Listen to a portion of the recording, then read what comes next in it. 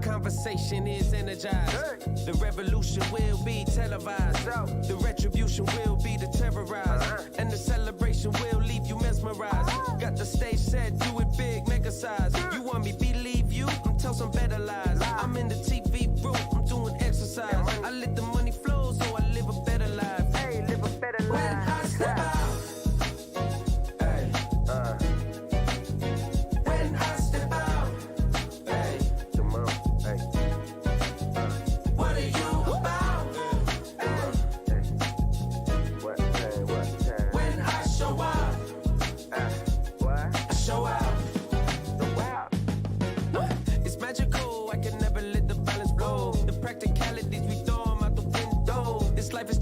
But I set the tempo. I got a grip on the day that I let go. Ooh, it's so simple. Don't be so vengeful. Keep up the mystery, keep it suspenseful. Roll with the vets and watch what the vets do. Cause one day they gon' respect you. When I step out. They want to fight? Let's fight. Oh my trend! Bit of a ridiculous moment! The Rebel Classifier! From playing that heavy off-site situation. Wait a second! I cannot believe it! And I like this. Moose is watching it. Wallbang! And with that is going to win the round for EG. Zeppa uses it to his advantage, and he gets 4 kills. One player remaining, and it's Bang coming in from mid. No way! It makes it a 1v1! What is that? D2, tense, reposition. Oh, 1v1! Thing is, there's no easy way for him to get out, but he lands that under shot. Oh, it snaps on the third!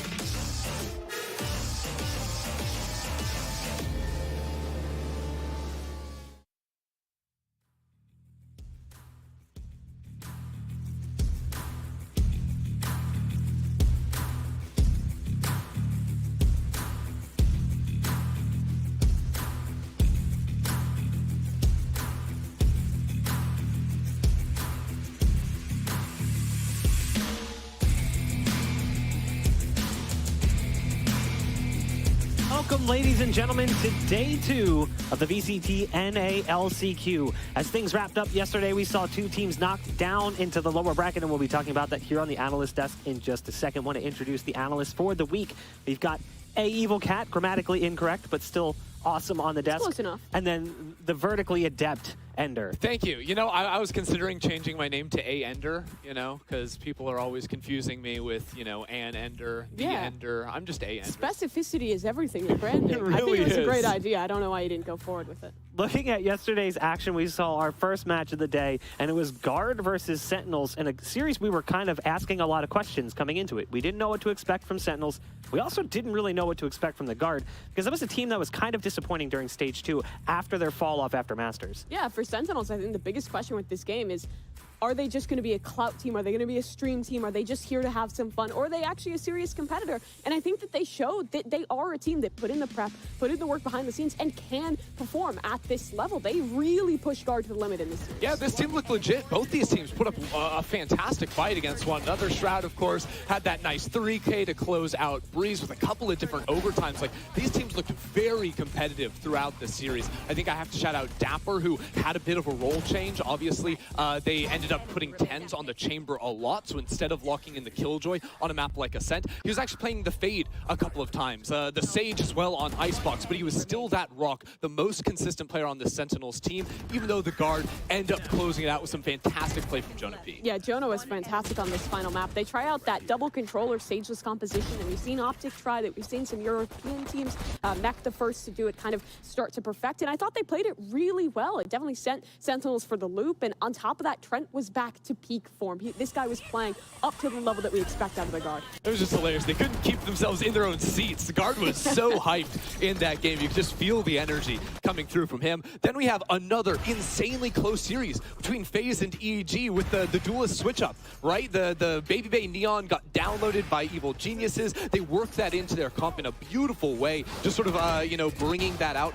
on the Breeze with some really creative stuff with the Viper ults too. The Phoenix as well on Ascent ended up looking pretty solid for EG. Busio got a lot of kills, even though that flash, he got just timing by FaZe so many times. So many rounds where it would full blind, someone just gets spammed down. It was cool to see some of the new patch changes come into effect with that choice. I think the idea behind it was really cool, combining that Phoenix with the Fade. You can get some of the same benefits that you get from the Seize Nade combo with the Phoenix still. Didn't quite work out for them, and FaZe in that OT do cinch it and continue in the upper bracket. It did feel like there was at least some idea there, but it was definitely flawed in its execution, and maybe that's why, maybe not. It was still a really hotly contested series as FaZe Clan does knock EG down into the lowers, and then the Guard also doing the same to Sentinels. They're waiting in the first round. Guard has punched their ticket into the upper semifinal, so has FaZe, and we'll be finding who they're going to be facing off against today. Yeah, I feel bad for the teams that have to, you know, go into the bottom half of that lower bracket and play against Evil Geniuses. That team is going to be around for a long time, and honestly, the way the whole bracket sort of panned out,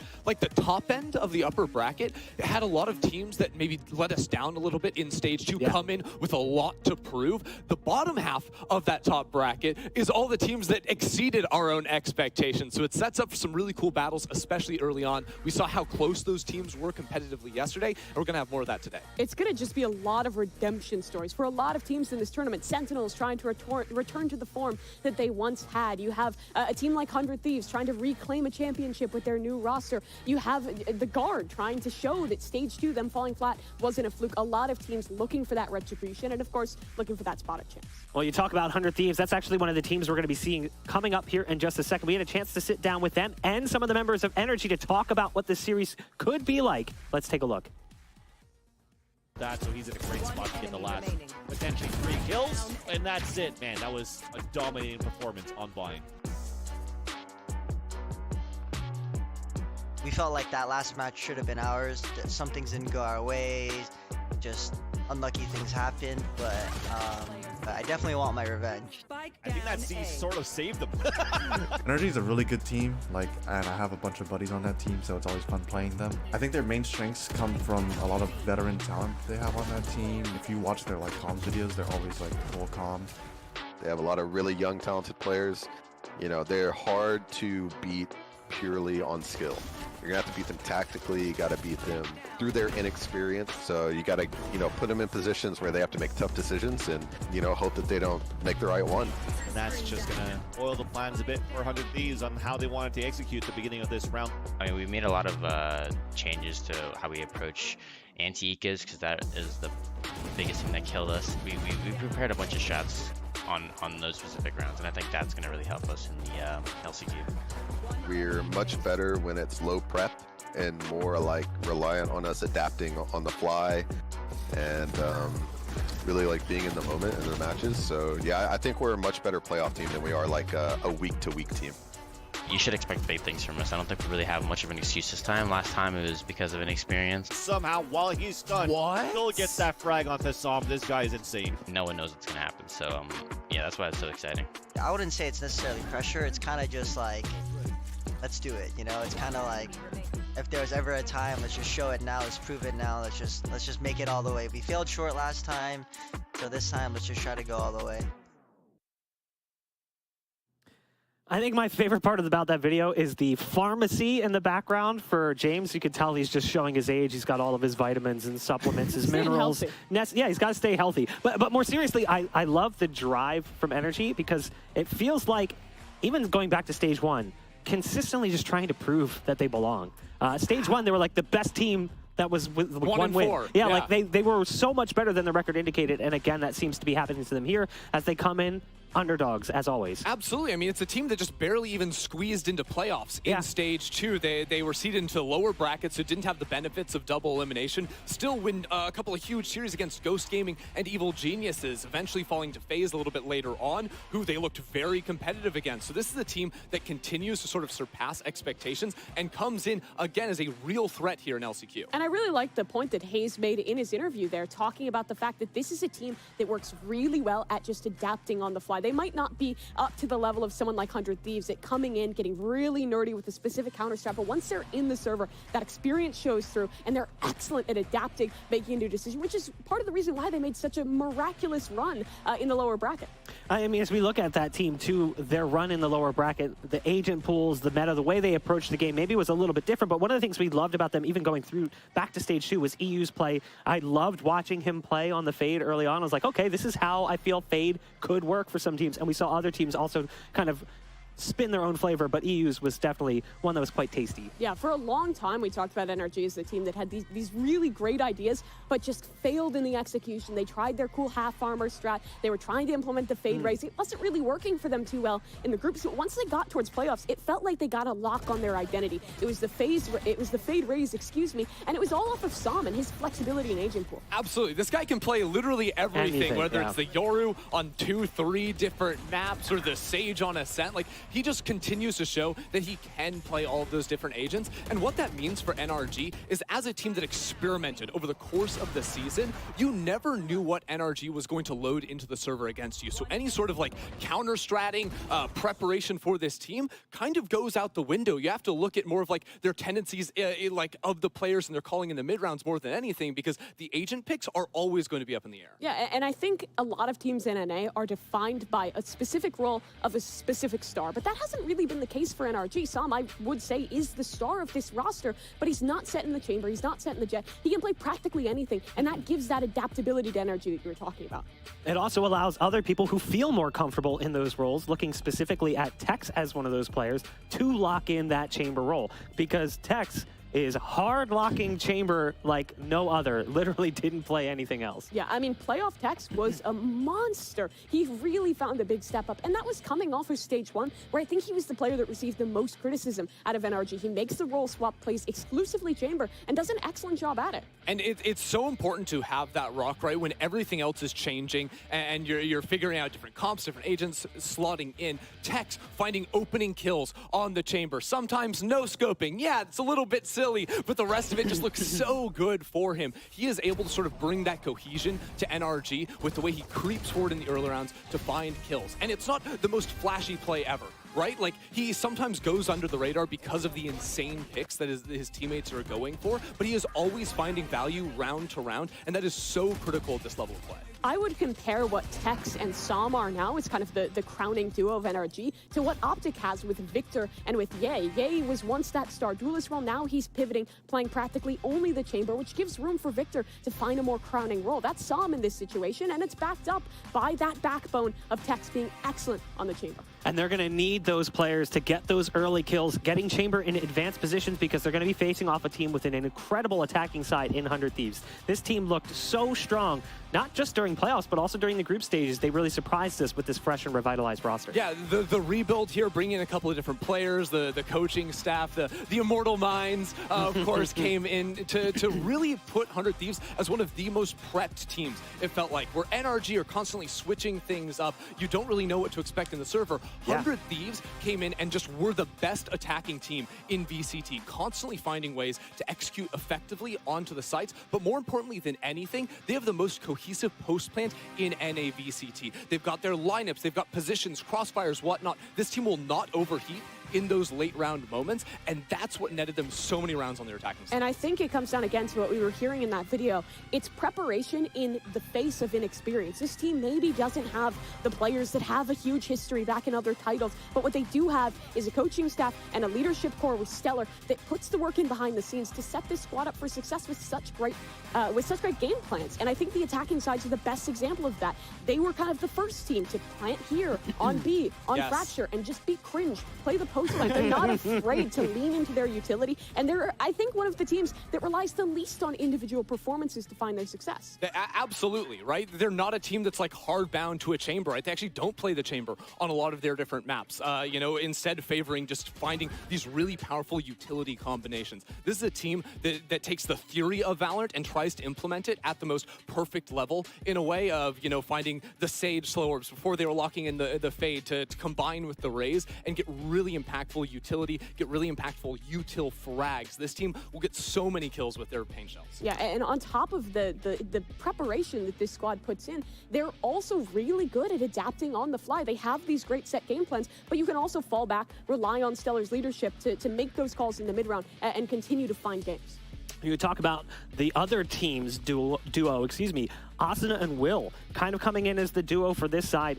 Those are players that you really want to look at because of what they can do in any given situation. They have so much firepower combined, but what I've loved is Will is now kind of taking on some of the roles that Asuna used to fulfill, and now Asuna is able to do more of that flex position that we've seen, for instance, from Sam. Yeah, and I think we saw some growing pains coming into this duo. For Asuna in particular, he was always the star player on 100 Thieves in previous iterations. It was always built around giving him these moments of success. Now he has to be setting up on the initiator instead, which is a tough pivot to make. And I think we saw some of those issues in stage 2, where he's kind of taking some of those initial fights, dying early in these rounds. But we also saw the amazing moments where the coordination was perfect, and these two were giving them massive advantages to 100 Thieves. Yeah, this is a player who's kind of like the loose cannon on 100 Thieves, where everyone else has sort of reined it in just a little bit. You specifically talked about like going for like early kills in rounds. When you're playing agents like the KO, whatnot, other initiator tools, like those abilities that you have are so impactful that we want to see less early fighting from Asuna, or make sure that he's like the second point of entry, that Will is going to be starting off.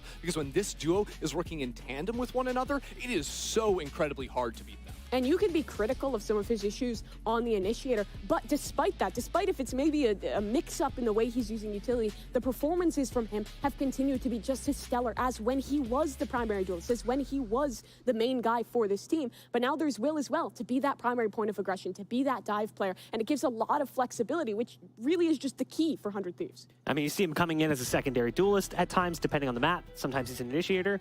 sometimes he's even a Sentinel, playing Sage on Icebox. Like, it's kind of weird, but it seems to work. Maybe it wasn't perfect, but it was a work in progress during the playoffs and even the group stages. I feel like it's only going to have gotten better as we now come into the LCQ. Yeah, and I think there is some element here too of when you're a player and you have to slot into all those different roles. Like, I think Asuna will come into LCQ and look far better than Stage 2, because think about him being locked into the duelist role for so long on 100 Thieves. You see those duelist tendencies carry over into his initiator play. With more time to practice, with more time playing different roles, you actually just get a much better fundamental understanding of how to play the game Valorant.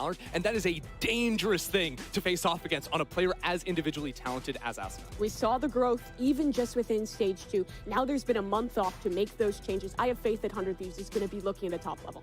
Well, that does things here for the pre-show. Day 2 of VCT NA LCQ starts right now.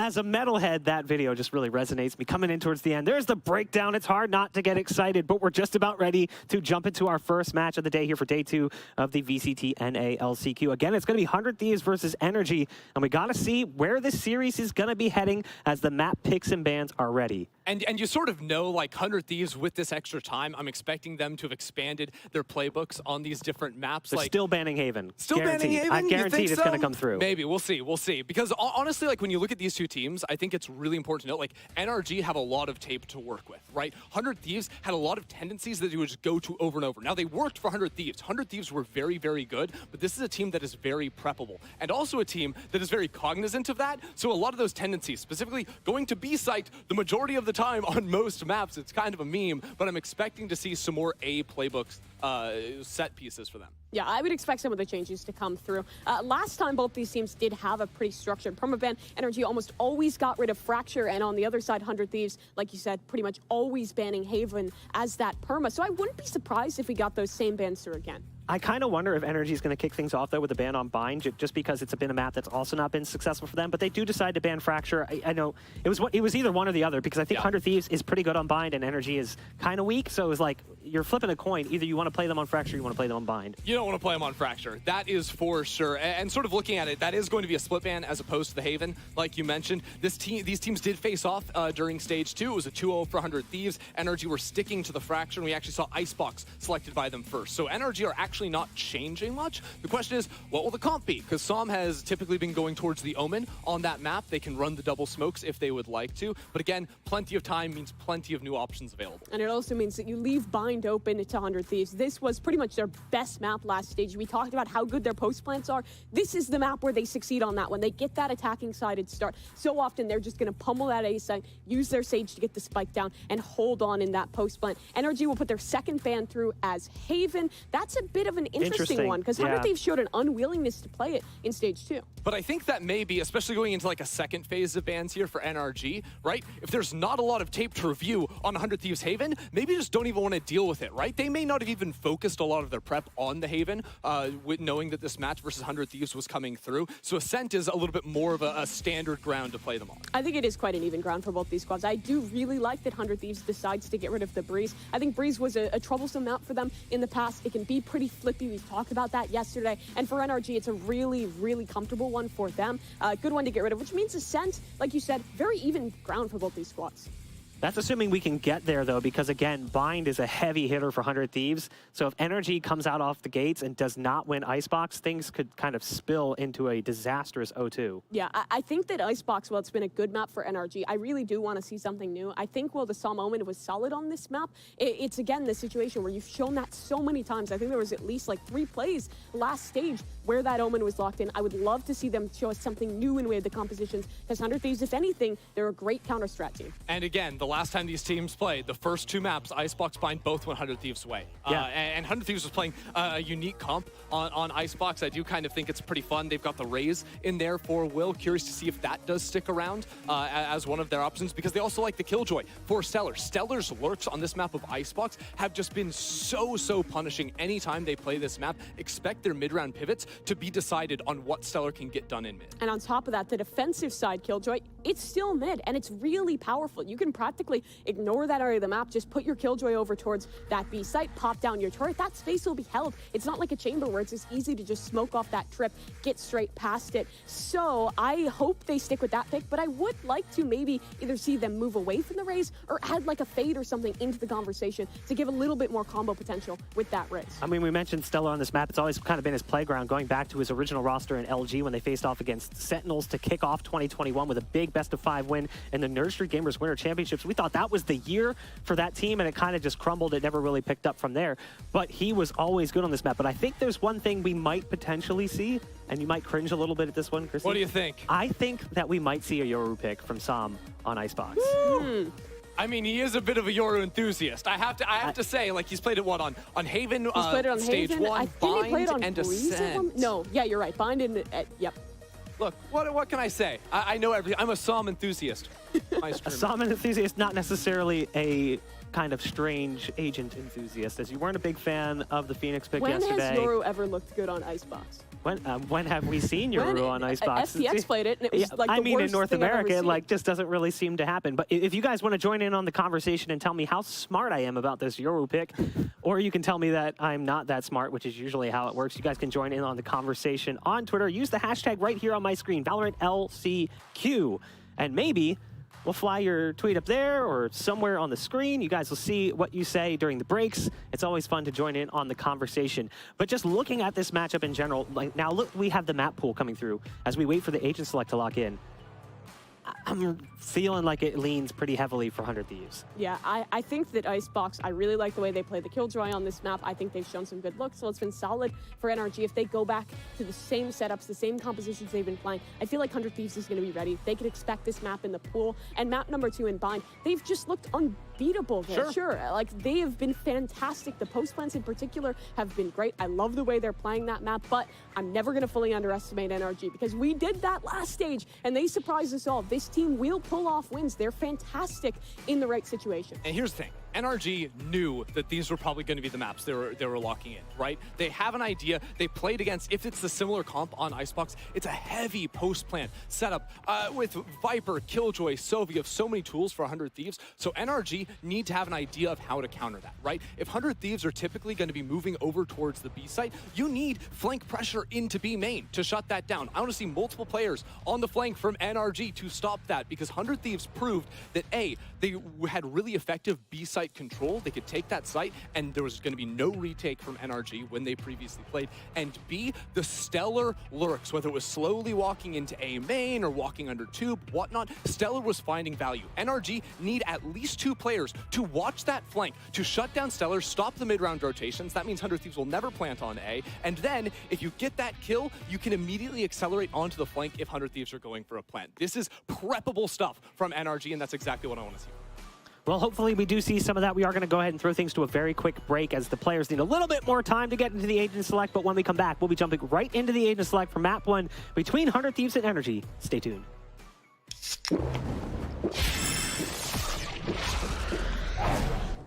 Red Bull gives you wings.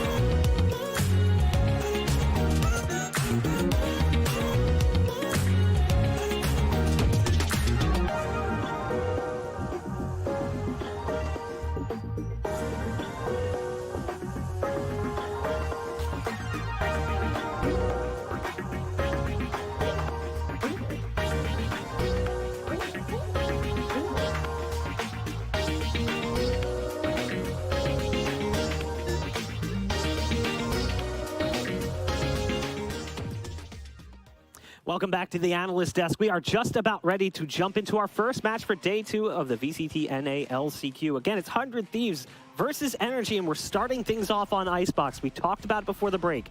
Even though this is their pick, and even though it's comfortable territory, it's still a little bit scary for Energy, as 100 Thieves were so good during the group stages and the playoffs as well. Yeah, they have been fantastic on this map. Stellar on the Killjoy was a huge part of that. My biggest question, though, is, whoa, changes they the foot. switch it up. Yes, they hop on over to the Sage, and NRG actually locks in, instead of that Omen for some, the KO instead. Yesterday, we saw a lot of teams leaning into him on this map after those buffs. I love it. It's just mirror matchups, right? None of the craziness from either side. Just going to be full standard across the board with Asuna switching over to the KO. This is an agent he plays on most maps, so it actually does make pretty solid sense, especially as 100 Thieves try to work that in to the composition. It doesn't mean it's a little bit less heavy on post-plant utility for 100 Thieves, but I think overall, we're probably still expecting 100 Thieves to have that slight tendency towards the B site. With the KO, though, it does make taking that A site through the Viper Wall a little bit easier. That flash does have some value. Yeah, I'm glad to see the Rays gone out of this composition, as I didn't feel like there was a lot to synergize with it in the way that 100 Thieves was setting up.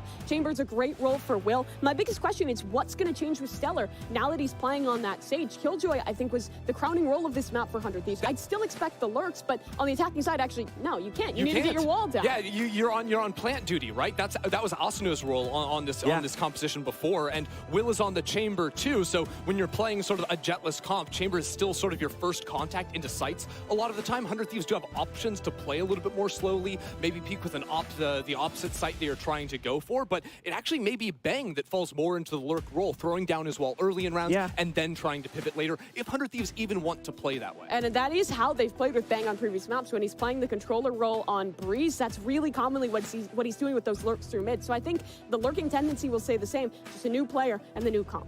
Well, we just are now getting word it's time to jump into the game. We've got our casters standing by. It's the Money Men, the Dala combo. Doug, Bala, take it away.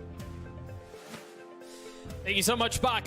Bala, when we think about this match, we think about the fact that neither team has played for a very long time. Compositions just kind of going out the window. Tendencies not to be seen anywhere. And that should make for a banger of a series here to open up this bracket. Yeah, it was really interesting, too, to hear what Hayes had to say about the fact that with their playoff run last time, the deepest run that they've had so far as a team, that's kind of shown to them that they're a team who plays with low prep. But this right here is not really a low prep match. We might be in a playoff stage, but they've gotten a week to prepare now against 100 Thieves, and I think that makes an interesting dynamic heading into this one. Yeah, and I think you mentioned that there's no prep, or you mean there's prep individually. That's the only place it is, right? Because as we were mentioning, there's no film from anybody. A lot of these teams haven't been playing in smaller tournaments or anything like that. Scrims have been difficult to come by, and this is genuinely an expect the unexpected type scenario. Now, mind you, composition-wise, relatively traditional on Icebox, but we really don't know what's going to happen. No, you're right. And we already had this switch from 100 Thieves too, right? Giving up the Killjoy, giving up the Raze, Yep. so maybe a sign that they're committing, very much like NRG, to that chamber finally, something that everybody was clamoring for as fans of 100 Thieves. Will going to that on this map specifically, he used to play Raze, is definitely going to be interesting. Can he keep this up, and can he actually put some value to the defensive first kills that he's able to bring to the table? Looks like he's going to be testing the waters, exploring down the middle of the map to kick things off. NRG starting off on attack. Heavy lean towards B. Asano's knife early on. Not going to tag anyone. Also KO. So Sage here. They've gotten 2 darts, so Will's creeping really, really far. Plus the information now that NRG's given over towards this B site with the dart, with the wall, and with the orb tap. Should pull off rotations. They're really primed. They've rotated only 1 player on this A site. Will find some contact. Yeah, he's going to have the angle. They know he hasn't pushed forward because of the alarm bot, but the kill doesn't land. The damage does come through, though. Will down to 13 HP. He really wasn't ready for the angle. No, That he is wasn't. The cross. He was trying to spot somewhere else, and doesn't find any damage. They did call the rotate, so at least somebody else is here now with him. Derek too.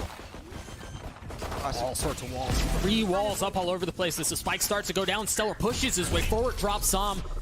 First blood in favor of 100 Thieves. Numbers their way as well. Spike not playing good. So hard to get back to, and the shock mollies continue.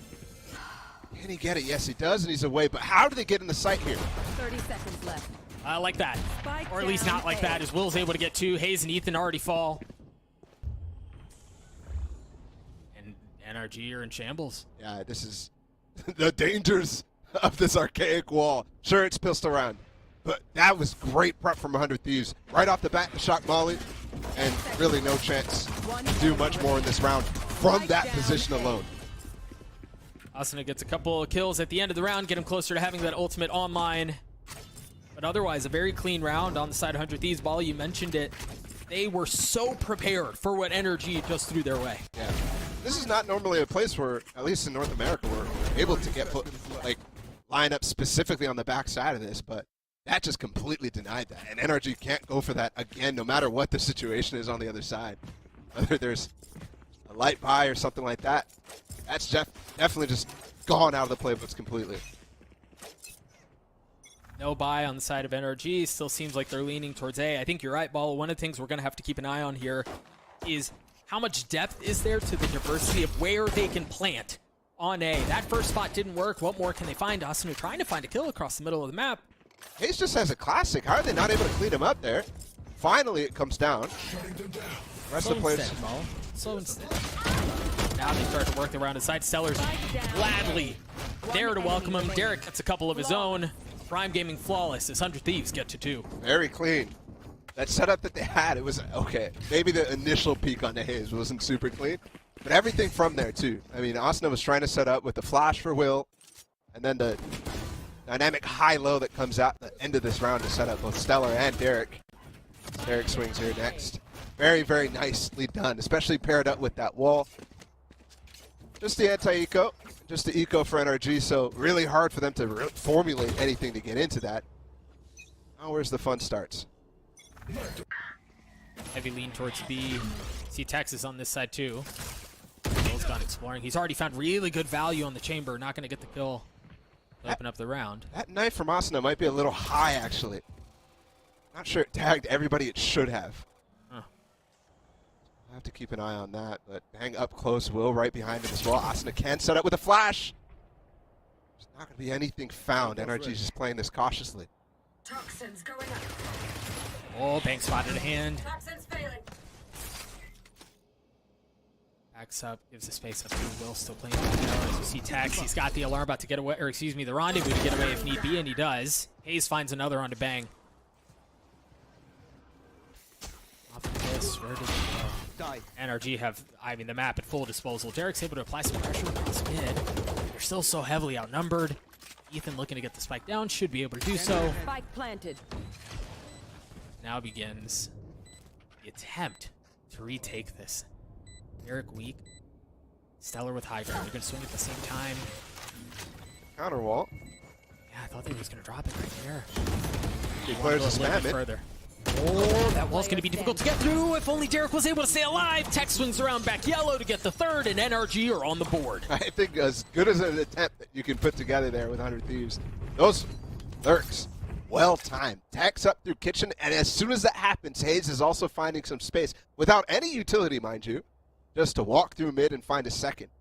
Great openings from NRG, and a low economy at least on the bonus for 100 Thieves. A couple of those Spectres, for example, costed them. I mean, there was definitely an opportunity down the B lane with that flash. Keep in mind that. And we might have some aggression here from 100 Thieves with a wall from Stellar. No, but 3 players grouped up A early. Meanwhile, the wall from Hayes goes up towards B. It is just bang. It's on that side, spamming through it. Don't land anything yet. Thanks. The last 2 rounds have been a lot of pressure thrown his way. Just the utility alone, and this time he is alone, so it'll be hard for him to really do anything to delay if NRG do decide to go towards B. But look at this position from Will. Super advanced, close, tucked on the wall, just underneath Nest. With the Op2 and the TP in the position that it is, this is an easy kill if somebody walks up there.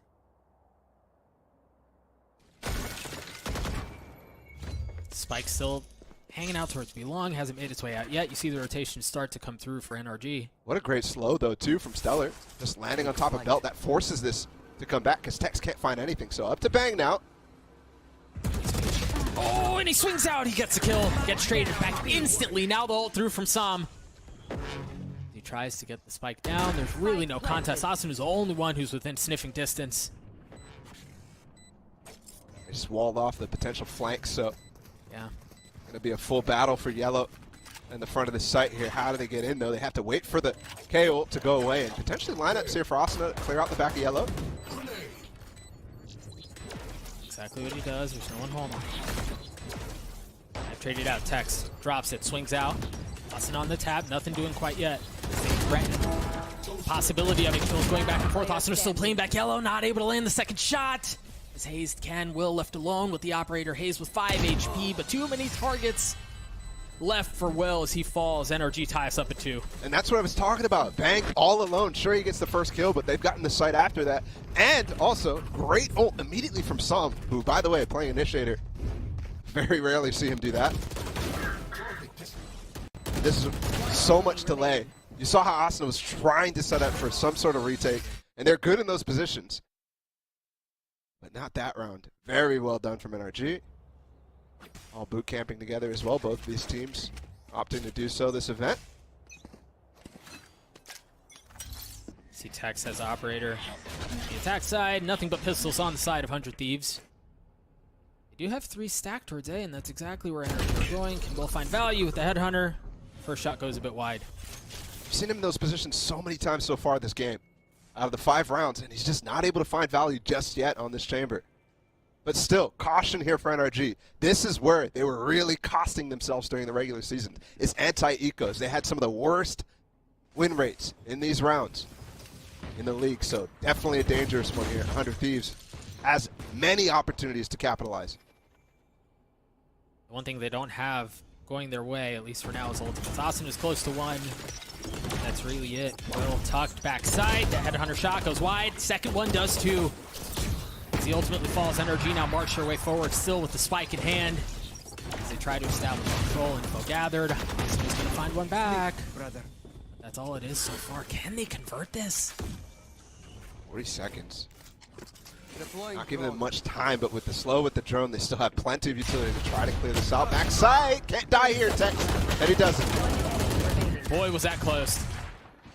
And Bang's the only one that remains in this one before.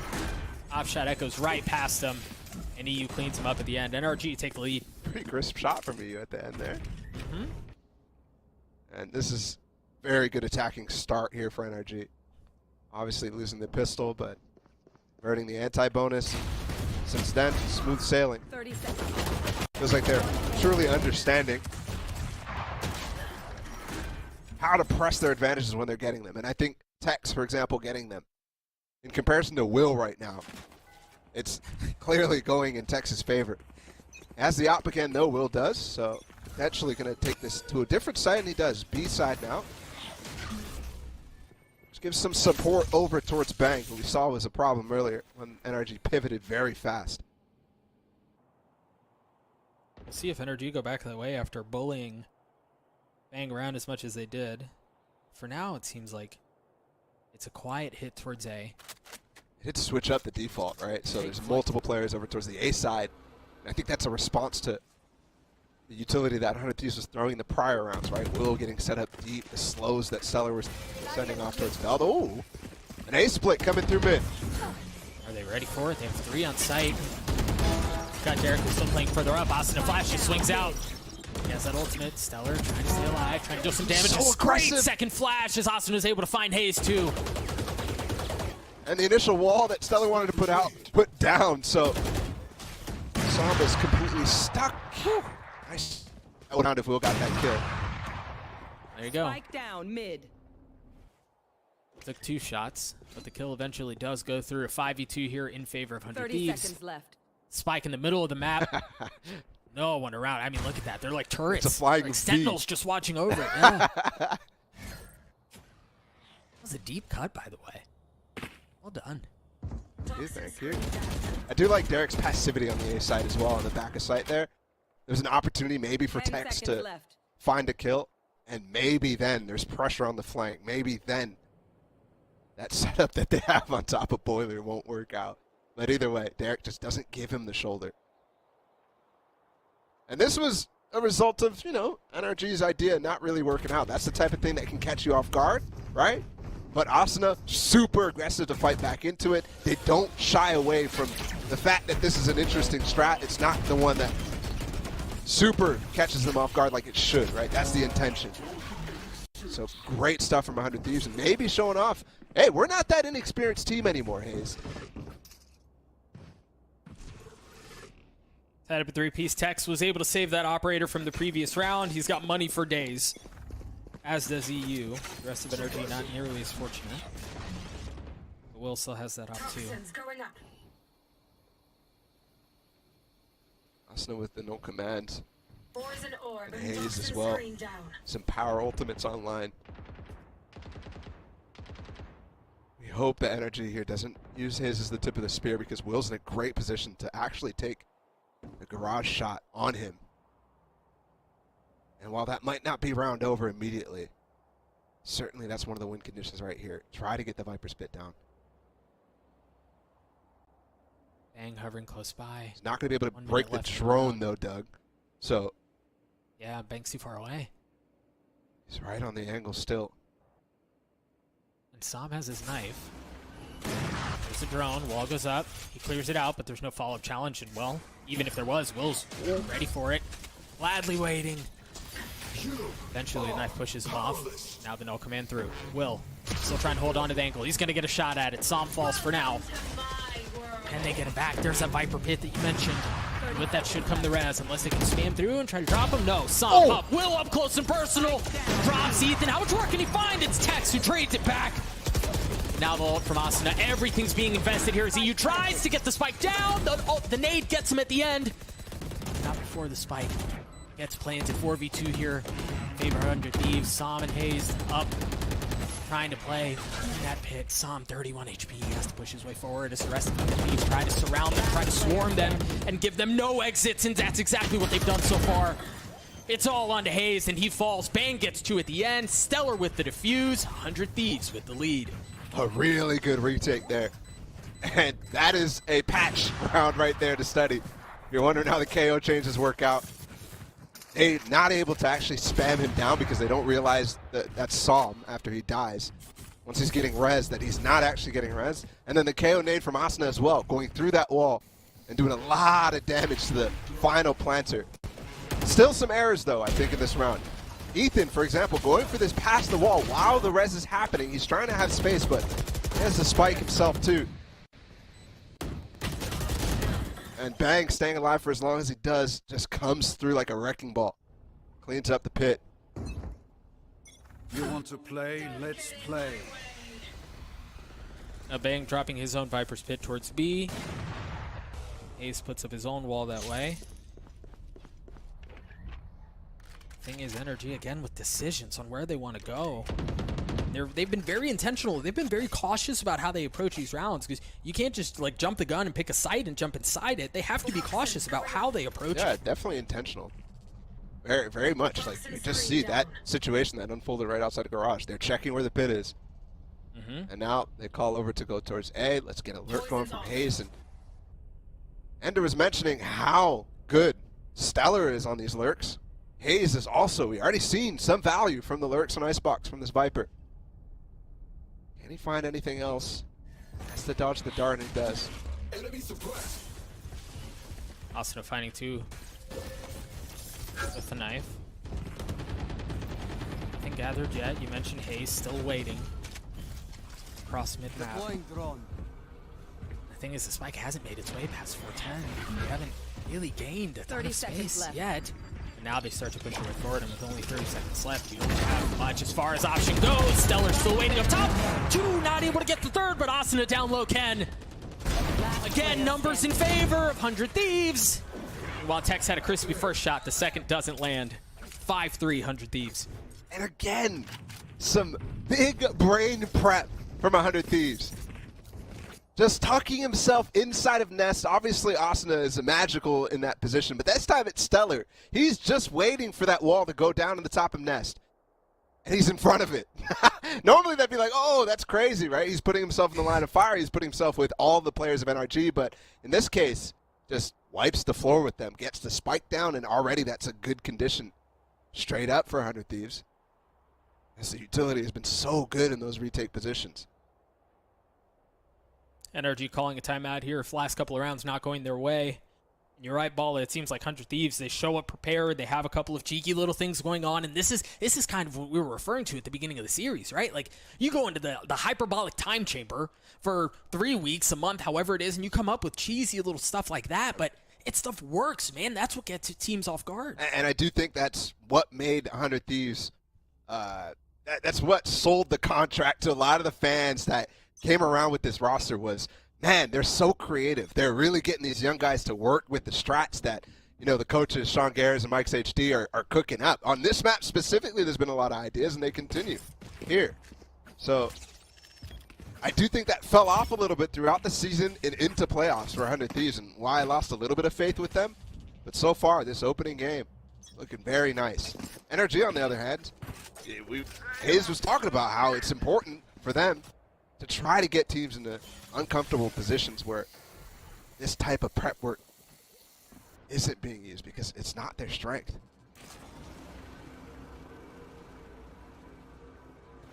At least in the last couple of rounds, the only team that has felt discomfort has been NRG.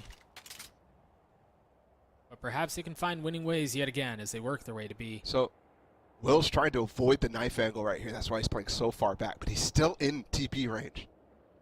So you can duck way far away real quick. Oh, he just has to. Bang is still close by.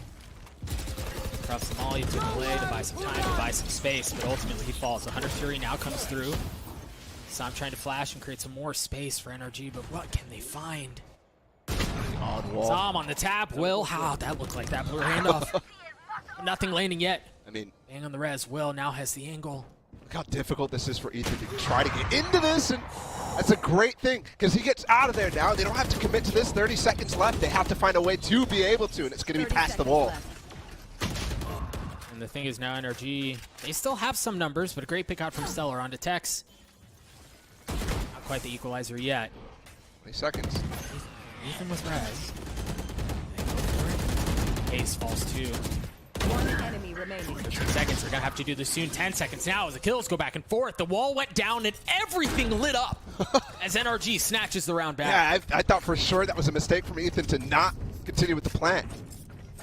But he knows there's no protection. He knows they're going to overcommit to try to fight this, given there's no safety for him. And it is an overcommitment.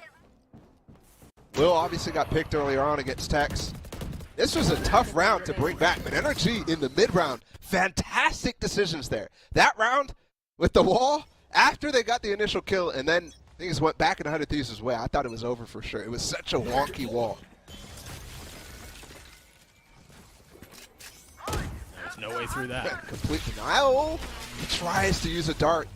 The combo, he does get a tag. 2, actually. And it might cost. A's and EU a little worse for wear off of that Hunter series that you just mentioned, but other than that, NRG okay as they look to reset the round, reset the map. They're doing a great job of actually getting control of the B ult orb. So Psalm once again has a no command. And they're heading towards Will. Headhunter hasn't found early value there. The Op doesn't either. Now the no command up from Sam as they look to push forward. Again, the flash to the wall as they swing out. Austin trying to get something out of it, and he can't. This time the high-low not getting the same value that it did before. Excuse me? How is Hayes there? How is he just he's running? Just going full send. Full send, and now he's got the Op. I mean, we've seen enough IGL operas on controller rolls. This is one of those moments. Oh, Stellar, with the world to do before him. Heal himself up. Position away. And the death seems inevitable at this point. Not without taking one with them, but we're tied up at 5 apiece. You're right, Ball of Hayes, just like he kept the pedal to the metal that entire round, somehow grabbed the Op, somehow got a kill with it. Yeah. That was perfect out of him. He's just doing a speed run through the ropes. I mean, I'm pretty sure he came through Nest and hit the jump on the right or on the left side of the site. If you look at the mini map, so he's gonna net a timeout on 100 Thieves. Like, how the heck did he just run up on me like that? And I think it stems from Asuna, who was having a good game, getting caught out there from the pop flash through the wall. Yeah, there was nothing he could do. And again, have to stress Will not having success on that opening kill with the Op, and it was honestly gifted. Hayes barely even really shoulder peeked that, right? So that should have been the Viper gone, and very difficult situation that Energy's been good at, but that one hurts. That one stings. Especially, again, when you remember that Hayes levitated his way to the back of the site and found the kills that he did. So either way, you mentioned 100 Thieves call a timeout, and this was kind of where we were a couple of rounds ago, where it was NRG who called the timeout after getting pushed around a little bit. They rattle off a couple of rounds on the side of 100 Thieves. They try to throw the brakes on this early, see what they can figure out. Looks like it's going to be a light buy. Yeah. So we'll see what they can scrap together. And Will's nowhere near any economic advantage at the end of this half, so. Poor Derek, man, he's got... Okay, so they bought down to 0 on Will. Stellar pretty freaking close as well. Had to drop a weapon, and no Op this time. And maybe that's actually a blessing in disguise. He's going to play a different angle. More headshot. Less of a straight-on Op angle. Got light armor, too. You look at your minimap, you see the death ball that NRG are on A. There has been a lack, since those early rounds from Will, a lack of aggression out of anybody, right? There's been plenty of rounds, I think, where I'm looking at Banks. Okay, I say that. 3 players are going to walk down mid, but that B lane, nobody was there at all. No information gathered, and still nobody pushing through. This time, it's the Asuna and Stellar to push through mid. And this is a good round to do it with this pick coming down. They've also walled off down below. If you look on the very top of the site, they somehow have avoided armbot, but it seems like they know Austin is able to take care of tech, so are they expecting EU? No, they weren't. He's able to get it back. Stellar trying his hand at the same duel. Nothing coming through yet. So EU holding the angle, takes care of Derek, swings around, drops Bang to 3rd on the round for him as Will tried getting a little something up top, a little cheeky, and he's instantly grounded. Now Stellar just trying to play spoiler. He got nothing, man. EU with 4. What a round from NRG. Really, really good handle on the flank. That came through really, really late. because 100 Thieves is trying to avoid the trademark. You pointed it out. Austin actually was able to get on top of it, and that's why he gets himself a kill on the Tex, but they don't recognize that you could be here. And I think they should, given that Tex is TPing into that position. Wouldn't do that without some recognition of some safety. So, NRG is going to take the lead as we head towards the final round here of the half. And it's an uphill battle for 100 Thieves, as the money is tragically bad. Here's the aggression I potentially was pointing out, Stellar with the wall. And there's nobody there to recognize it unless Hayes just spotted that dart. They just get some info here, and they may push right into Will, who's got a judge in this ratty little corner. We'll see if he gets challenged. Seems like they're rotating away, though. As brings Hayes back. Oh, and the Will spotted him. Thanks, nowhere close either. Will has to do something crazy to make this work. They're not actually paying attention, though. Saw the pings on the mini-map. He swings through, tried getting something off the wall. Not able to do it. Now Asuna has taken the space towards A, and it looks like they're going to try to rotate back that way, but no, Asuna falls. Great shots out from EU. Again, a 4v2 as Derek tries to equalize things himself. Gonna rotate back, but the thing is, Derek still has this angle. There's no easy way through. They're going to have to fight him. He's waiting. Oh my gosh, the timing. Spots one, another one's already made its way through, though. Letting him through that first one potentially could have gotten him a kill, but timing really awkward. Bang is here in time to put up his wall, though, and that could definitely cause some damage. There's still 2 flashes for some, though. Molly's to delay. Bang slowed off backside. Trying to push his way forward. The nade in his lap. He's just going to take it, but the timing is gorgeous. Ethan falls. How much more can he find? Bang gets a second. Sam trades it back a 1v1. Derek up top. Flash out from Sam as he gets the spike down. Where's the swing? Where's the challenge? He's still there, and Derek gets it 4 on the round. And he's going to get the defuse. What a play. What a half. It's just ridiculous. Tied up. Unbelievable. Yes, 100 Thieves bring their way back into this. It was an emotional roller coaster for an entire half, and the good news is there's more to come. Friends, we'll be right back.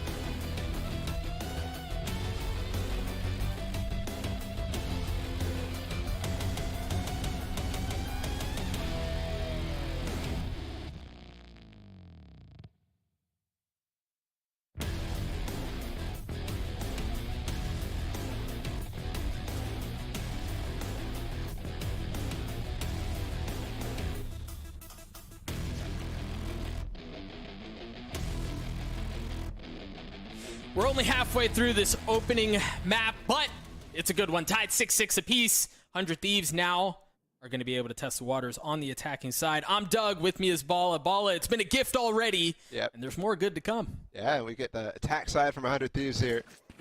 NRG, really, really good in my opinion on that first half, but we'll have to see if the defensive side could be the same.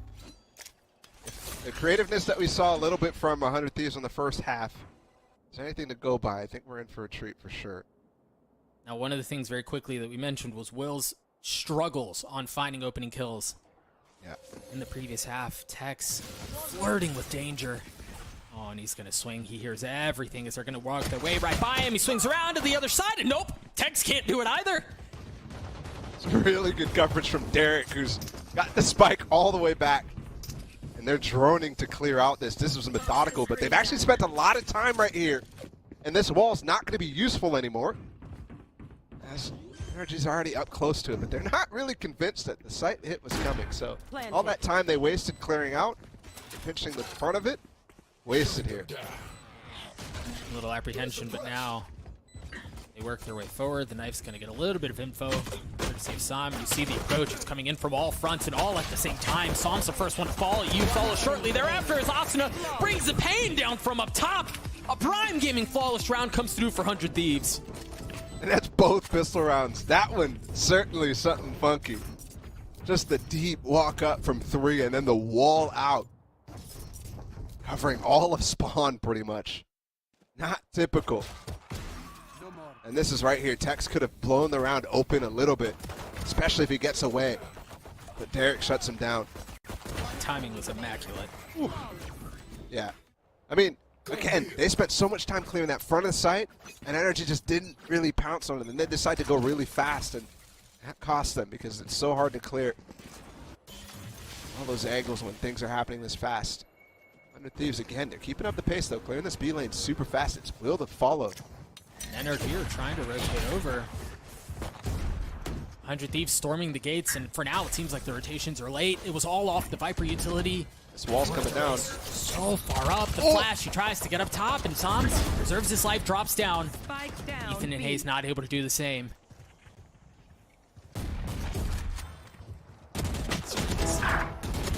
Good spot here. It's just now been picked up. Asuna is just farming at this point. It's the type of Asuna round. Like, when you see him shaking his crosshair like that, when he's peeking 3 people at the same time, he's on for a 30. That's typically what happens. And very clean conversion again, the anti-eco. Not as clean as first half, but they have 3 rifles, actually. And that's what costed them in the prior bonus. Super nice from Asuna. This is going to be hard for Energy to actually convert on the anti-bonus, because look at it, 3 Vandals at this point. Managing economy well. Derek does have light armor, but you're right, they have that to them, so it's not nearly as much of a whimper as, say, 5 Spectres or anything like that. For now, we'll see if they're able to convert it once again. Tex exploring the middle of the map. This time he's got a little bit of help. No challenge for now. Last time 100 Thieves went for a deep wall. Let's see what they do this time. Referring to the Sage wall, of course. Still got to clear the back of yellow. Still waiting for fuel. Tex could be hitting this really fast as well on the flank. The alarm bot there, unless Will dies early on. It should be difficult to get through, and there it goes. Will falls down. Unupgraded. Stellar getting the spike down. Planted. I'm sure can find nothing but a ponytail given on the side of Ethan. As the damage comes through, how is he still alive? I mean, just look at the minimap. They're so spread out. There's no easy way in. Stellar and Derek do it. Approaching things from opposite sides. A clean first shot. Stellar's not able to follow with the second. It all falls onto Derek. 50 HP. No armor to his name. The first shoulder given.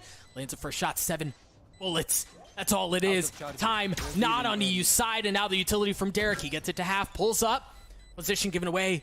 The tap's still there. And EU's just running out of time. There's no easy way in. It's like he's playing chicken trying to get him out. EU's going to land the shots. And he's going to get the defuse 2 away. Oh my goodness. 1 second left for EU there, and he hits the shot.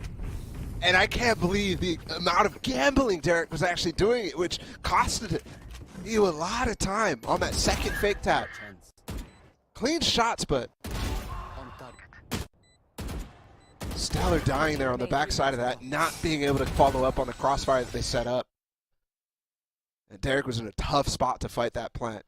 I think also Hayes getting an opening kill after the wall comes through, after that execute's actually coming through. Really, really nice. Now, the amount of players that died there for NRG made this really tough. Look at the buy. 2 Stingers, a Spectre. Meanwhile, it's 4 Vandals again for 100 Thieves, and they got this. Push close on the fence. Yeah, they're all so close, and he finds 2 with that Spectre. Asuna up top. Somehow gets a kill on the Tex. I don't know how the heck he did that. And now with 8 HP, he picks up the spike. That was chaos. Trade the shocks, knowing players are low on both sides, hoping, praying for something. Derek is going to go for a potential kill on the rotate while Asuna, who has 8 HP right here, going to go for the plant.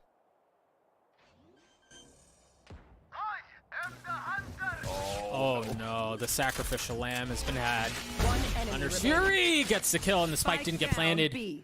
Again, Derek in a late round 1 VX. Shoulder given, the spam comes through. They know where he is. Good for the first. Standing ahead. Second around the corner. Derek in such a brutal situation. He's both healthy, and they all swing at the exact same time. Very well played out from NRG to tie us up at 8. And an identical first half situation to what's happening right here. Funny situation there. That dart that randomly tags Sam as he's walking through kitchen halls is perfect for Hayes to find a timing to peek. Even though the double swing happened for them, like you mentioned, I think Hayes gets that kill 100% of the time anyways. So, fast, not quite working out for 100 Thieves. There, it was that beautiful suppress on the 100 Thieves player to really stop them from going anywhere on A. Suppress it. Spike retreat. They're suppressed. Maybe they can do it this time around. Again, a heavy lean that way. 4 players from 100 Thieves here, and he's going exploring off the flash. Is he gonna get away? No, he's not. Derek punishes up top, but the damage is dealt back in kind. Super important trade back for Sam there. Otherwise, he'd be overwhelmed. This has got a lot of space, though. I'm not really sure if EU's super aware of it. He has to watch 2 sides right now. Wall providing cover, and the flash comes through. EU's able to take care of Will. Now Sam's able to dump all the utility to keep them back to delay as much as possible. Once again, we see 100 Thieves having to rotate off. Bangs there. Nice shots on the Tex. They've actually recovered 2 weapons now. So if Bang can hold on to some space, which NRG is trying to continue to maintain by pushing down mid here, you can keep this wide 30 open for seconds them. left.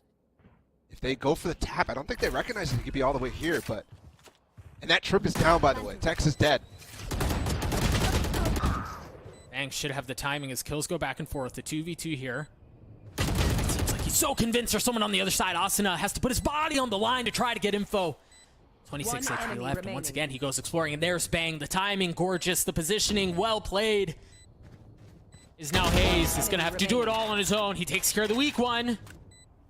Bang is still on the other side. And with 30 HP, he shoots the on drop. the drop. He taps, he swings, he lands the shots! Unreal out from Hayes. Clutch. And it's these clutch moments so far in the second half that NRG is completely capitalizing. The first one for EU. The second one here for Hayes now. And it's definitely starting to get troublesome here. 100 Thieves, anytime they've tried to approach this A site, it's been met with severe resistance. Enemy remaining. In fact, so much so that the round is in shambles after that. They have to go for these hero plays. Bang has to go for the lurk. That's a huge clutch from the 33-year-old. Look at the smirk, man. He knows what he's about. Very well played. 100 Thieves call a timeout.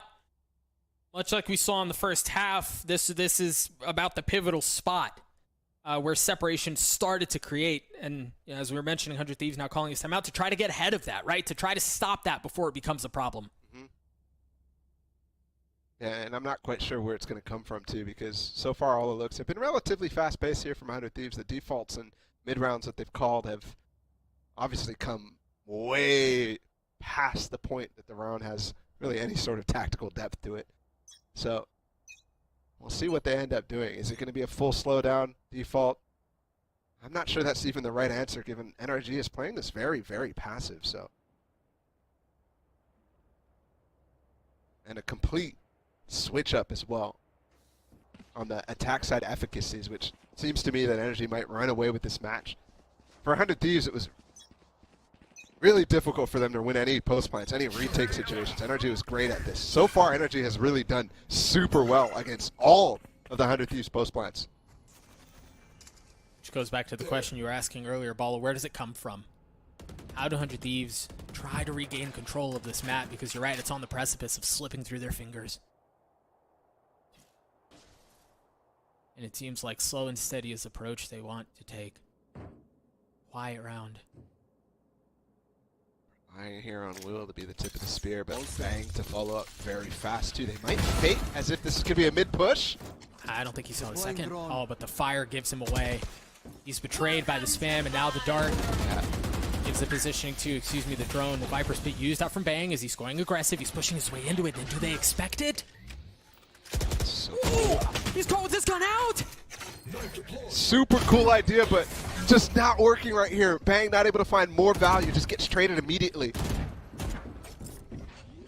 They've done well to get to A, and they should be able to get the spike down. Austin is going funding. He wants to fight, and he gets what he wanted, but perhaps a bit too much. He leaves Derek alone in this 1v4. He's so close. Dropping that shoulder. And he does. He walks right by. The swing out from Tex at the same time to get Derek down. Now the defuse follows. And 100 Thieves off the timeout, not able to replicate some of the same success they had in the first half. And they pulled out a pocket strat too. That one was super cool. The idea looks like they want to potentially get a pit down kitchen, right? All the way down to make it look like they're actually going to hit that B site. But instead, it's a Viper's Pit that looks somewhat like it might be that kitchen one. But then there's a lurk pocket for him to walk out of. The problem was already lost Will, right? And again, Will just having an unfortunate game, not able to find anybody. And because of that, there's not two players popping out of that pit. Plus Hayes, again, that experience. He's able to immediately trade that kill. So Bang can do no further damage. That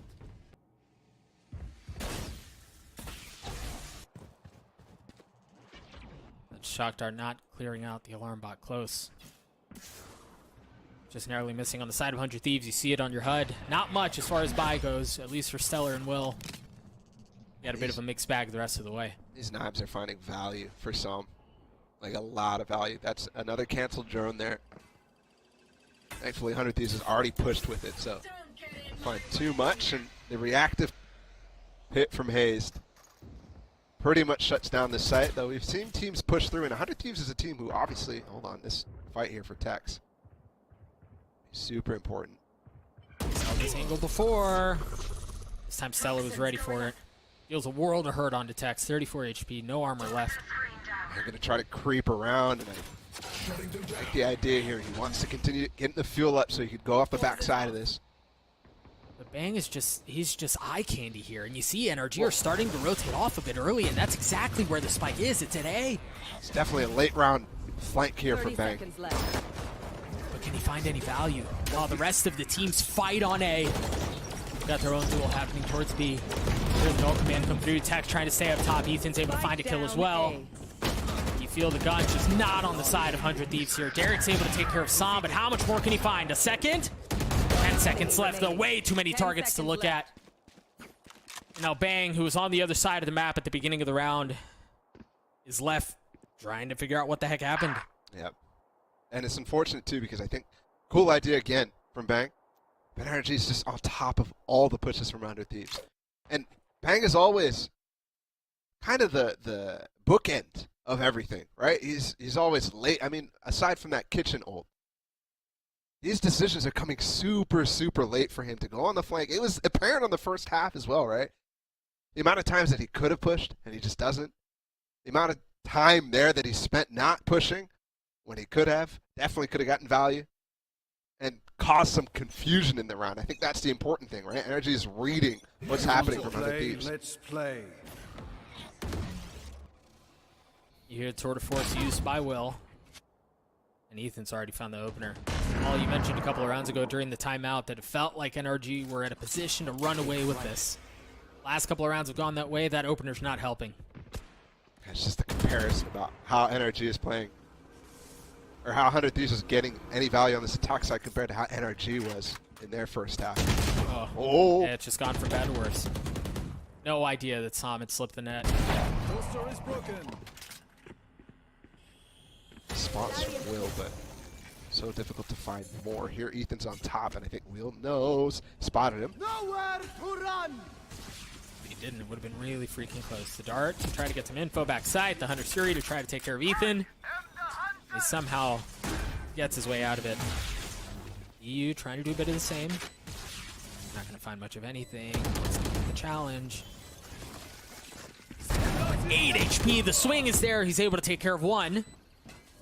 That's all he's good for. Eric's still playing up top. Drops attacks a 2v2 here. As in a lot of ways feels like it shouldn't have been this close to begin with. The EU on the tap, and that's all it is for now. Trying to bait out the swing. Trying to bait out the fight, and Derek and Bang gladly take it. Oh, they needed that so bad. The 2 versus 3 coming through for 100 Thieves is, I mean, couldn't have come at a better time. Because NRG, we were talking about it, we're running away with this game. And they should have won that round, honestly, with how Will overextended there towards the end and made it a man-up situation from NRG. But love how 100 Thieves continues to play up close. They don't give up the positions that they have. And that was a 3 versus 5, I believe, actually. Impressive nonetheless to get the gap down to 2. 100 Thieves still trying to hang on here on Icebox. See the orb getting through for Ethan. He gets away safely this time. She saw him in position 2, head spotted. While that's going on up top, Will's going on down low. Ethan's able to take care of him. Now the null command through. Asuna trying to flash his way through. Assam is there for support. He's able to get the first. The second just narrowly out of reach. Not able to land it. It's Tex and Hayes who are alone here. They have to try to figure this one out themselves. Yeah, against 5. Tough ask, tough sell to even go for this. And it will be 100 Thieves clawing their way back up towards 10. Still think they're not in the driver's seat, but they're starting to even work this back economically. Also have to point out that's Will's second first kill in the entire game. And you can see how fast they spring off of it. So well done from him. More guns to find here. Bang, he's getting really close to both of these players right here. No idea. Well done by Bang. You're right. And this, I mean, we're so late in the game. Ball economy becomes a key factor in what's going on. Another rifle dropped. It's just Tex who carried his in. And look at the implications of it. Yeah, it's massive. NRG broke or reset. And they're actually going to potentially purchase here some with a cheeky stinger. See if he keeps that. I also need to point out the fact that 100 Thieves there, earlier in this half, while they look like they're going to commit to it, early in this half they were struggling at this A side. All of a sudden they found a burst of confidence that's completely netting them a lot of kills, and it might be because NRG is not playing as strong on the back side of that pipes position. It's where a lot of those skirmishes were happening before. See if they're equally as confident towards B. Whoops. That's a mistake from Stellar. This is the small one. You don't want to push anyways while the orb is up. It's got to marshal though deep. So they've got to conserve fuel here. I don't think there's much actually in that wall. You see the rotation start to come through for NRG. They're all starting to bunch. Does Will creep his way forward? Do they rotate back his way, or does he go to B? That's exactly what they're doing. You see the spike already start to pull off. Austin is following too. It's a great job because as all the utility comes through, they can't lose the weapons here though, or it gets dicey. They're going to stay in, they're going to fight, and it's a 2v5. Derek not able to find anything, but Stellar gets 2 big ones. They were all flashed. I'm pretty sure every single person there was flashed. What a shot out from Ethan. This round still has legs here, Energy. Spike's going to go down. They have 50 seconds to book their way over here. ult's going to help. But with the ult, they're not taking any more space. Will is not being aggressive here. And they know all 4 players are over towards this B site, so that might be a mistake. Well, they choose to huddle up. Power in numbers. See if it plays out that way now. Will creeping his way forward, looking to explore. Again, note on the minimap, NRG's approaching us from a couple of different angles here. They're going to try to swarm their way through it. Tex, the one player who's on the outside, and he's already fallen. The rest is going to be right in front of them. Will playing in that smoke. The spam comes through. Ethan falls. And Will gets 2 gorgeous kills at the end. 11 apiece. Very well played. For as disastrous as that could have been, excellent recovery. Huge recovery. And they all play inside. It works out. Just swing together. But it wasn't the massive investment we thought it was from NRG. Just a couple of stingers. And so plenty still to work with here. A light armor on 2 players. Texas got the op, though. Very important. And potentially also, as we head into the last 2 rounds here, in the tour de force in the last, could be huge. Because meanwhile, 100 Thieves, they've actually got a lot of bank here, so they're not thinking too hard about it. 7.6k for Bang, 5.8k for Asuna. Those guys are going to be able to drop a weapon next round. Hey, you didn't even mention, I mean, Will is most than anyone else, yeah. Yeah, so the slight amount that they're stringing together, remember it was what, 8 to 11? Mm-hmm. Now they've tied it up. They've gotten some confidence. It was a tough one to watch given they knew everybody was close on B, and they still took that 2 versus 5 on that side as well. Actually, that was a surprise from them. But it could have gone so wrong, and I think they know that too. Ooh, 11 apiece, operator in the hands of Tex, light armor for him and Hazed. And that op is going to be looking down B long. No early contest that way, as it seems like all of 100 Thieves are leaning to A. Oh, that's unfortunate. Sam gets tagged. So unlucky. I mean, it does push them back, right? They're not playing those advanced positions I was talking about. Close 410, close back pipes. And 100 Thieves has been known to pounce on that, but this time this is the slowest that they've gone for. You see 100 Thieves here again off of that slowness that you were just mentioning, trying to change up the pace. See if they can get an unforced error out of NRG. Asuna looking to get some info, and he did tag 1. That's all it was. Thing is that knife out from Sam isn't going to find the same bit of info other than the lack thereof, really. Yeah, in middle, that's kind of nice. That knows late round there's potentially not going to be a flank. Texas still in the position, 40 seconds into the round, or left in the round. They haven't cleared him off. Fit, oh my goodness. Oh! No way! Instant he res. Stays and lands the shot. There's the res. Tex gets one with the op 2. Still alive, still causing problems. Will so weak. Tex gets a 3rd on the round. Is he going to do it himself? He's already got 4. 1 enemy remaining. Sam taking away the 6-kill ace. Will gets it down to a 1v3 with 30 HP. Surely not. Sam gets a 2nd. The defuse comes through. Those kills came in bunches as NRG take the lead back. That was the single most disgusting round I've seen so far here at LCQ from Tex. I mean, shame on 100 Thieves for leaving him up there for so long, right? They're just gambling with it. Tex is just like, yeah, let me just take this. I'm just going to stay on this while the drone's looking at me. And that gives, who was it on 100 Thieves? Asuna? Just gets taken out. And then pushing through the wall, too. That's a dagger if I've ever seen one. But we're going into the 24th round now. NRG with the chance to close it out. 100 Thieves just fighting for overtime in this first map. And, dude, Doug, LCQ is delivering, man. No map has gone less than 23 rounds so far. And we're starting off on the same foot here on day 2. Oh, Tex with that tour de force, playing back yellow. Viper utility gone up. We saw how much of a menace Tex can be. See the knife going through, understands there's at least a KO on this side, perhaps more. He just loves the one-shot guns. Ops, Well, tour de force, efficient. headhunter, or maybe pocket guardian, I should say, and then guardian too. All it takes is 1 for Tex, man. All it takes is 1. This time the drone gets him, pushes him off. Bang's able to clean him up.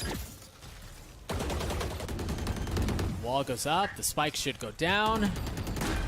Now we get a 4v4 for the rest of the site. What else can they find? Hayes still here healthy. See 100 Thieves assume post-plant positions. They all scurry back onto B. Does Bang have lineups?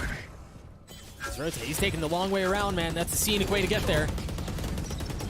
The nades come through. Asuna pushing forward. Wall for him as they try to tuck behind back yellow. Not able to get the timing as he once again just full sends. But Hayes greets him. Derek with 2, and now Stellar around the corner. Not able to land the shots. Ethan with a massive kill to get him the map. That one hurts. Oh my goodness. Ethan's that guy, bro. He's that guy.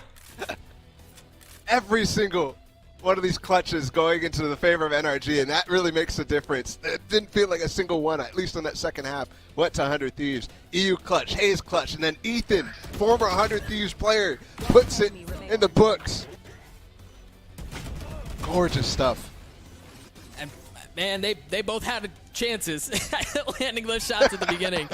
But Ethan's able to right the ship at the end. You see the pop-off on your screen is the NRG guys. They feel good. They're able to take care of Icebox. There's still a lot to go, though. But Balla, this NRG team, they look good. Yeah, they look really good at responding a lot of the creativity that 100 Thieves is putting their way. I really love the mid-rounding that they were putting through in the net defensive side. Love to see that the star players on the team can take over the map. Tex in that second to last round, just gorgeous stuff from him. There's only one player who's able to advance, and we wouldn't have it any other way. Take a breather, my friends. We'll be back after this break.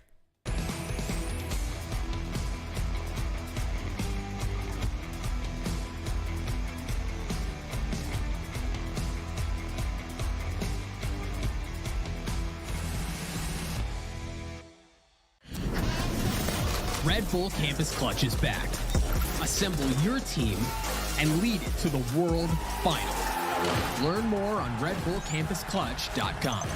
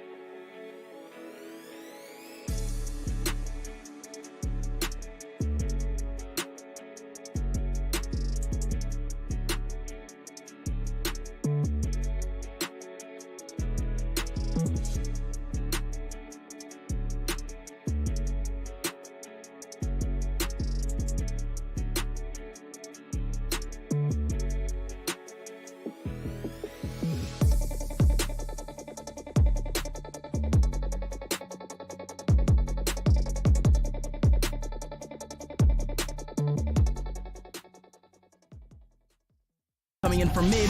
No way! It's a 1v1! What is that? From playing that heavy off-site situation. Wait a second! I cannot believe it! And welcome back to the analyst desk as we break things down from map 1 as it goes again the distance. And we end up going all the way to the tail end of the first map.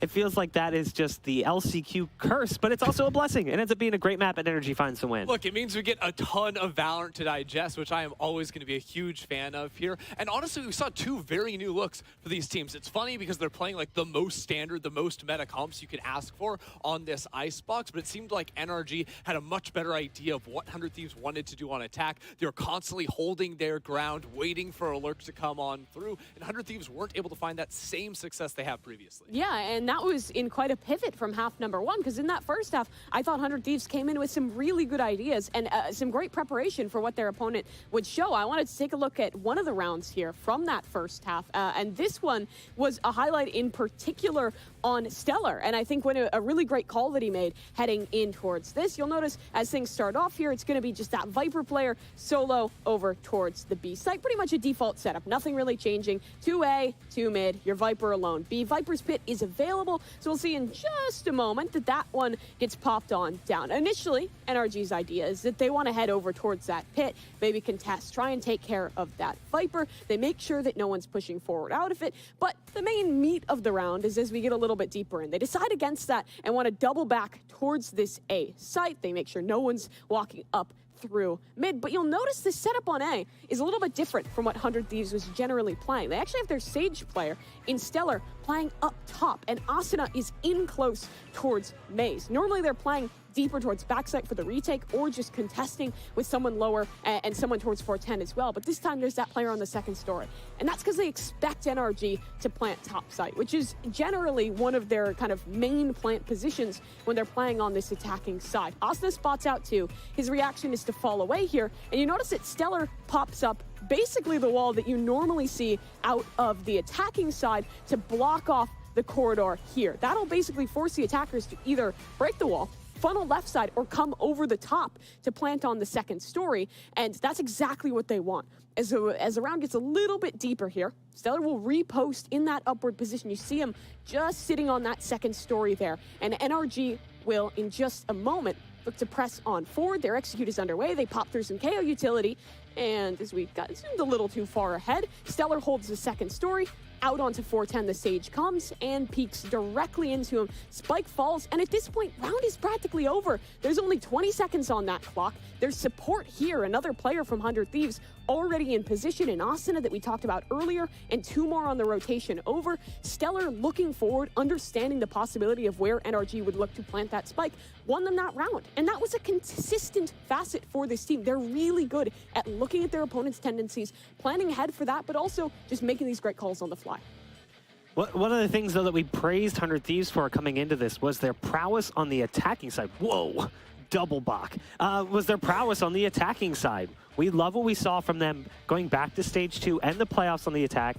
But here it was kind of a different beast. It felt like they never really got their foot in the door. They started finding rounds, but it wasn't nearly as good. Yeah, so here's the thing, is I wonder, because a common trend of 100 Thieves during the stage 2 was that they would have a really good look. Like early weeks, they had really good ideas of how to play different maps, and then they would almost counter-strat themselves, worried that, oh, maybe we're getting a little bit too readable, because they would repeat a lot of the strategies that they went for, and teams could, you know, have a good look going against it. So I wonder if they almost went a little bit too far again, where they're like, okay, let's dial it back. We're going to play meta, because the 3 things that worked best for them on their Icebox attack was going B. They had really solid post plans over on the B side. Stellar's Lurk, another thing that absolutely crushed NRG the previous time they played. And then also the composition, right? Asuna on Killjoy, the Stellar Killjoy, of course, the Sage for Asuna, of course.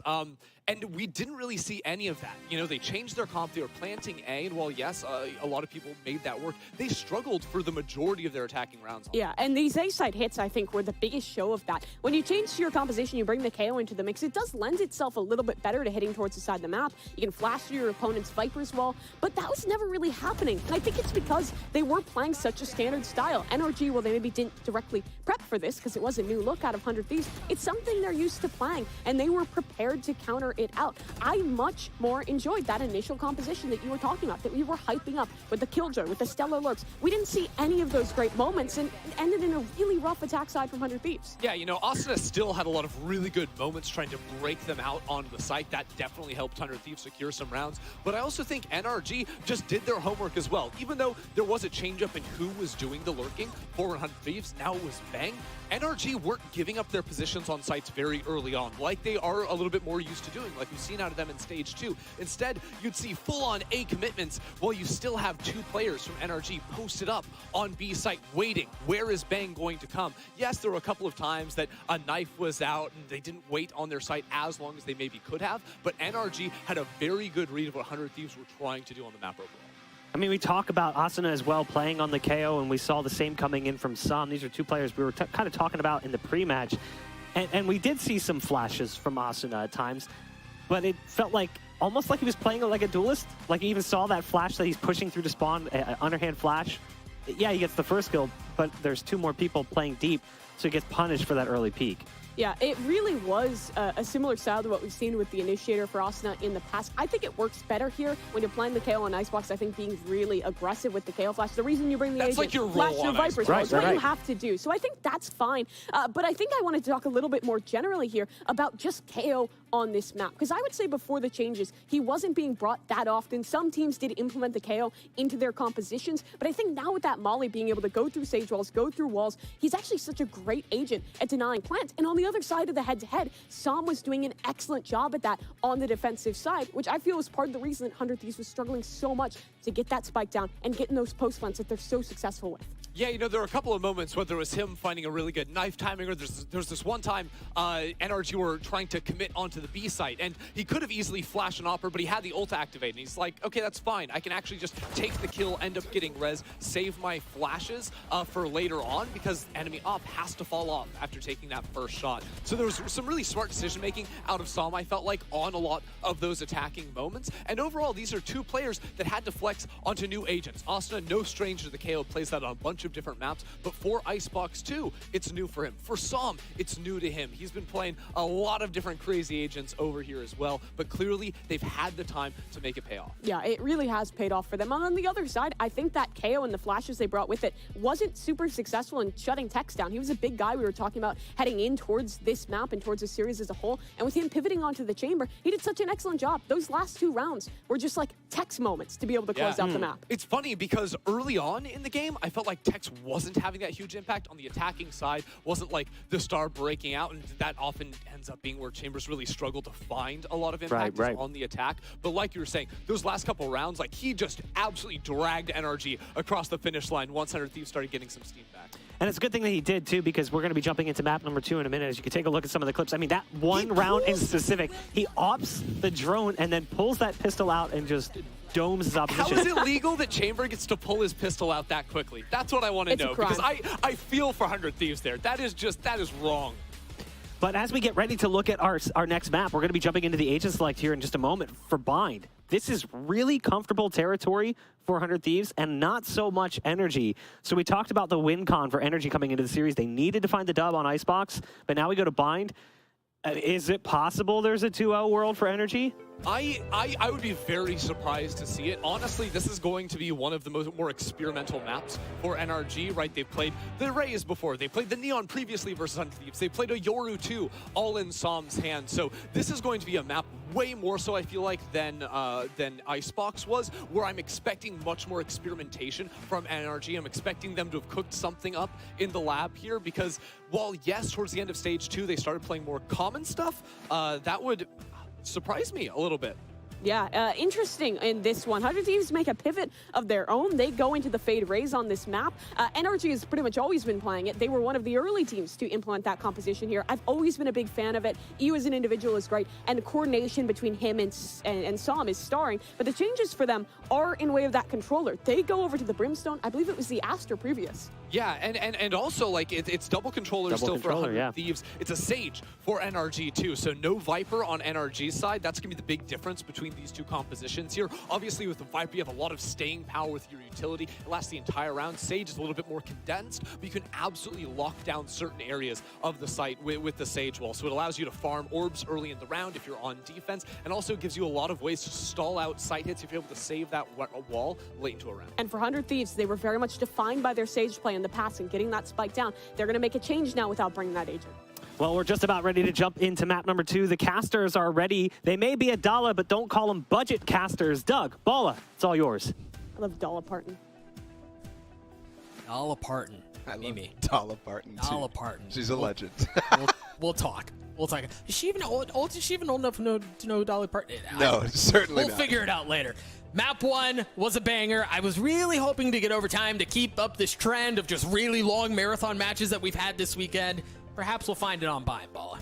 Yeah, and this is Texas' first time for a long time that he's not playing Chamber, right? We were talking about how potentially Will is going to be a permit Chamber at the beginning of this LCQ. Obviously, that's not the case, but Tex really was that guy in the past. So, first game on a different agent since April 30th. And the Chamber 1 tricking might be coming to an end, even though this isn't even a patch. Perhaps a little early. 100 Thieves on attack. Ooh, and 100 Thieves going to A through showers. Very curious late wall here after contesting showers, but a re-clear here from you. Yeah, they're pushing their way forward. They have short control. Derek understanding there's pressure there. They're pinched. The bathroom push is coming. Can they find anything? Will goes back their way. Stellar jumping around. The Classic gets a second kill. Now the spike should follow. They have cover. Ooh. Yeah. Ethan was really the only one in a position to threat there. Really like that freeze too in front of the TP, just to make sure that they can clear you all properly. Clean round. Very clean round. It's another pistol round win too for them. And that, honestly, that and converting the anti-eco was kind of a massive, that was what, 4 rounds every, or in the first map. So, I have to see, are they going to go for the Vandal buys that they went for in that second half of Icebox? No, just Derek with the 1 kill that he has.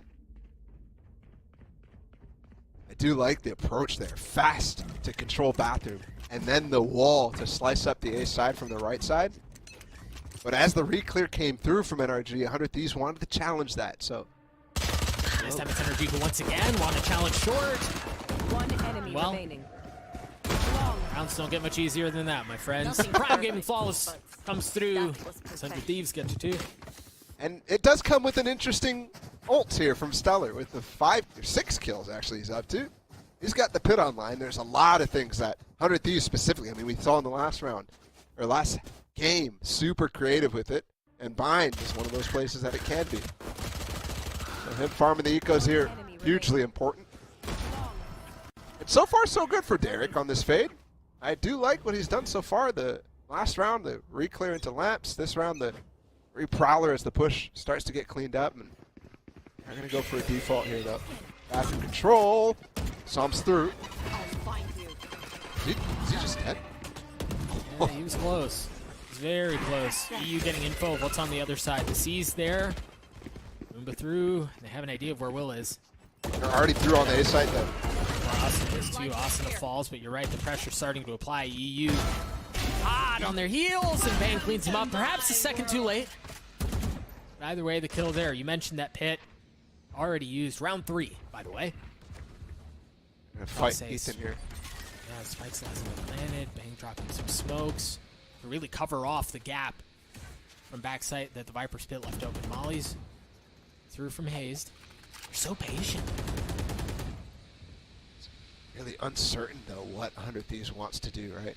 NRG has to be worried about them pushing back through lamps. Got the spike. Sticking in the pit. Ethan's got a flash to pop through this, though, so careful. No, he just used it just then. Right here. He's still waiting. Slow at his feet. The spam comes through. He's patient. Hasn't pulled the trigger yet. Even in the face of getting peppered. Spike ticking. Yeah, they're all pushing it at the same time from a couple of different angles. Stellar's only able to get one. A great retake out from NRG. Just barrel through on both sides of that pit. It was a tough one, though. Stellar obviously reactively put that down as the round started to go bad. In Bathroom, for example, EU with the massive kills. And so he doesn't have any fallback space. They have to play close up on site if they want to hold that pit. And that's why Bang is having so much trouble staying in it. And Stellar, meanwhile, is staying all the way back because he doesn't want to die at all through an errant shot because that would end the round for Bang instantly. So it's Bang who has to take the front. And they're not together enough to be able to fight that double push through the pit. Very well delayed out from Hayes, too. He was up in heaven. He dropped the molly into the common plank corner, and it seemed like that was part of what caused problems for 100 Thieves. Either way, through all of that, NRG get the first. Interesting weaponry here, at least on the side of Hayes. He's got a Spectre. Everyone else is much healthier. May see them test things B for the first time in the map. Really nice attempt there to actually stim push Will through with the Roomba. But the slow counters it so well. And look at this. The bathroom fight that's been going very well, I think, so far for NRG, even though it's lost them that pistol round. Because they're fighting well, a little bit of utility sent for 100 Thieves, and NRG's just on it, on the flank. Backs on that wall. Goes a little wide. He gets up top. He gets the kill anyway. Well done, but it seems like 100 Thieves want to double down and push forward. They have really no idea what's happening elsewhere on the map. They're going to try to rotate out. It seems like they're apprehensive. Another clean shot out from Sam, the third right. Forum doesn't get the kill. There's that flank that we were talking about at the beginning. EU gets 2 at the end. And another clean round out from NRG. And I think some mistakes there from 100 Thieves, specifically Bang. Right? He not by Bang's fault, but he puts that molly down, and he's the only one there to fight Sam. Sam should be dead in 90% of those situations because they could easily force a 2 versus 1, but there's just nobody there, and he gets, what, 2 kills before they decide to finally fall back. Almost gets a third, too, yeah. It's tough, and they have to continue pressuring the bathroom now that it's been exposed, now that NRG 100% said, yeah, we're going to push. 100 Thieves has to put a body on it. With no chamber, you can't just dedicate this utility to watch these flanks passively. EU's utility at the ready. Doesn't use any of it, and that's exactly where they're pushing it. Pushing into showers. EU, Prowler, clear the way. The flash is there too, and the nade. Yeah, over top too. Very nicely done. I mentioned on Icebox how NRG throughout the regular season was pretty poor at the anti-ecos. And so they should be very careful against 100 Thieves here. But so far this series, they're 100%, and there's been quite a few. So that's a great sign of improvement for NRG. They continue the improvement from playoffs. 100 Thieves opting to spread out their resources here. You see it on the minimap, not even holding the spike. Viper Wall goes up towards B to perhaps draw some rotations. And it may pull 1. No, not even Sam. No move at all. 30 seconds so left. Far away though. Even if there's any sort of success on the bathroom push, it's gonna be difficult to get through. EU's already up carpets. Sam's just washing it from lamps. Smoke's down. Bang waiting, EU on the other side. 13 seconds left. Time is not on their side. 10 seconds left. Really, they don't have any health to work with. One enemy remaining. Mind you, they didn't have much for guns, but... Well, he got 2. He got 3. That's all it was. That's crazy. Fun to watch. Yeah. Yeah, okay. Yeah, nice to watch, Derek. Do it when it matters, I guess is what we want to say. 100 Thieves is consistently coming up with weirder ways to use their Viper Walls. Right, this one, they want to be able to have the smokes to pivot, which was the idea. Even though the spike looked like they were sprinting in chaos at the end there, and it might have been the case, but want to use that wall to cover B, fake that a little bit, and then have smokes to follow up with a re-hit. Man, they've made it so clear on the side of NRG that they're willing to fight and contest for both showers and short. On side of A, this time EU drop the Prowler, goes all the way into mid to make sure there's no one that way. And then he gets some space up, and now the Prowler into showers. Yeah, you're right, and it's causing so much hesitation from 100 Thieves, right? Because Tex is working them on these walls. He's gotten the kills inside of, what was it, inside of Hookah, and then causing problems here on Long B too. Asuna just had to use a flash into market from where he's standing because they have no idea if NRG have pushed into short to take that area of the map. Bang was also playing back to make sure nothing came through. 100 Thieves have no control of the middle of the map right now, and they're having to use utility to clear it out. And NRG's coming through. Another flash used to see if they're pushing, and this time he confirms somebody. They go into carpet. So here comes the hit, and it's not even clearing. Hayes is on top of the box. Slow comes through. It hit nobody. And there's still 3 members on the site. Prowler, slow. Sam backside. Showstopper. He tries, waits, and gets 2. I thought he was going to take flight, but it didn't matter. He stayed down low and got the kills he needed. Now, Nightfall traded back a 2v2 here. And with some decay as EU tries to push his way forward and continues to do so out of U-Haul. Both members of 100 Thieves that remain Have ult. Huddled down long. You're right, bang with that ult. Oh, that's huge. Both of them, they're seized. There's no way out. They're cooked. Oh, they're cooked. What a setup from 100 Thieves. What a combination of utility from Derek and Bang. The C's gets them both, and it's in perfect radius for the orbital strike to just shut them down. Everything went wrong in the round until that moment right there. Sam with the double from the showstopper. Oh, the timing. I didn't see Will Satchel out. That is truly unlucky. Such a good combo. You can really see the fade raise at this point in the meta. Is still getting us some gems. Time to hunt. Trailblazer creating showers. You hear a couple of stingers go off. It's Ethan and Sam who have those. I've got your trail. Come on, go away. Here we go. They're going to go fast. Willow goes up top. Showstopper in hand. Not able to land any shots. He's still healthy. He's still okay, though. Great seekers. Space. Well, yeah, excellent seekers, but NRG haven't given up very much at all. You see EU, he's still playing back site. You still have members pushing into U-Haul and Pipes. They're all here, and they haven't stepped back at all. Stellar with two big ones, though. He's still playing backside. Austin off the flash to swing, but Tex shows up just in the nick of time, saves his bacon, and now with the operator, he's cooking. Pushing his way forward. Decay there. 4v3 in favor of 100 Thieves. Wall, the swing. No target given. At least yet. How much more can Tex find? Don't have a lot of time. Tap there. Shot goes through for Tex.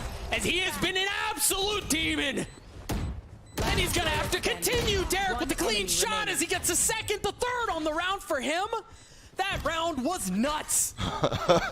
Tex with the Sage. Doesn't matter if he has a TP or not. And we've already seen him just be bombastic with the push. And he almost cleans that one up, but thankfully Derek for 100 Thieves comes alive. He's been left in those positions a lot. Finally, he's actually able to be anti-clutch. One enemy remaining. Essentially a 1v2 as Will falls. Good attempt from NRG though, and you have to also note so much utility thrown from the B site there onto the A site. There was the Brim Molly, there was the Haunt from EU as well. As the push is coming in to support Sam, to support Ethan. And 2 rounds now where NRG have seemingly had control of the round and just 100 Thieves just snatch it right back. In the waning moments. And off of that, they have a 1-round lead. Off of that, NRG on a light buy. 2 Spectres, a shorty in the hands of Tex. He does like the one-shot kills. Perhaps he can do it with the shorty. Such 2 members in U-Haul, too. Strike right into his lap, but no, nothing comes through. Hayes is left in this 1v4. Clip run strive for Wills. He has to back on up. This just seems like a formality at this point. Because surely Hayes doesn't 1v4. I'm scared about not about the 1v4, just the amount of stingers I'm seeing in this game. Oh, what? Bang is weak. I mean, they're all weak. Including Hayes. I just don't want to go back, man. I don't want to go back to episode 3. NRG, please do not bring me back. Stinger meta. That could have been disgusting from Sam, by the way. That combination for them, the orbital strike them, forcing him to run into Sam. Yep. He could have easily gotten 2 kills there, and the round could have been over. Dying for Econ there. And this is a different story from Icebox completely, right? The retakes from NRG, obviously there's a couple of them that were clutches, so you can't necessarily count those as being clean retakes, but when 100 Thieves was getting the site, NRG was winning those in easy fashion in a lot of cases. This time so far, it's been a struggle. 100 Thieves is setting up with the tempo that they started the series with on their attack sides. And NRG struggling. I think it just speaks to the map. Obviously, 100 Thieves a little bit more comfortable, but also just harder to retake. With the amount of different walls that 100 Thieves is throwing out from the Viper, makes it really uncomfortable. Right? You never know which positions you have to play behind. And you can see NRG try to set up for it, for example, on that B side at one time, Hayes on top of the box, trying to peek over the wall that's used to take elbow. But there's another look, right? They go out hookah instead. Maybe they can find something in this timeout that they've called. Economy seems okay enough to where they should be able to buy into this next round. They've got Tex with the res. In case things go a little bit sideways, but you're right. The last couple of rounds have been all 100 Thieves. You had a couple of those rounds that were snatched out of the hands of NRG at the very end, and 100 Thieves have been able to build on that momentum to get decently good economy situation and a 2-round lead off of it. Also, do have to point out that, yeah, it's a 2-round lead, but Asuna and Will still the two guys who really should be producing the most. Maybe not Asuna with the role swap finally, but he still is, you know, that guy that everybody expects to be the star player historically. So, for them to do it here, be 2 rounds up, it's either a good thing or it's a, you know, a sign of things to come for 100 Thieves in terms of a bad thing. Interesting here, they dumped utility in through teleporter on the side of NRG and pushed down short at the exact same time. Psalms falls. Good out of you, who's kind of playing around there as well, but he's going to back on up.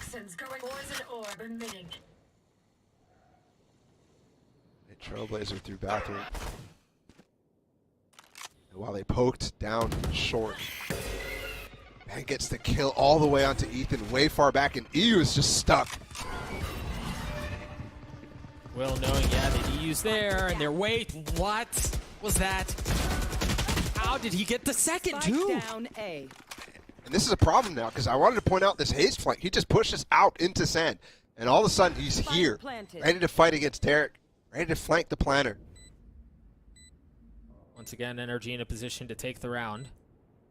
But this time, it's not nearly as confident, man. They don't have the numbers. Hayes' position's been given away. The op shot from Tex goes just a bit wide. And off of that, off of Hayes dying, he's left with little. As far as camaraderie, he can't hear a dang thing. Shocking that he even peeks that angle. And he actually, 9 times out of he's 10, going to fall now because of it. Derek instantly TP'd and he's chasing the backside. Oh! Yep, okay.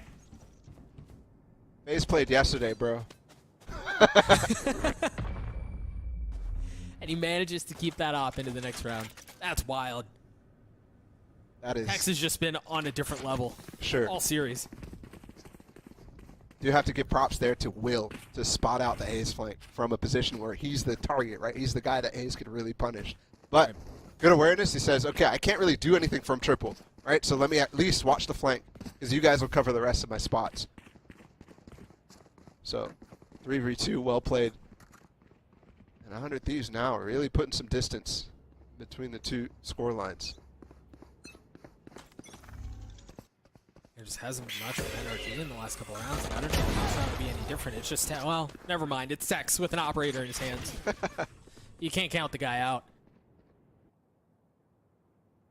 Off of this, I do wonder, though, 100 Thieves knowing that that's where that weapon is, seeing that there's a lighter buy on the side of NRG, do they double down? Do they push into this? Face your fear! Seems like they do.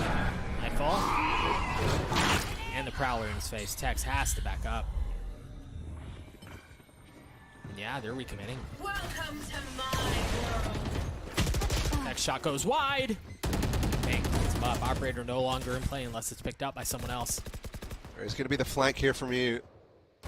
But look at the difference in this Viper's pit into the one we saw at the beginning from Stellar. So much more space on the backside.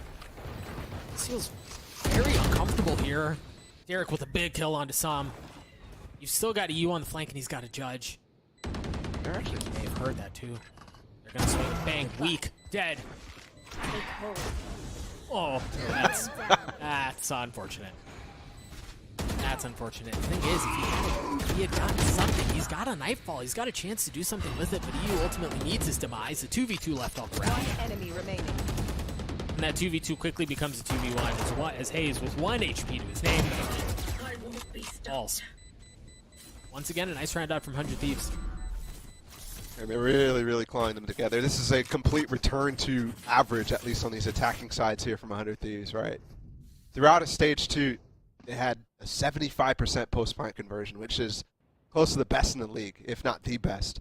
And this game so far, complete difference from my spots, where it was NRG winning those retake scenarios. This time 100 Thieves is 5-1. Make that 6-1 now. And it feels like NRG has no way to get back in, right? All their utility is being used to try to stop them to go for these re-clears, and that certainly is costing them when it comes way down the round into the late. Interesting here. 100 Thieves choosing to call a timeout. They're up 4 rounds. They just won they've won, they may have won, what, 4 in a row at this point? Yeah, no, NRG Something had the along lead, those right? lines. So it was 3-2. Either way, they've been winning a lot of rounds recently. Yeah. And they choose to call a timeout here. Kind of wonder what they're scheming, what they have up to him. They've got Bang with his orbital strike, Asuna with his Seekers. Will just out of the reach of having that showstopper. You see the pings on the minimap. Look at that. They've littered A short going into A.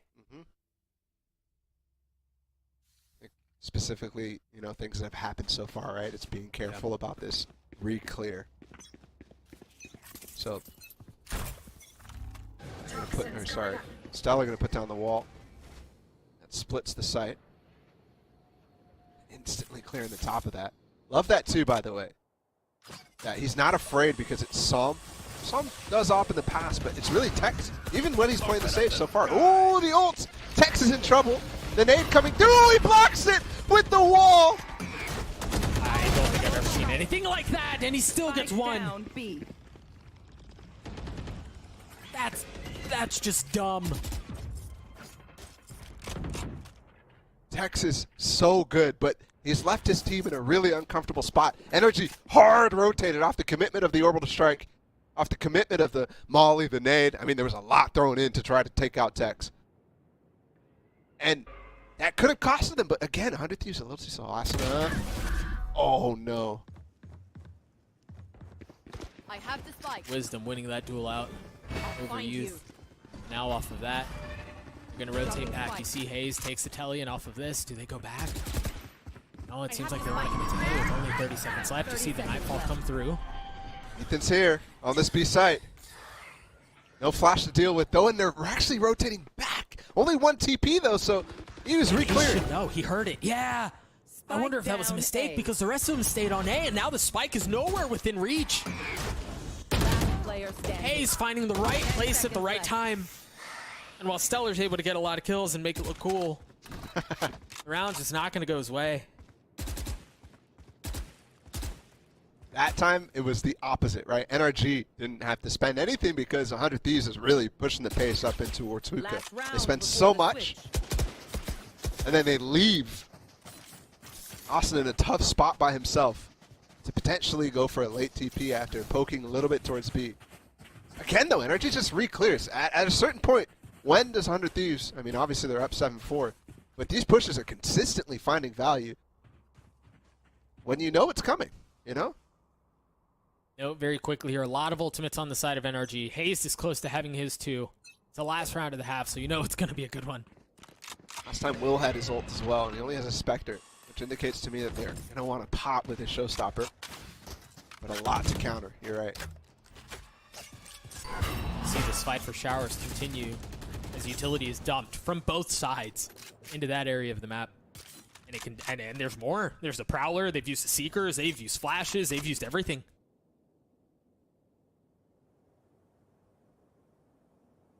This comes the point where NRG usually wants to start re-clearing, right? Use a little bit of utility. Push a little bit. With this dog, with the flash getting some info as well, they might choose to push out a hookah.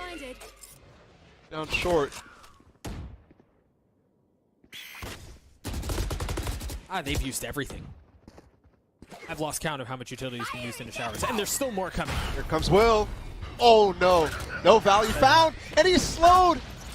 Inside able of to there. get away anyway off the satchels. Orbital Strike not going to find anything. The spike now just getting picked up, but everyone is running to B, with the exception of Ethan. He's the only one staying back A. The showstopper used from Psalm to zone to buy space, and off of that, 100 Thieves have no choice but rotate away. Oh, and Stellar has a massive push onto elbow here. The wall got him there, but he's too slow. They're going to be gone by this point unless they just go for a TP. Ethan, he's still in the smoke. Do they know he's there? The C's to keep them in bay. 13 seconds left. The swing is out, and Ethan gets 2. Down A. 10 seconds left. He was laying in wait the entire time. Ethan with the 3rd. And Sam gets 1. Stellar with no time. On the wrong side of the map, he gets the 3rd, but another great round out from NRG. Gorgeous, very well played. We're going to throw it to break. We'll be right back.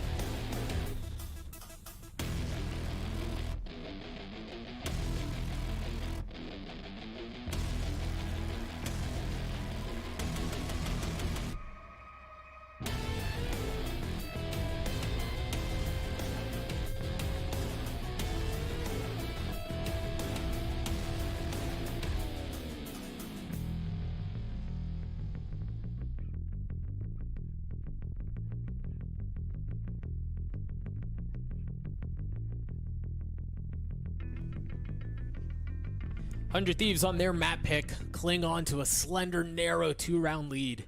And NRG, man, they made a fight at it towards the end. I'm Doug. With me is Balla. Balla, we saw some really interesting things utility-wise. Probably some stuff that I know I haven't seen before. This map is already delivered, and we're only at halftime. Yeah, I think this time it's actually NRG really leading in terms of creativity. And so with this attack side, they've got a slow line up towards what looks like Octagon. Aggression from both defensive sides. This time it's 100 Thieves who have pushed their way into short, and they're not slowing down at all. It's full on hold W. As all of NRG are stuck at Fountain. Yeah, but they heard them, so they're slow instantly, and they're actually able to retake this space. So Bang's in trouble. Oh, but there it is. It's a crossfire, and Will gets 2 with the frenzy. Backs up, tries to get the 3rd, and no. Sam trades it out with the Ghost. The trap that was set by 100 Thieves, at least for now, has been perfectly circumnavigated. Now, how much more can NRG find? Where else can they go? Because once again, 100 Thieves have tightened their vice grip around the round. Enemy remaining. That's gorgeous. They had no room to breathe, Balla. They had nowhere to go.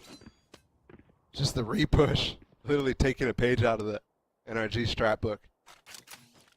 Texas got full HP though, and the frenzy still. They're leaving the B side, actually. He doesn't know this, so I'll have to spend some time clearing, but he's definitely committed. 30 seconds left. And Bissler on that wall could definitely delay quite a bit. Depends where he wants to plant. Oh, he's spending so much time. I don't even know if he has enough, really, to silently clear this. He's going to have to run eventually. But again, they're all the way on the other side. 10 seconds left. There's the wall. The plant down. If it were to be anyone they are TP. to win an outrageous round, it would be Tex. You're right. 3 teleports come through. You should know exactly where they're coming from. Ah, that Hunt spotting him. Cleared. Flash. Looks down, and Derek, wise to it, saw him right beneath him. That timing on the Haunt, just so unlucky for him. If he crosses, I mean, then the wall's in the way. It's kind of a tough decision anyways, but he wants to use that as misdirection to make it look like he's behind the site, right? Or playing back in spawn or whatever it might be. He just doesn't have that opportunity to do it because of the haunt. So well played from 100 Thieves, just grouping up in the 3 versus 1, giving up the plant though. A little bit more room here for Energy to potentially go for, you know, like a cheeky buy, which it's like they've gone for a little bit in the past with stingers and whatnot. And it won't be any sort of purchase. Oh, a couple of sheriffs, but you're right, that's really it. We'll see if 100 Thieves push the pace again. Is that a Cubby lineup? Right off the rip. They want to go fast here, yeah. The nice thing is, if you go fast, it's much harder to get flanked. There's that lineup that you mentioned. Stellar tried finding cover, finding safety in that area of the map. Takes a little bit of damage for it. Use the nade, they use the smokes to drop out, to clear out. Get onto the site. This time 100 Thieves, no crazy antics. It's going to come through teleporter, 5v5. Nothing but pistols on the side of NRG, and that should make for a difficult fight, but kills go back and forth. The 2v2, sorry, 2 kills go traded. Either way, why is this so close? That was too close. And just jumping through elbow with 3 people is going to net you some kills. But that many. Obviously that sucks for 100 Thieves, especially given the energy. That's 2 rounds. They got a lot of money. Both plants coming down, so huge buy here. Going to be available. And 100 Thieves is hurting, right? Their bonus is canceled. Or they can choose to go for it and just be at a massive disadvantage in it. Yeah, it seems like they're going to play this a bit more conservatively. 2 Spectres, 2 Sheriffs, and a Frenzy. We saw Frenzy get Asuna get a very clean 2K with that Frenzy in the opening round of the half. So see if he can do a bit of the same. Trailblazer to go through teleporter to clear out sand, and that tucked Will into the teleporter. Yeah, but he's only gotten a Sheriff. They push in his way.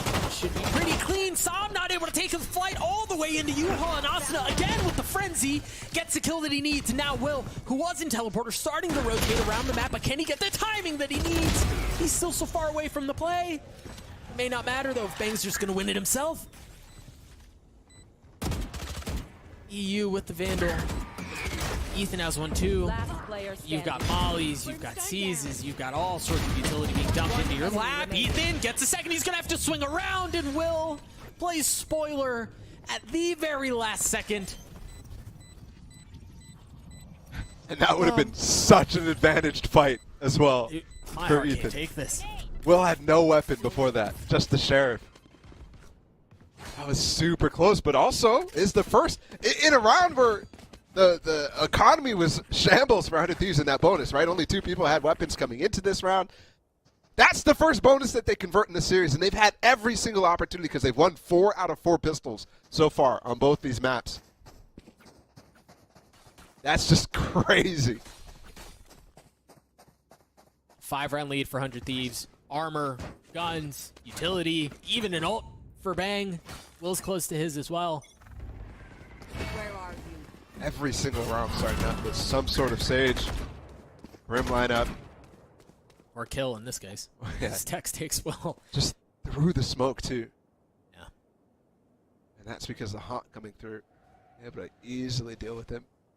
A lot of space though from Asuna. He's already shoulder peeking in Octagon. Meanwhile, nothing down short. This man advantage for NRG really, really easy to work extra space with. So. Seekers used towards B, the rest of the spike goes A. See the Prowler's used and peeks up 2 showers. The Seize was there, and Bang gets 2, the orbital strike just to make sure nothing gets through. But so far so good. Bang still playing around with flashes in his face, falls. Derek does as well. Ethan eating up, man.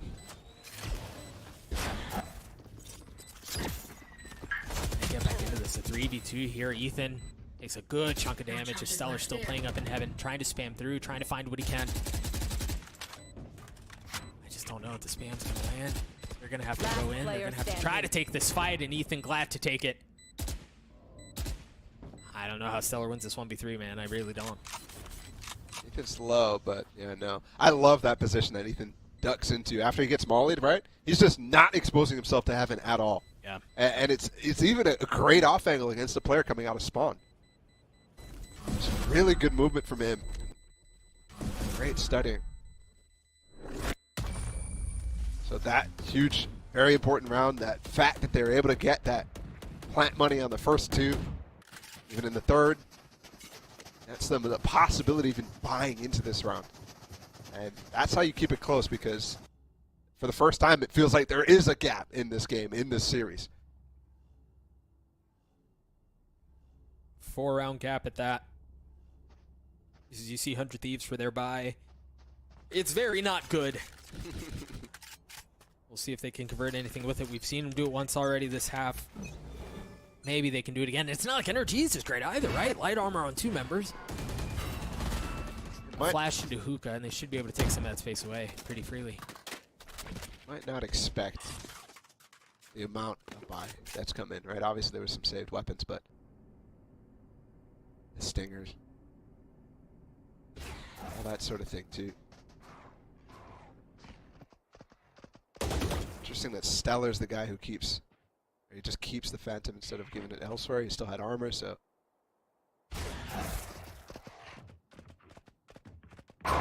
Another fire round out from NRG. Slow at the beginning. You get a little something with the Trailblazer back, but other than that, they've burned 45 seconds off the clock. And Asa is really confident in re-peeking that long, so I think he knows exactly, the comfort level that he can be in. How far away there. Ooh, another lineup here for Tex. These executes really strong from NRG. Smokes get popped. You see all the utility dumped to the back of the site. Everybody's off already. So another plant for NRG. They're 100% plant rate so far. We'll see how the post-plant goes. Yeah, no, Will has that showstopper. They need to push their way out, and they don't want to use it just yet. And there it goes. He goes up top. He make it 2. No, just 1. The swing out is there as Asunu gets another with the frenzy. His frenzy just shoots better than everyone else's. And Bang's gonna get the defuse. EU with no real way to challenge that. That is just disgusting. 200 Thieves. Just disgusting. I mean, that run spray from Phil makes me want to vomit, bro. That was just full stemmed up. And they take that back fast. Really, really nice from 100 Thieves. Again, they don't have the advantage economically. Just a couple of stingers, a couple of phantoms saved over. That is just ridiculous. I thought he had a shot at both. Yeah, I mean, it was close. If that was slightly lower, that definitely would have hit the second. They're completely in the driver's seat, and they've been so all half. We continue the trend of just NRG planting. 100 Thieves, that time they gave it up, right? Asuna just falls off the site. Yeah. As soon as there's any sort of push. And he spots that with, 40 seconds left in the round, so they know it's they know pretty quickly it's going to be a commitment. And I mean, with all of the utility that they dumped too, it's kind of hard to believe otherwise, right? Like, they popped all their brim smokes, they dropped slows, they dropped nades, they dropped fade utility. They really threw everything they had there. Yeah. That in combination with the fact that there was little time, as you were saying. So yeah, there's no 2 ways about it. They're coming here. Especially with the lineup. The lineups, I should say, coming through. Hard to fake where those are coming from. See if NRG are able to right the ship off of this timeout that they've called. They've got the stinger in the hands of Sam. Rifles the rest of the way. We have a swap here. Asuna's actually with Will. Whoa. Ew, that is cheek. But is he going to get a challenge? He actually isolates Tex here. Doesn't matter, though. Interesting, too. The Prowler from Derek went down long. Had it gone into the telly, it would have spotted where he was. But for now, he lays in wait. Yeah, the pinch is not coming, though. I think they're definitely anticipating it. Either way, this is already a foregone conclusion that it's not coming. They've backed off of Octagon, and they've backed off of Bathroom. I think he's just trying to get an edge in the first kill, just trying to find an opening with that hot combination in the smoke. You saw how Will just dove his way into the top Bathroom smoke. Yep. This is a fake. Some. It might be obvious, though. A lot of space here. He peeks with the flash. And yeah, they're sticking strong here. Prowler to clear it. That flash should be the cue that that's not where the play is, but they're going to go through teleporter and rotate all the way back. Oh, if he gets the timing, it's going to be nuts. Will's the only one that stays. 30 seconds left. 44 armor. He hears everything. Sees the utility out from EU. With the Prowler in his face, he's not able to find much. Showstopper out from Sam. Oh, I mean, really cool spoiler more than anything else as Austin is able to take care of Tex. Behind it, looking for more. 13 seconds left. Spike's still not down. Seekers use. Austin is still alive, still playing around it, and he gets one. It's a 1v2 here, both Hayes and Ethan. And he's not going to get the kills. A great flash. Ethan gets 3 on the round. I mean, I can't believe he even dodged that. No, but that was a tough situation. After 100 Thieves get the first kill on the spike planter, Derek gets a nasty seize, but the wall, it looked like, you know, you could make an argument for it was helping both sides. Ultimately, stops Asuna from peeking even more and denying the plant even further. And Ethan backside. Oh my goodness. We just didn't even see those because there's so much chaos in the front. But he is farming through lamps.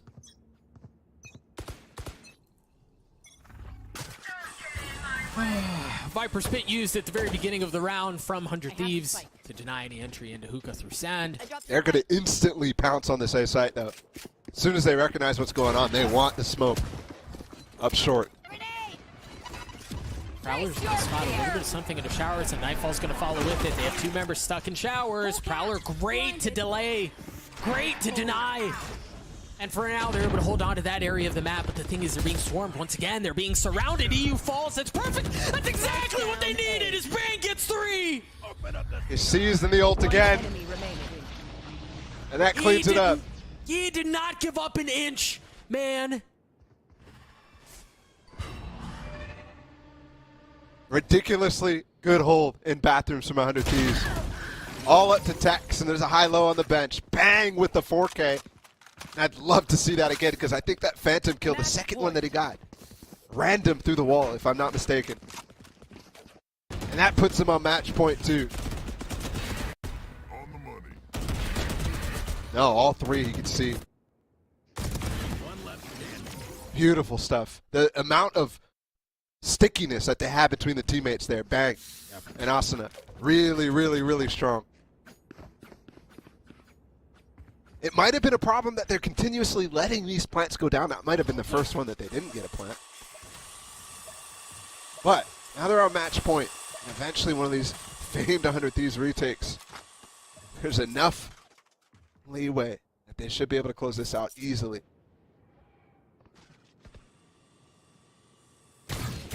Toxins going up. Just feels like 100 Thieves have been in full control. Ooh. Really since halftime. Nice shots out from Derek. And again, it feels like they've been getting a lot of first kills, Bala. Counters the... Oh, he's 4 HP to try to tuck around the corner. He just doesn't survive, so that res completely wasted. Good attempt, but Will with the punish. What can Energy do to scrape around together here? Texas taking the Stinger. Ethan with the Sheriff.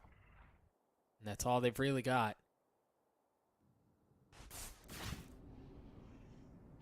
Need over to be in there. 2 members of 100 Thieves here, and that's all there is. Prowler should spot 1. It does. If they don't fall off of sight, they get a kill here. Energy could cut this open, but they do it. Asuna also gets 2. The vulnerable's perfect as well. It's all up to EU again. Position given away. And with that, the health bar goes down to 0. EU falls. Stellar's going to get the defuse to clean up the map. 100 Thieves took control at halftime, and they never gave it up after that ball. No, absolutely. They didn't. They're just so dominant. After giving up those plants, Energy really struggling to convert any post-plant situations. I mean, a lot of utility used to actually get those spots, so super fun game. But we're going to map 3 now. I know that might not necessarily have been and continued the trend of, 23-round long maps, but at least we get a map 3, man.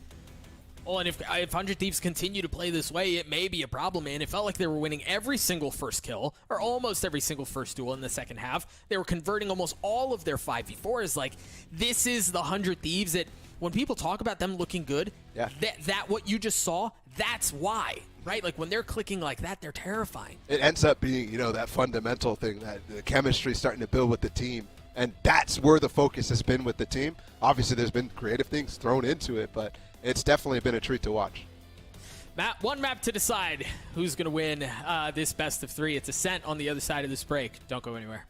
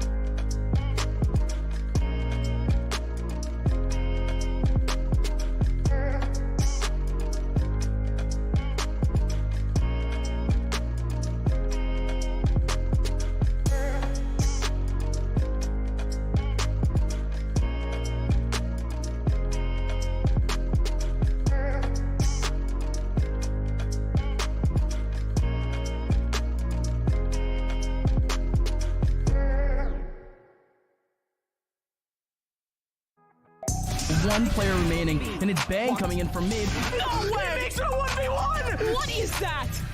From playing that heavy off-site situation. Wait a second! I cannot believe it. I cannot believe it either. As we just watched the first map conclude, going in favor of Energy, 100 Thieves comes back and finds the win on their map selection and bind. So naturally, Ender, it's a 3-map series. We're keeping the trend alive. Actually, I believe it, Bach. I believe the 100 Thieves win their bind. Their bind is sick, It's honestly. good. It's good. You know, overall, they showed that they still had what it took on the attacking side, really got off to a good start there, and continue to show a lot of creativity in their setups. Yeah, and their post-bounce in particular were excellent. And the trend just continues for this team. They have great early round on the attack. They get the spike down round after round, and then they hold strong in the post. I love the ideas they were showing with the Brimstone and the Fade in conjunction in quite a few of those rounds, being really conservative with both the Fade and Brimmuto being able to hold on to that. Energy was struggling so much because they couldn't fight in the early round. They would get shut down, destroyed instantaneously, and their retakes were failing too. And also, like, Energy just didn't know what 100 Thieves was going to be throwing at them. I actually wanted to pull up some of the different Viper walls that we saw coming through from Stellar, because Bind is a map where I feel like you see the same wall thrown every time, right? Like, Mech figured it out ages ago, and then everyone's like, oh, You're yeah, like that A-short now. wall You is just crazy. love Mech. You know, I love Mech. You know, but no, but honestly, 100 Thieves were showing us so many different options, like even from like the early pistol rounds, like that vertical wall on A. We saw walls over towards the B side too, and each one had a very different idea of attacking the site. And it's similar to what we saw in map number 1. 100 Thieves is willing to show us different looks within the same game, with their Viper, with their different agents in general on these executes. I think last stage, they were really fraught sometimes in that they would do the same execute over and over again. They'd come in with this really good idea, but when they faced stronger and stronger competition as we got deeper into the playoffs, those ideas would start to fail, and it felt like they would struggle to kind of create that new idea and adapt in the mid-round. That has not been 100 Thieves thus far this series. Looking at Energy, though, they had a few flashes there, but at the same point in time, I felt like a lot of that was scrappy. They were trying to grab rounds. They were trying to steal them away. Even looking at like the pistol in the second half, you're like, how the heck is this round even happening? Like, Energy just kind of got exploited by 100 Thieves when it maybe should have been a little bit better for them. But those Viper walls you wanted to take a look at, we can finally take a look and see what it is what you're talking about, because some of these Viper walls were pretty nutty. Yeah. So I think we're going to start with the A site first, because that's the other thing. Usually you never see Viper walls towards the B site, but 100 Thieves did have some looks. So we've got them up on the screen here. This is one of the earlier walls they showed us, and this is a wall that, actually, come on, let's show it off to the people up there. Perfect. This attacking side Viper wall. A lot of the times when you have these walls on short, the walls usually take you into U-Haul, you know? You get some protection. With this one, it's all about just not even fighting for U-Haul at all. You can just completely block off that area of the site. But if we roll on to the other looks that 100 Thieves had, it goes to show that it's really hard to know what to do, because the previous wall, you don't fight U-Haul. This one, it's all about fighting U-Haul. And what it also allows you to do is in the post plant, it gives your Viper player so much maneuverability, right? You could fight up U-Haul, then throw up the wall, back up towards short. We've got another one on the A side too that just sort of splits it right down the middle. If we could move on over to that one as well, because it gives different options into the attack. This one is actually very similar to the previous one. If we have another A1, I'd love to show it off. If we can move on over to that one too, because yes, this right here, it allows you to fight into cubby, but also section off, maybe even look for a plant right outside of showers. It gives you a lot of different options here. And NRG had to react on the fly to what was going down, because 100 Thieves would save. We wouldn't actually throw it at the start of round every time either. Yeah, it was really cool because for NRG, you talked about having to move on the fly. A lot of their setups were relied on kind of playing the backside with that raise, with that sky so often over towards A. And they wanted to try and fight through these walls, but it was constantly changing. It was always something new in every different round, which meant at the start of round, you have to be thinking, how are we going to set up? How are we going to change what we're doing because of what 100 Thieves has thrown our direction? And it felt like so often they were unable to do so, which goes back to the point of why they were so good at fighting for that site control, getting spiked down, and winning just round after round on the attack. This also takes us back to day one as well. One of the things we were talking about day one, looking specifically at that very first match, was that Viper wall kind of differential between the two teams. The way we saw these weird Viper walls that we hadn't previously seen, looking at the way that Breeze was played out. I love the fact that we're seeing more innovation with Viper than just the standard nonsense. Yeah, obviously. I think it's really nice to see, because these walls also had value in the post plant too, and that's definitely something that you'll love to see out of the team. Yeah, and on top of that, we also had some of the players for 100 Thieves stepping up in the individual department. I talked a little bit about the Fade play earlier, but Derek had a great game. I think a lot of the ideas have given more depth to the Agent on this map. When we saw some teams playing it last stage, it was very much defined by just, okay, seize nade, that's our priority. We'll use our cats in the mid round. But I think Derek showed some more ideas. I talked about the combination between him and the Brimstone, and also just kind of saving some of those cats, saving that second haunt for the late round to be able to play in that post. And as an individual, it's been really cool to see him fitting into more of these initiator roles. I think the Fade in particular has looked super comfortable. Yeah, I mean, Derek even showed an ability to like entry for the team sometimes on attack too, when things are going poorly, because NRG did have a lot of close rounds. He just came up so clutch for the team in those late round situations, buying those for him, playing inside the Viper ult too. He showed a lot of different flexibility in a variety of different situations, holding down the flanks too, where he absolutely locked in those rounds. And it was something we saw on map 1, was something we're seeing more on map 2. It's not just, again, it's not just the utility. The dude's been hitting his shots, and it's making it very difficult for the other side to do anything about it. We are going to be moving on to our third and final map now in this series, and it's comfortable territory for any team in North America. It feels like Ascent is our de facto decider map. Yeah, it pretty much always comes down to this one. And for these two teams, I think this will be their first time facing off here, but it's going to be interesting. We've seen some new ideas, in particular 100 Thieves pivoting both their compositions from what we expected. So wondering what they have cooked up here on Ascent. Previously, they were playing kind of a standard Jet Killjoy with the Omen, but we've seen a lot of teams lean into the Fade Raze. We've seen that triple initiator comp come into prevalence. So I'm wondering where the pivot is. It seems like there's two main ideas of how to play Ascent. One is the Fade Raze, the other is, and with the Chamber in that as well, the other is going to be the Jet getting involved too. NRG also do typically play the Sage for Som, which he's switching off of again. So back to Icebox style, I guess, with Som going to be locking in the KO. That's going to be triple initiator over there for NRG. And interestingly enough, 100 Thieves picking up the Sage here and moving Will, keeping Will over on the Chamber. Yeah, it's interesting. You also see the pivot back to Astra for Hazed. I believe previously he was playing the Omen. We saw that opposite change on the map just before this on Bind. Both these squads actually rocking the duelist list compositions here. So for 100 Thieves, it's going to be an emphasis on Will, and for the other side, it's going to be, I'd feel, more kind of Tex and Psalm together. Psalm in particular on that KO. I really liked what he was showing us on Icebox. Yeah, you know, for moving into Ascent too, with these types of picks, with the triple initiator, it usually lends to like more slower attacking sides where you sort of scout out mid-control first, figure out a way to split your way into a site because you don't have that big dive agent. And I think that 100 Thieves having a Sage on their side with some late Sage rolls could be problematic for NRG if they end up stalling out their rounds. Well, it is time to go to Ascent, our third and final map. Energy and 100 Thieves bringing everything they've got to their first day of competition in the NA LCQ. Our casters are standing by. Doug, Bala, take it away.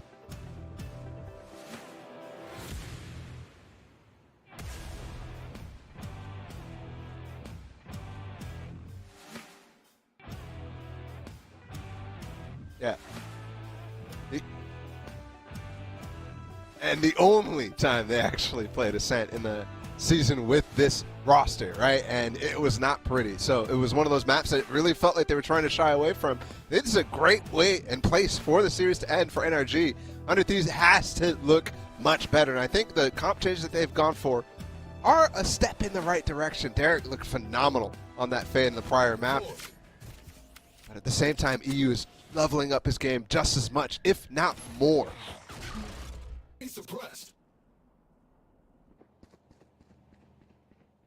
And we'll see here. I did that thing where my mic was muted. It's all good. I didn't even notice. At least you can hear me. That's all that really matters. Ball says the smart stuff anyway. You guys didn't miss anything. So this push is actually really deep here in mid. 100 Thieves are going to opt to go towards A anyways, and that might really, really work out, because, again, that push didn't net much space for NRG. Down onto the site. Wills was initially holding the flank. Now he's going to go up and re-explore back into Cat. Hayes is going to be waiting on the other side. The spike planted. That 100 shot goes wide. Hayes understanding where the pressure's coming from. The kills just erupt on the side as the kill feed just lights up. 4 kills in favor of NRG. In a blink of an eye. That's ridiculous, the speed of that retake. And this is where this comp thrives. I don't necessarily think that it was the comp in this case. It's just the kills coming in their favor. We'll have to say as well, though, great job collapsing off the space that they took early. Hayes is doing a great job also keeping Will off the flank. And there's really no way for him to play back in that round at all. The late flank setup. Clearly there's some differences in styles and approach with the Sage pick here from 100 Thieves. Definitely hoping to get towards that second half. Will pushing forward, takes a little bit of damage off of that shock dart. Healed back up. EU up close. The Prowler there. The shot doesn't land. EU on the swing. Takes care of Seller. And they're still taking spaces, exactly as we saw in Bind. So much defensive re-clear. You actually see some patience here. Now that they've gotten the man advantage on this anti-eco, which, by the way, is their first off of pistol round. Actually just have EU falling off, and then there's the perfect C's. Everything is beautiful here from NRG. There's both the initiators here that were playing on this B side. Use the dart to re-clear, then you have the C's, then you have the follow-up Prowler too. Everything perfect. 2 trap plays in succession to deny everything from 100 Thieves. Almost got through that unscathed. Ultimately only lost 1. But NRG looking good on that one, as you said. Everything coming through gorgeously. Now off of this, 100 Thieves are able to get to a regular buy. They're all punching towards B. Wonder if we've got a little mid-B split cooking, perhaps off a lineup. From mid-control, yeah, they can smoke on top Cat too. There's everything close. Maybe a little bit of a pizza off angle too. Prowler's traded in B main. And they're going fast with this. They just used the second Prowler inside of B main, and they really want to fight. Yeah, if they can take B main control here, you're right. They are going to hit that split that we were looking for. He should be going up on that wall any second now. Stellar waiting for it. You see it, utility in his hand, and he thinks twice about it.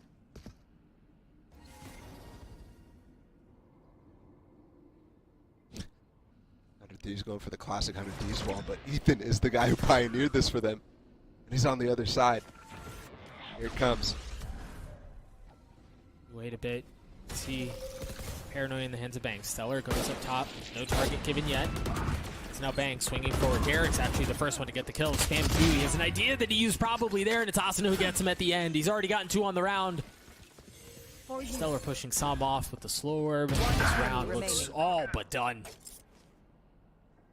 First bonus attempt goes absolutely awry here for NRG. And that was because 100 Thieves instantly wants to have an idea of what they want, right? They want to get mid-control Bangs all the way up there, and they want to have B main control. They trade so much utility with Derek's double Prowler, and that forces NRG off. What normally would work for NRG in the past is, you know, them re-clearing through CAD or re-clearing A main and hitting some nasty flank, but that was nowhere to be found. Opting to try to hold on to the site instead of retake.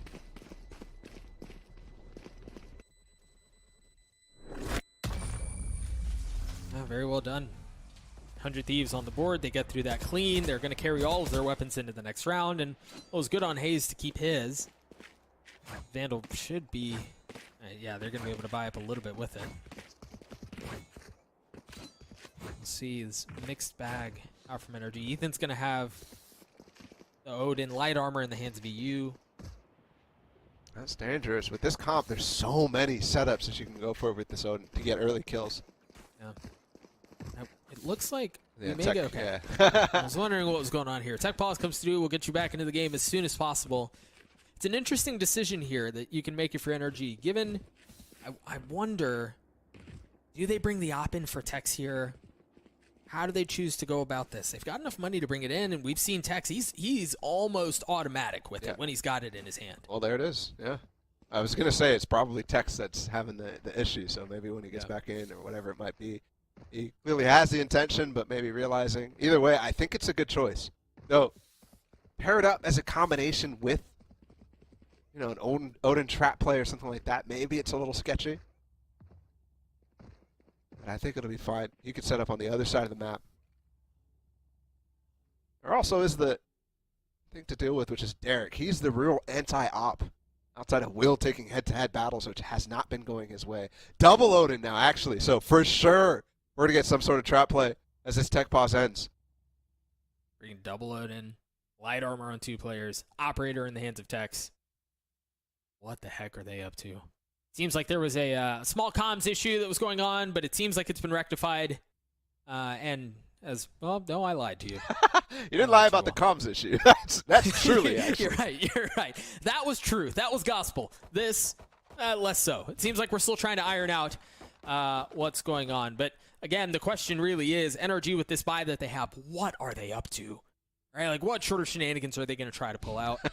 It's literally the worst screen to be on when we have the tease already. You know, we just want to see what it is.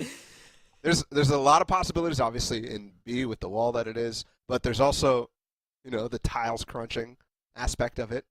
You could always get a haunt off there. If you pair it with a flash from Psalm, something like that, usually it has to be covered with some sort of flash or extra utility so that they're distracted and can't break the haunt. And it might be the perfect idea because what 100 Thieves just did, right, was that mid-split. Was that.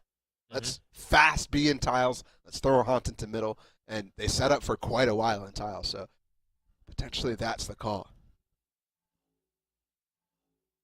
Yeah, we'll find out in just a moment. It's interesting to see how 100 Thieves adapt their way through this map. Again, the last time we saw them on this map, it was ugly. They lose 4-13 against XSET, and everything just kind of fell apart after that for 100 Thieves. So they've already gotten a quarter of the rounds that they got last time they played the map, but it's still just so early to tell. Yeah.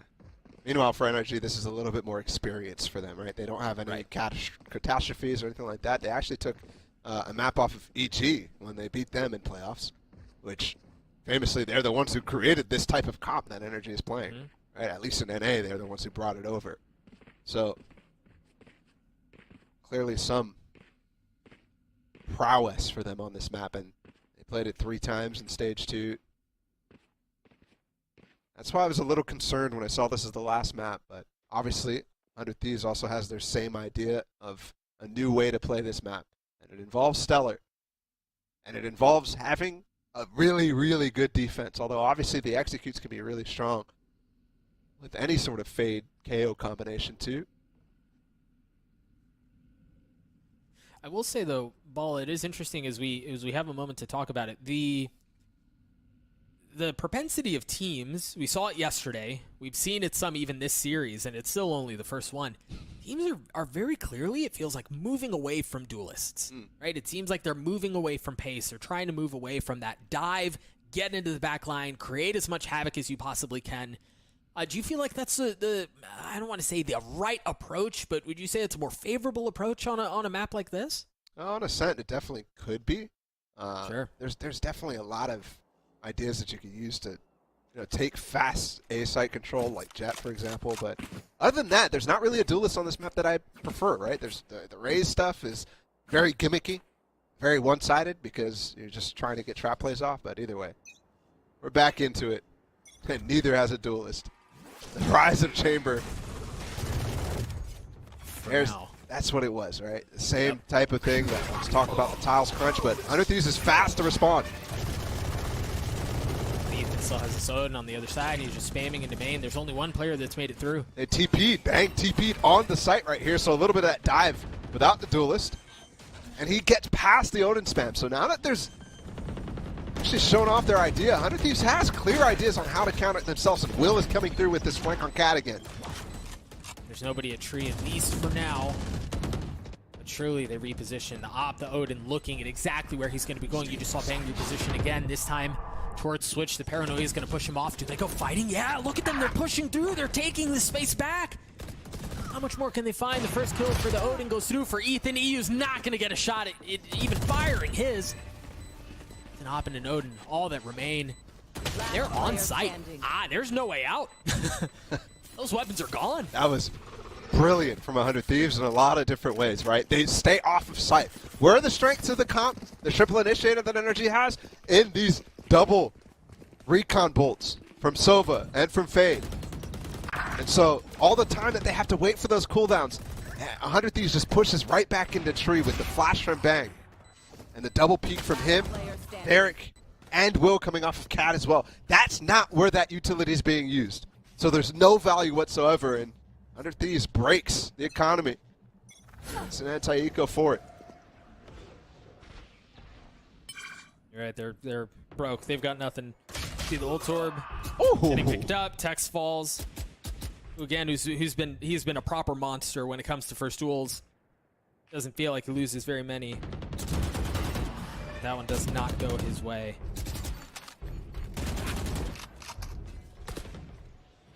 See some of the spam coming through. Ethan, the only one with a gun at this point, down to 8 HP. And interesting to note here, Ball, it feels like we don't see Ethan on Sova very often at all. No. And the last time I think he played it was in that, the game against the Guard, I want to say, when he played for 100 Thieves. The infamous. It's been a minute. The infamous 13-0. I mean, that's what comes to mind, but who knows? Either way, yeah. He's trying that role swap. And for a player who used to be considered the flexible player because he was playing a lot of Sky, that initiator that everyone was like, oh, he's a flex player now because he plays Sky. But he also played Sage. He also played a lot of controller back then. He really wasn't flexible back then. Now he actually is for this team. It's what, 3 agents so far in this series? Yeah. Unique on every map. Yeah, he's showing diversity in his pool for sure. NRG here with the non-existent buy really gave up B. They had already kind of gambled toward the other side of the map. Now they're trying to figure out how, with nothing but pistols and a Vandal in the hands of Sam, how they take this thing away. Oh, the timing. Oh, that's unfortunate. That's unfortunate. Bang. Turned around. Now off of this, Energy's been able to pick up a second gun. They just don't have enough time. One enemy remaining. No kills given. Even though it looked like for sure Stellar was going to die there. That was well done as well. Good approach after finding the kill onto Tex, who was pushing down mid for Bang there. Now off of this energy, buy back up. They've got the Nightfall in the hands of EU. Ethan's 1 point away. I mean, really, you look down the list on the side of NRG, almost everyone has an ult within arm's length. Hazed, maybe a little bit further away. Yeah, but either way, we'll see how they try to play around it. No real combinations here possible. Sure. And meanwhile, Asuna has been farming the orbs. That's the one that they could really execute off of. So let's see. They're going for the mid split again, up towards B. This time there's 3 players here, though, for NRG. And they've got the Odin, too, which eats away from Tex! That's what I'm talking about. You need that power to clear. And there's enough players to continue to heat off this mid push. Once again, they're still going to try to go for this split. This time the wall doesn't elevate in B main. It cuts off anything coming in from mid-map, and they want to push their way in. They want to dive into the site, but NRG still has 2 members backside. Ethan's gotten a second with the Odin. And there's no entry. There's nothing to be had. There's no way to go. There's no room to work. They're stuck backside, though, and that means that there's a lot of room for other thieves to work, actually. They can just leave him there. Prowl is going to start to re-clear, but Hayes is top mid, bro. What? He just pushes out an A and pretty much locks it up. You still see EU and Ethan are now they're starting to rotate out. Understanding there's a good chance he's going A. Hazed, who just gotten the previous kill. He's going to get a shot in a second, and he delivers. Well done. And even if he loses that fight, too, the information that he got, the fact that he's backing away there, gives so much time for them to get out of backside. They don't have to gamble anymore. And this is just disgusting from Ethan. Just playing backside. There's a dart that's still up from him, by the way. A haunt used as well from EU. There's clearly been a lot more thought this time around, from playoffs even till now from NRG, in how to implement EU's fade. A lot of times, we really thought EU was a good fade because he had good fragging power. But so far in this match, he's really standing out as a good fade player. Like, one who has well thought out utility in a holistic sense with the rest of his team as well. Yeah, it's been impressive to watch. Again, you just saw the setup to allow Ethan to get those kills from backside were gorgeous. The triple initiator comp that you've mentioned a couple of times really on display there. The information that they're able to gather to set up the kills, it doesn't get much easier than that. Yeah. If you're Ethan. He's got that Hunter's Fury now. EU has his ult too. Those ults that we were just talking about in the previous round are somehow even closer. Yeah, and now there is some combo value, right? It's funny. I always think when I hear this comp called triple initiator, I'm always like, it's really just fade Sova. That's the main thing. But realistically, though, Sam and the KO does have a lot to add to that, right? The flashes are what makes these darts super, super powerful, along with some haze utility too. So I think that's okay. Meanwhile, Derek throwing a haunt for clear, I think. Play. Potentially some mid value too. And Asuna's going to walk fast off of it with the smoke bottom mid. Arch is smoked off too, so you're right. He's going to get some space. The drone's going to spot him though. And I don't know if it saw Will. But even if it was just Asuna, it was enough to draw attention. Look at that. Flash to put Will on the angle, and he's sticking it. Not finding the entry, though. Common theme in this series. And it's unfortunate because there's so much pressure on this guy. 22 years old.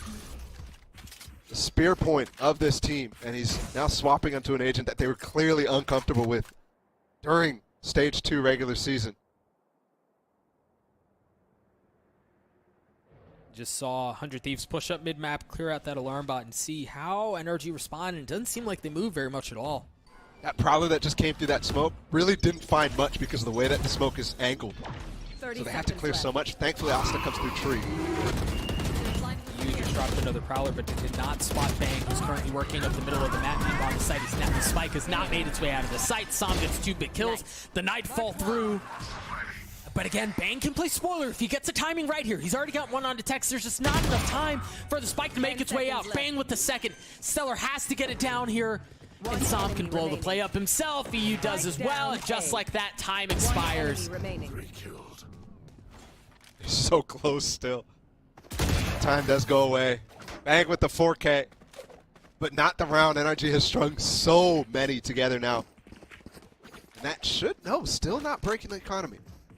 100 Thieves. Still in play here. And this Odin's still in play from Ethan as well.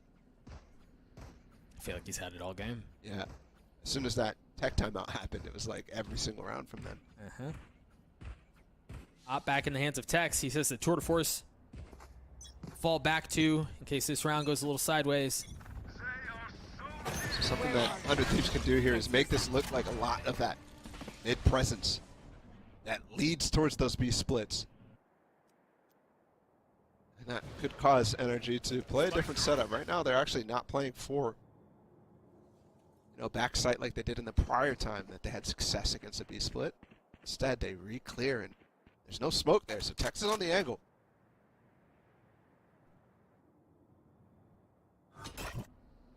Again, another quiet, slow round out from 100 Thieves. The flash into tree. Again, nothing from NRG, man. They don't budge. Face your fear! Tex continues to win out that duel. He continues to win out that 1v1, that head-to-head of Chambers. Now the knife falls through. Stella once again trying to get height advantage. Great kill onto Ethan. EU trying to reposition. Paranoia in his face. Tex find anything else? Yes! Shot to the back of the head of Bang. He had no idea. Still even though. Will not kill my ally. Spike planted. The res breaks that. Tex still with the op. Still 72 HP. They're all grouped up on site here. The spam! Oh, I thought he was going to get the second. Oh, he might still get the second. Stellar's so weak. Pings through. They know he's there. And now the knife to get some more info, but it gets shot out. They have the Cosmic Divide. Do they go for it? They do, and it's only going to section off one. So Derek either stays back or he pushes his way forward. Stellar and Derek keep them back. No entry in for NRG. That is a lot of bravado to put down that Cosmic Divide, go for that push in the 2 versus 3 that was remaining. With all players on site and you have no more utility to take that. That's Psalm right there on lane. If he had one flash that he could push the conk, push the grab well with, could have been different. And that kill too, that evened things out. After the spam, that was brilliant from Psalm. And we're tied up again. Bring them down. Stellar counting his lucky stars here. Still don't know how he didn't die through that spam in the previous round. You're right, we're tied up again. NRG once again on a broken bye. It seems like they want to push B main. That's where 100 Thieves are. That's where the spike is. They left Tex there, but the Prowler's going to give him away. Rendezvous to safety. And this is a position that 100 Thieves hasn't been in much, where they have B main control, and they're still not up mid. So trap here from NRG, the flash over the cat, actually. And Tex makes it work. Dude, Tex is just... What? Oh my goodness, how is he so good? And now EU with the jumping right click gets another kill. They had nothing going into this ball, and now they've upgraded into 2 Vandals. Well, there's no TP away either, so Derek has to join him. Will keeps one back. Derek does 2. What a gorgeous round out from NRG. Again, off of the back of Tex. Tex, with his headhunter, has created so many opportunities for NRG. Yeah, and it was the cat flash as well that all tripped it up. And I don't think, actually, that might be the first Thrifty we've seen all series long so far, which is weird coming in a series with NRG in it. Right, they're good at ecos, and they're also relatively poor at anti-ecos. Here, what I'm talking about, Tex swinging twice, bro. And if he ain't missing. Add it all up, too. He was just jumping classic. Really, really nice round. They call a timeout off of it, too. That's, you know, you sit in this momentum here. Sit in the crime of just having lost an anti-eco. We actually heard Will talk about how that's something that they're really working on because it costed them their playoff run against FaZe.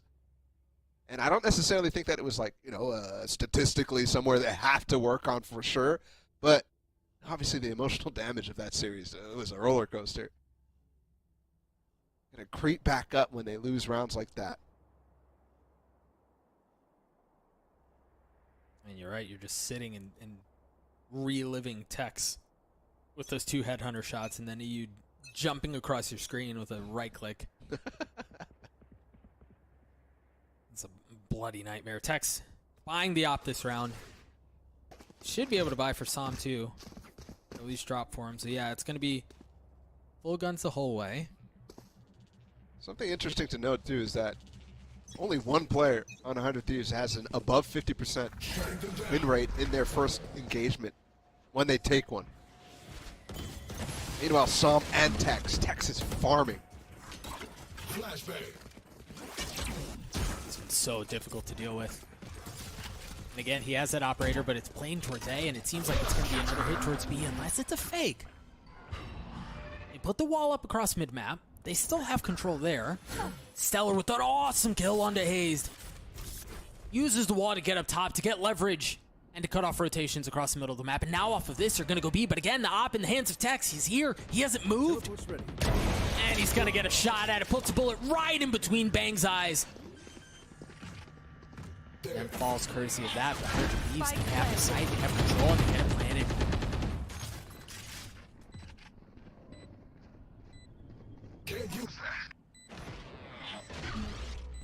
Knife through. Spike ticking.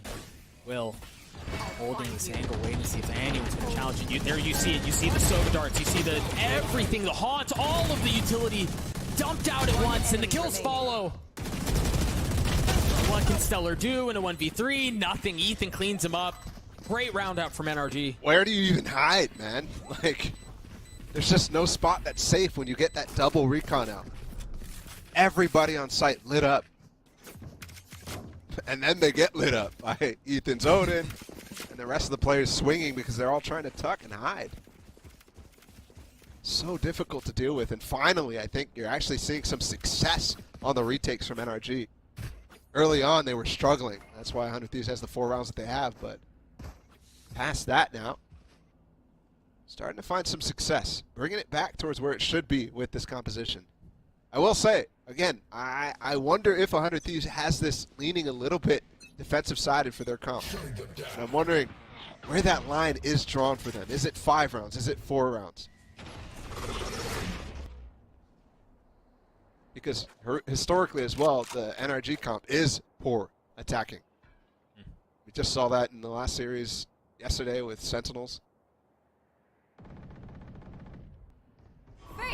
Get enough here. They may be okay. Paranoia. Nightfall. And the kills go back and forth. Hayes still hasn't moved here. The gravity well to try to keep them back, to try to delay.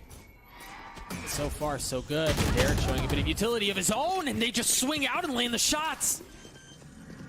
Super unfortunate for them to be slowed in that spot. And then they line up because of it. And it automatically calls a save here from Tex and Ethan with some expensive weapons. A little bit of money in the bank, but the reset really hard on this last round of the half. So 100 Thieves are able to win the fight out for Tree. They're able to get the spike down and bridge the gap down to 1. Energy still hanging onto a lead as they're hanging onto those weapons that you were just mentioning. The setup for what should be a very interesting end of the first half, but well, it's felt like, I mean, really, the second half of Bind, the only exception. These two teams, they were like refusing to give up an inch to each other. Yeah, they've been at each other's necks. I mean, first map, what? First half was 6-6. We went the distance, 13-11. Bind's first half was super close too. Yeah, 7-5, yeah. And we're in the last round. Oh, they were seized too. I mean, that's disgusting. Well, and Derek swinging and getting the kill through the smoke. Yeah, they were lined up and 2 different players got them, by the way.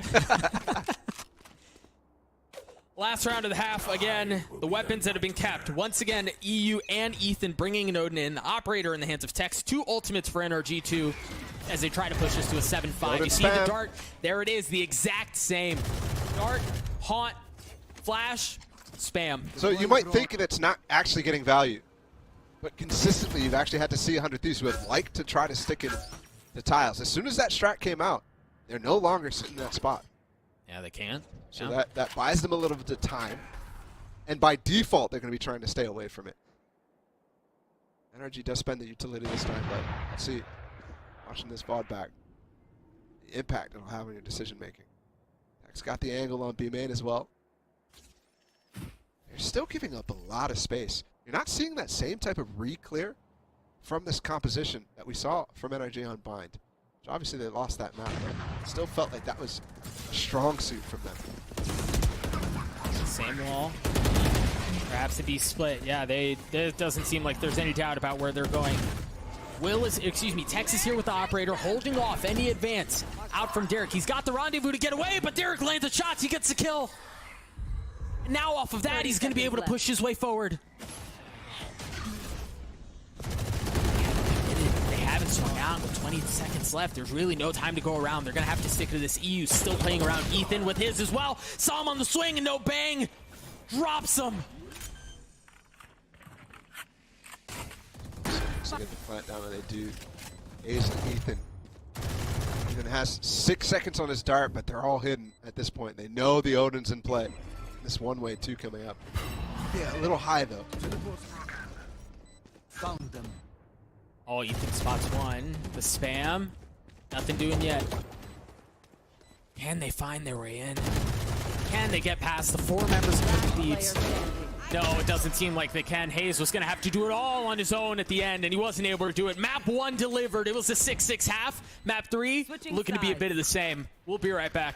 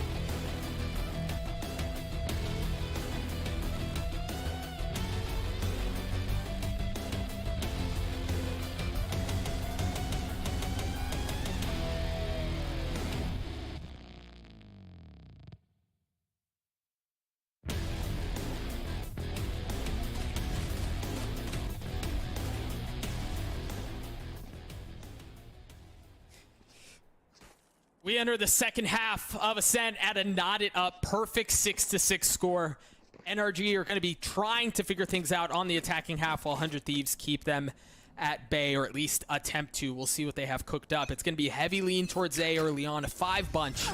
That way, and it's only Ethan who has armor. Early slow out's going to keep them back for now. We'll see what else they can find. You already see 100 Thieves start to make their way up across the middle of the map. Will has taken that space. You've got Bang who's there too. It's like they're expecting this aggression this way. And the wall's going to keep them back. Gorgeous wall. Off of of that. They're going to have to spam their way through the wall, and they do. And once again, if it's not the wall, it's the slow that tries to keep them at bay. Asuna off the flash, and Ethan turns around 180s and decapitates him. How much more can he find? Ethan gets a second. NRG with the numbers advantage. 100 Thieves try to take this thing back. Outnumbered, and Paranoia is going to hit a couple techs. Rendezvous to safety as they find where Ethan is. Tech swings out and he cleans him up. Hayes gets another 2, and Derek is left alone in this 1v3. Spike ticking away. Derek falls as Hayes drops out and gets a kill. NRG take the pistol. And that was just so clean. Oh, it was so clean. We'll see if 100 Thieves buy up. That hasn't really been their approach. It hasn't been how they like to go about things, so you don't imagine that'll be the case. Well, for NRG, they're going to have the Stinger, going to have a Spectre, a Marshall, and a Bulldog too, with the Hayes Ghost to kind of cap things off at the end. But a gorgeous round out from NRG, and really, again, it was off of the heroics from Ethan. We'll see what they do here. The knife, Will, going exploring, going hunting. Not able to land the shot with the Headhunter again. And the spam's going to push him back even further. Will taking a second shot at things. The Han in his lap, clears it out, stays alive, at least for now. Still so difficult. I'm back. The power went out for a second. Welcome back. You were missed. I think you changed his crosshair, by the way. Back to a little waffle. Yeah. Sorry I had to let you waffle. This is so tough for 100 Thieves to play still, obviously. Anti-eco, but they're set up on Cat to potentially flank fast, and they might walk into that energy by Scanning ahead. And there's no real way to cover the flank. It's just going to have to be themselves, and you see it across the middle of the map. They're starting to swarm. They're starting to pinch. You've got players backside, and you've got an approach coming in from the middle of the map, too. Can they get the timing right? Can they get the kills they need? Stellar's able to take care of one, but the gun difference lights the kill feed up. Down, B. He's got the Bulldog now. 30 Smoke gives him just something to play around. 3 bullets. Yeah, that's all it was. He rushed that. No spike was planted yet. And the opposite try to take potentially a 1v1, maybe when somebody's trying to plant the spike, but still a little rushed. Bang, really good in the clutch. Just not quite there. 100 Thieves hasn't been winning most of them so far in this series, yet it's still close here. The fact that we got to 6-6 at the end of that half, to me, signified great stuff from 100 Thieves. That was a very successful half. And all the signs as well pointing towards, you know, a text downswing a little bit. Especially now Chamber on attack side. But this is a good start from NRG. Winning the pistol again. First one that they won in the first half in the series, and they convert a second.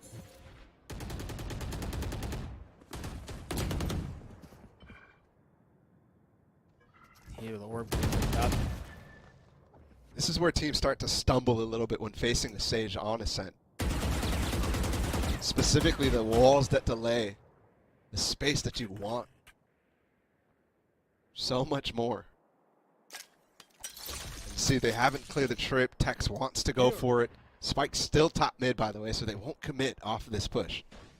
And he knows it's there too. You just saw him ping it on the minimap. The shot dart, the swing, the flash, it's all there. And Asuna and Bane get to. Dude, the prep from NRG is really good as Bane gets a dink onto Eve. That hurts. He tries to shock dart that down before they push. Either way now, push is coming straight onto beat. One enemy remaining. This is so far in a surgical round, and I mean Ethan's been really good, but is he 1v3 good with 37 HP? 20 seconds. Actually, I was gonna say he has room to fall off of given the positions of the players on 100 Thieves, but he doesn't know that. Yeah, I mean, slight miss on that shock dart lineup from Ethan from top mid there, and potentially that could have, you know, had them a little bit more prep to take that market area. But Asuna instantly off of the shock dart missing, goes for a flash or maybe just randomly off of timing, and that's huge. Again, these rounds, nobody's letting each other get off to any sort of 3-0 start and a half. Keeping it really close. One round close. We'll see if it'll stay that way. Light buyout from NRG. Tex with the Headhunter. 8 bullets to it, but no gun other than that. On the Classic too, but I guess that counts sometimes. Prowler gonna clear mid-map. Stellar still hasn't pushed their way forward. Still hasn't used the wall on this defensive side, so Energy know that. That could be a killer late round. And they do clear it out with the trip this time. The shock dart lands. So that time Energy wants to bait the flash, right? They want them to be pushing mid into them with the positions that they have. Now that the trip's gone, they just stay silent. It's interesting too that 100 Thieves, they don't re-aggress across mid-map. They don't put somebody there to see if anyone's pushing forward. They're happy to give up that area of the map, or perhaps initially Asuna now peeking his way forward. Ethan with the 100 Fury is able to get a little bit of something, but Haste falls. Spikes down in mid-map. Flash from Bang too. Yeah, it was from A. Look at him, they're all huddled up, and it could be a firing squad, but Zom's the one who delivers the kills. They're here in time to challenge on all sides. The spam from Asuna misses, but they're here in spawn now too. And Ethan just shuts it down. He had the opportunity to let his teammates die there, and Asuna left, just stopping his way up cat. Proper scoundrel, man. He's a proper scoundrel. Some Han Solo type beat. All his friends falling off. He's just last man in there. It takes out both the players who could have really, really just shut that round down entirely. And it forces the economy for 100 Thieves. They don't get the opportunity to tie it up. Asuna had a chance. Stellar had a chance. Derek had a chance. Beautiful from Ethan. And but you look at that round, you see it, you see the reaction on his face. Man, that was clean. That was pretty good. I should do that more.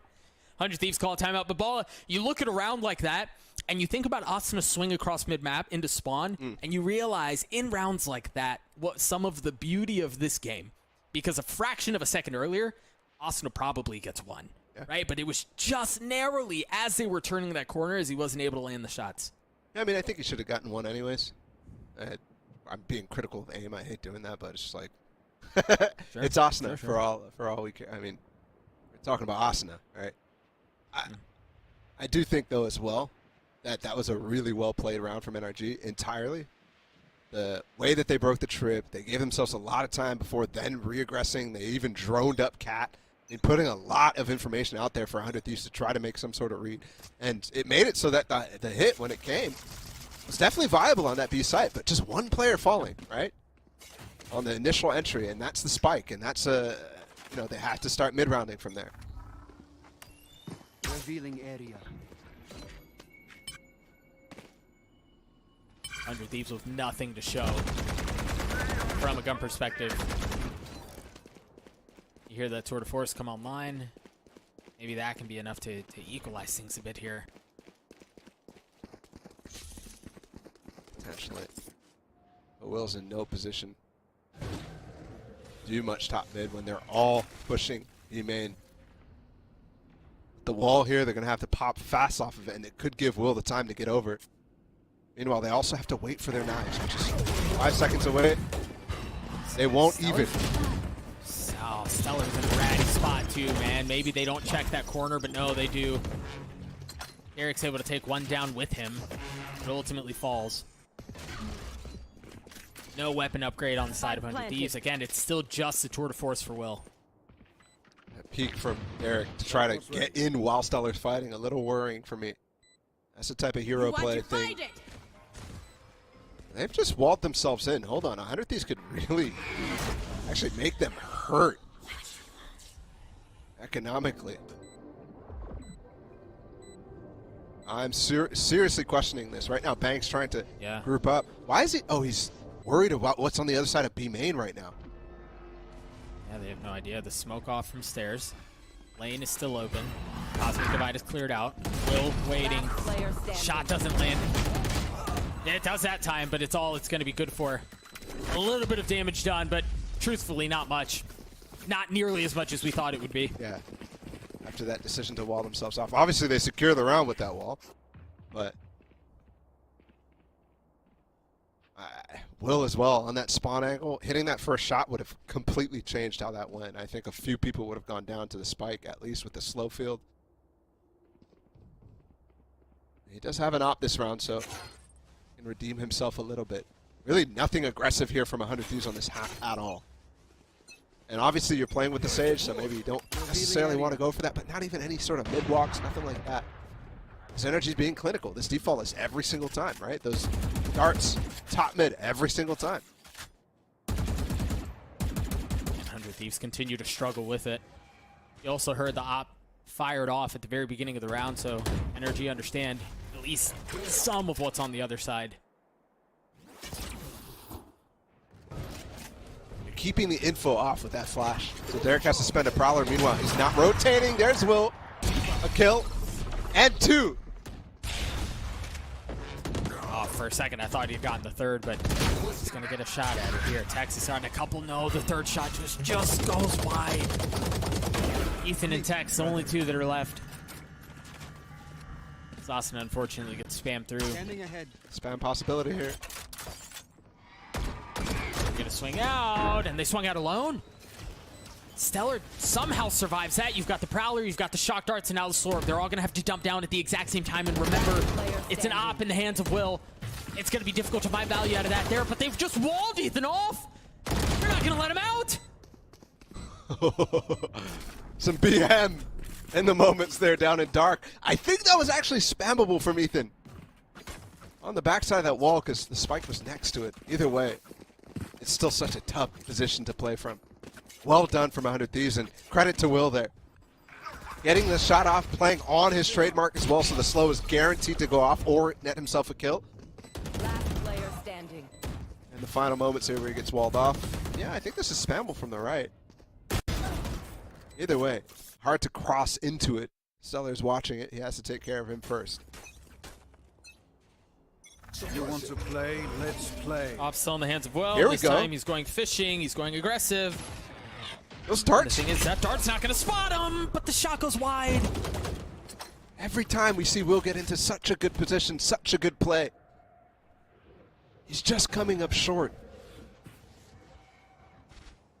But you see, even in that play, he's not getting hesitant, right? He's not getting apprehensive. He's still getting aggressive and trying to make the plays happen. And that's what's necessary right now against this NRG that's playing super slow. Try to pick at their default, reduce their resources immediately. And it's going to happen again, a challenge here.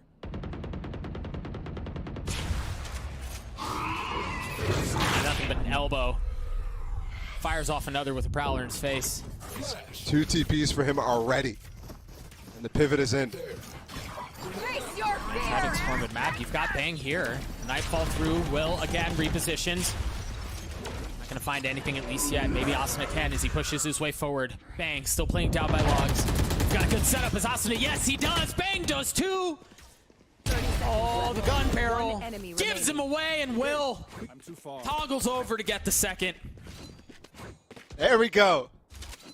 For Will to come alive right now, I think might be the most critical factor for 100 Thieves. This guy has been quiet. But pressure on now in map number 3, opening match of LCQ. Looking at playing FaZe in the next round if they win this one. Otherwise, a lower bracket round. Immediately facing elimination. And a year ender. 15 and 13 now. And starting to hit the shots that really matter. Again, aggressive. The start will land this time. Not nearly as aggressive as last time. But yeah, position given away. Off of that dart. Meanwhile, Ball, as much as we've been talking about Will and how he seems to be starting to warm up, Tex has been uncharacteristically quiet. And we noticed it towards the tail end of that first half, slowing down a little bit. Meanwhile, it seems like the hot hand has transferred to the other side. Tex with 5 HP, seeing if he can find anything with that Headhunter. There's no challenge quite yet. This is all sheriffs, by the way, from NRG. Yeah. Sam, the only one with the rifle, but you're right, they don't have much here. It will be Sam leading the charge. Destroyed. I was wondering if they get antsy, if 100 Thieves get antsy, if they decide to push, but no, they stay at home. Spike down mid. Will with a clean shot.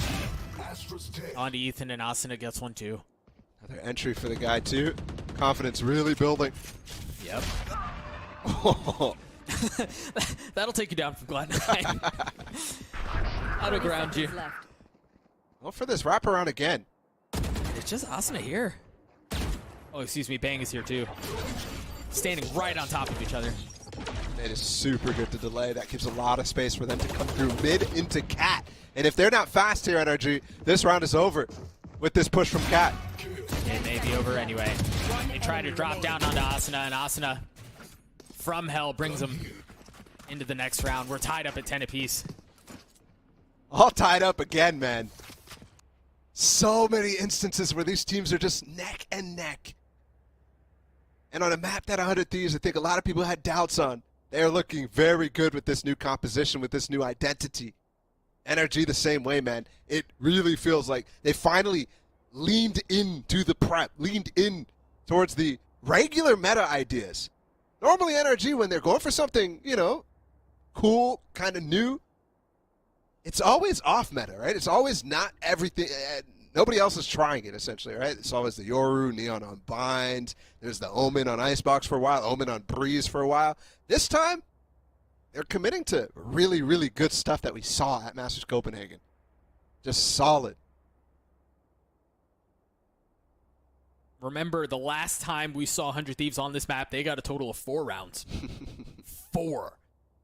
They've already well exceeded that line and are looking to take the series on this decider against NRG. Remember, again, opening round of this tournament for both of these teams.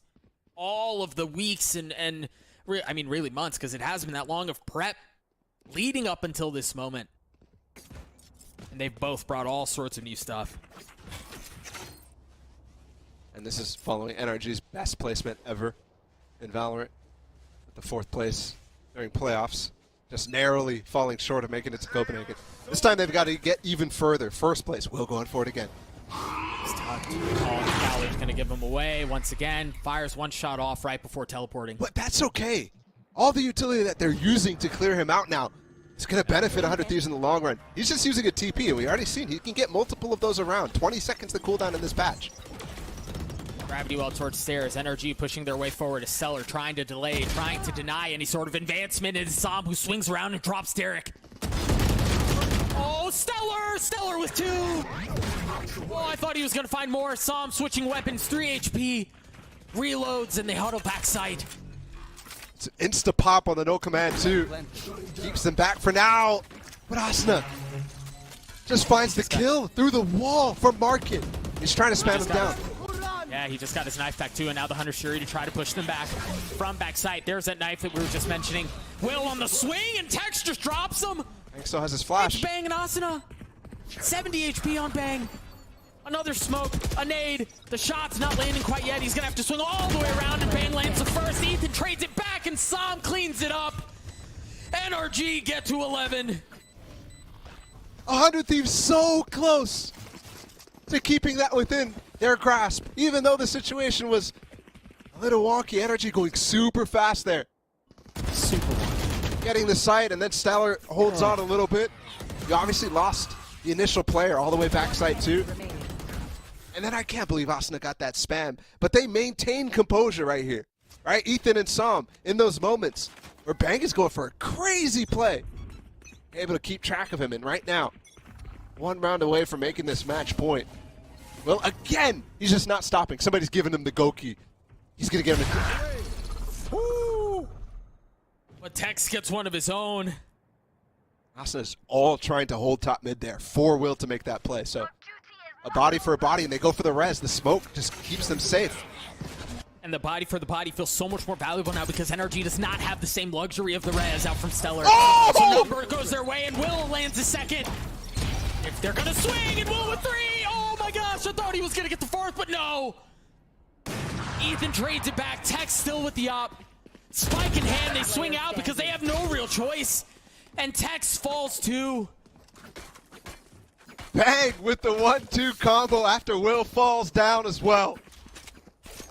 We're back tied up, and this time, economically, it's NRG who's hurting a little bit, but 1 orb away from the tour de force. Tex might be able to drop a weapon. body for body there, but the res is so fast. You can see on the minimap, as soon as Asuna falls, both the players from B just giving up the B site and making sure they get that. And that was key, even though Asuna dies immediately as well. I really thought Will was going to hit the fourth. It's Stingers, Doug. It's Stingers, and it's a full investment. Energy going for it all right here. You mentioned a couple of rounds ago, Bala, Will turning online at the perfect time. And since you said that, I don't think the guy's missed. I don't think he's missed at all. Saw with the player literally right behind him, and 100 Thieves hold fast. One enemy remaining. Ethan in a 1v5 makes it a 1v4 with the Stinger. Oh, really a 1v3 because Asuna's down. But the Prowler gives this position away, and now you see the spam come through. A second Prowler follows the C's, the Haunt, the everything. 100 Thieves series point. And that was all in from NRG. Look at the money. Oh, it's bad. It is. Don't look. Don't look. Now keep your eyes there. Look at the ults though. They still have a chance. There's the tour de force. They've got one Vandal from EU, and they've got 3 ults. Meanwhile, 100 Thieves has nothing except one little Will, who is just popping off. They have to neuter him immediately off the beginning. The crazy part, though, is they've stopped the aggression. The last 2 rounds, he's been slow. It's about a shorty, too. Let's play. It has to be Tex, right? All eyes fall onto Tex. He did it on Icebox. Tex, who has gotten NRG to this point, has to be the one to get NRG there, and he's got the tour de force with it. Look how passive Will is playing. This might all come down to literally that head-to-head that Tex has been winning all day until the last 3 rounds? It's not about how you start. That shock that they were using early, now completely useless, actually. Not finding any value because the trademark's on B. They've been swapping it for the last couple rounds, so Energy not picking up on that at all. Info peek here from Bang with the ult. They're going into Will now. Face your fear! Nice This is a fake. This is a fake. And the Prowler, too. Yeah, how hard do they bite? Do they drop Will? A Cosmic Divide, too? That wall is bad for them. Asuna's on the other side of this. Do they know? Tex, again, Oh! he's gonna do it himself, and he gets one! 30 seconds left. You see him pinging into the Cosmic Divide to make sure there's no one there, but Bang the anchor. Trying to keep them back. Tex dancing around the smoke as Bang gets another. Bang gets 3! How much more can he find? No, Som drops and Will does it too. EU's left in a 1v3 to keep the series alive. Spike down. Clydesdale's running his way, and it's Will who cleans it up at the end. For as much as we talked about his struggles at the beginning of the series, that boy came online at just the right time to get 100 Thieves the win. And everybody was doubting this guy at the end of stage 2, right? Make a change, 100 Thieves. Well, Will says absolutely not. I've got the pressure to play a new agent. Not necessarily new, but one that I'm committing to here on Ascent, on Icebox as well. And he really turns up when it mattered the most. That last map was beautiful from him. And unfortunately, it means NRG, who looked quite good this series, guys. Don't underestimate them at all going forward, because potential lower bracket run in the makings. Oh, the pop-off, you see it on the screen. Good vibes all around. And again, this, well, I don't want to look afar. I don't want to look into the future too much, too early. But Bala, this means we get 100 Thieves and FaZe. round 2 of the upper bracket. That's outrageous. Yeah, but man, we talk about Will, and for good reason, because he kind of got him over the finish line at the end. Sure. But Bang was a stud the entire time. I think for sure Bang gets a lot of credit in those last 2 rounds, maybe 3 rounds as well. That guy anchoring on that A site was really, really, really good. And he was trying to make plays just as much. I think something happened for 100 Thieves towards the tail end of that second half where it was just like, we just infused with confidence, right? Will just starting to push. Completely uncharacteristic. I don't think we saw that a single time in the first 2 maps. You know, that sort of thing. Just really good. And then Asuna as well, really coming alive with the support flashes that he's throwing towards Bang as well. Asuna being Asuna. And one last thing very quickly. Will started taking aggressive positioning, and it wasn't off of kills he was getting. Right, like it wasn't like he started getting kills and then he started feeling himself and started taking those aggressive duels. He was still whiffing a lot of them at the beginning, but he continued to shoot, and it paid off at the end. 100 Thieves take care of NRG in this first round, and they move on to play FaZe later on this weekend. We're going to throw it to a break. We'll be right back.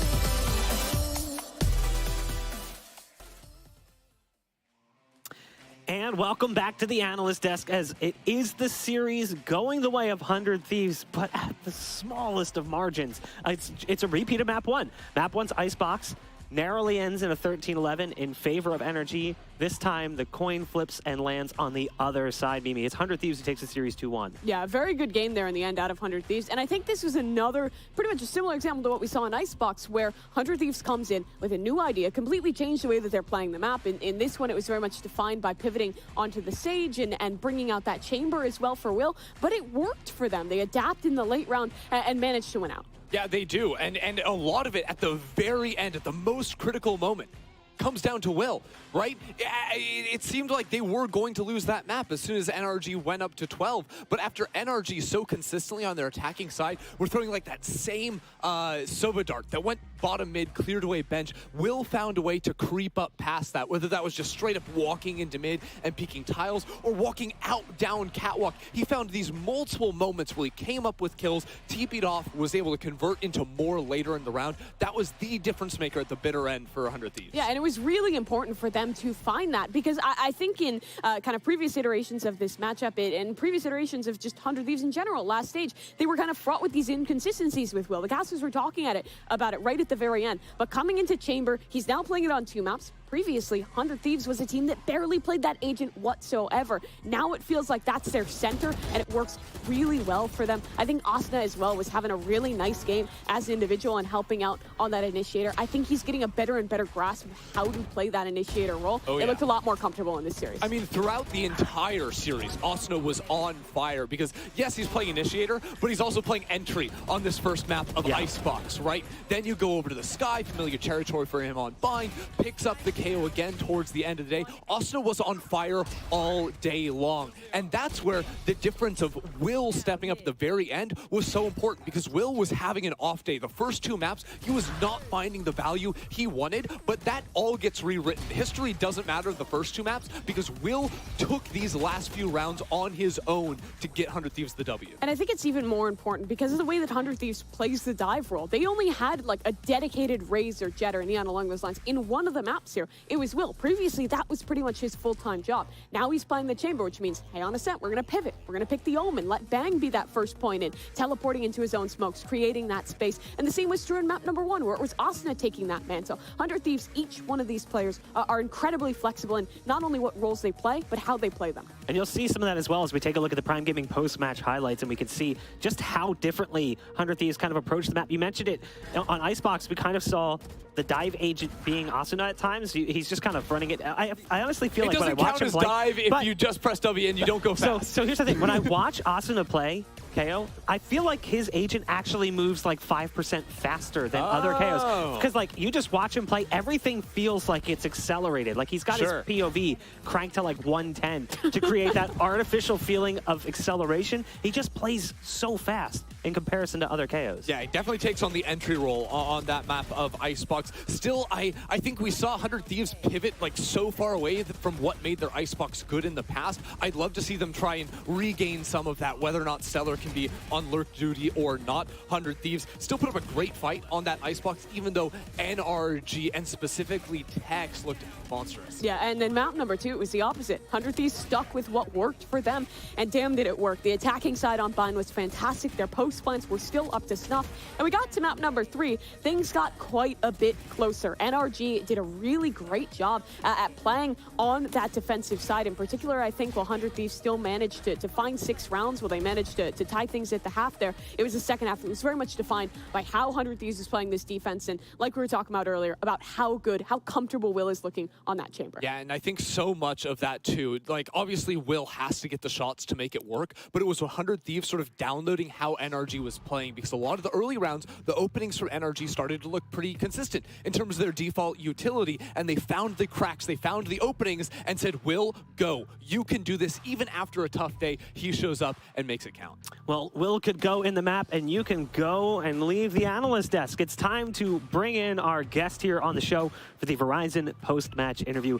It's going to be Derek, who comes in from the side of 100 Thieves after a massive win over Energy. Congratulations on the big dub. Thank you, thank you. Now, looking at this, coming into the LCQ in playoffs, I think a lot of people maybe doubted what you guys were capable of, because you came in and you played a few games and you got knocked out maybe a little bit earlier than a lot of us would have liked to see that happen. But you had losses to the first place team and the third place team, and a win against the third place team in phase to kick things off. Do you feel like as a result, maybe the community kind of underestimates you guys and kind of doubts what you're capable of?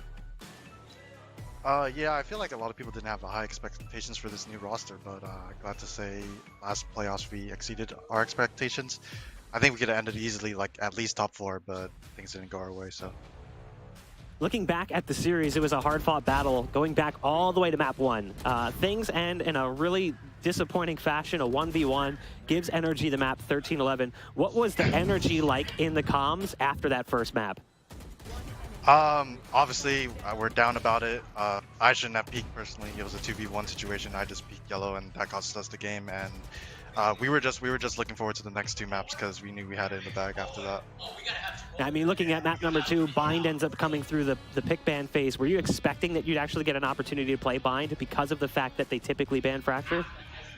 Yes, yeah, we definitely prepped for that and got to debut the Fade play, so. Yeah, speaking specifically of the Fade play was fantastic. I mean, looking in map 2 and then obviously going into Ascent as well, it felt like Fade was a big part of what you guys do. When you start considering agent role swaps and players specifically swap from one role to the other, we saw Stellar going away from KJ on map 1, we saw the Fade coming in. Who makes those decisions? How much input do players have? Is it IGL? Is it the coach? Where does that decision come from? Yeah. I mean, it's like a whole group discussion. It's not just one person like leading the thing. I feel like Sova has been out and has been a meta pick for a majority of Valorant's life. So Fade is just new, and people haven't seen as much of Fade as they have Sova. So I think it's just the obvious choice. Now, looking at the third and final map, and then I'll let you go, you're looking at the scoreboard. It's starting to lean in favor of Energy.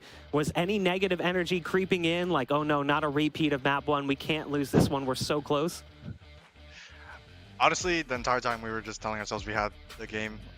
We lost a bunch of really, I don't know, weird rounds that I feel like we should have had it in the bag. Some of the comms got cluttered and we panicked a little bit, but then we focused up again.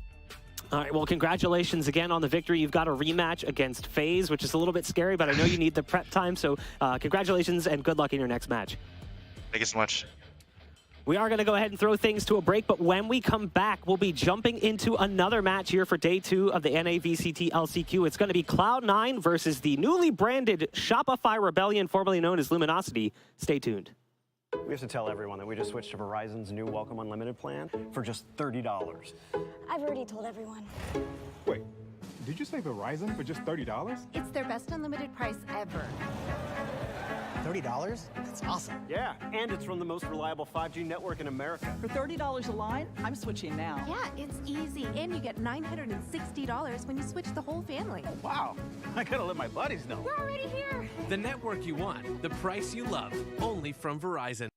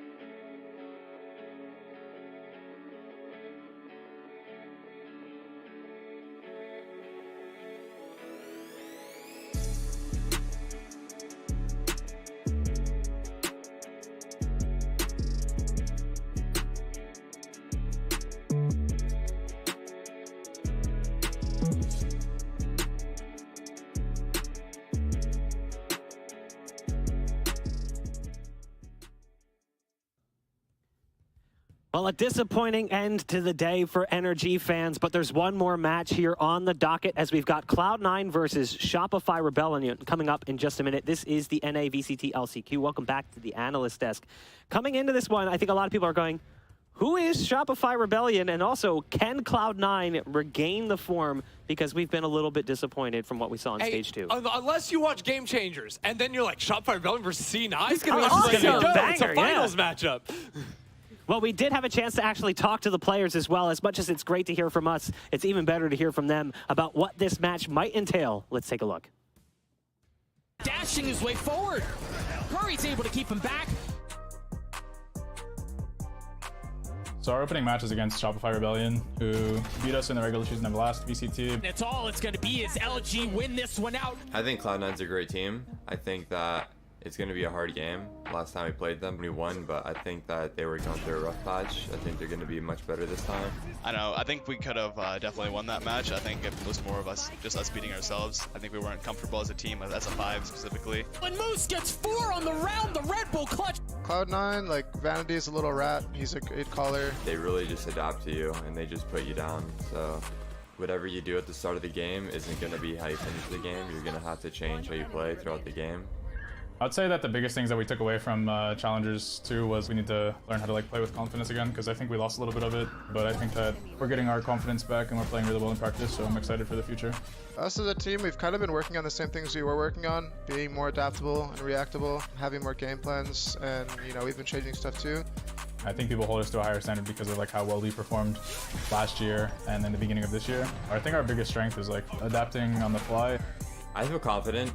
I feel like the top 2 teams in NA have been untouchable, XSET and OpTic. And right now, I feel like there's no clear third. I feel like the 3rd place spot is up for grabs. Dazzle lands the shots to 4K! I don't really think there's an easy match in LCQ, and it doesn't really matter who you play first because you have to win the entire tournament. I know there's a lot of doubt ever since the Zeta move, but I think we're all still really confident that we can qualify for champions, and this is the time to prove it. We really do think we're one of the best teams in NA, and we're gonna prove it against Shopify Rebellion.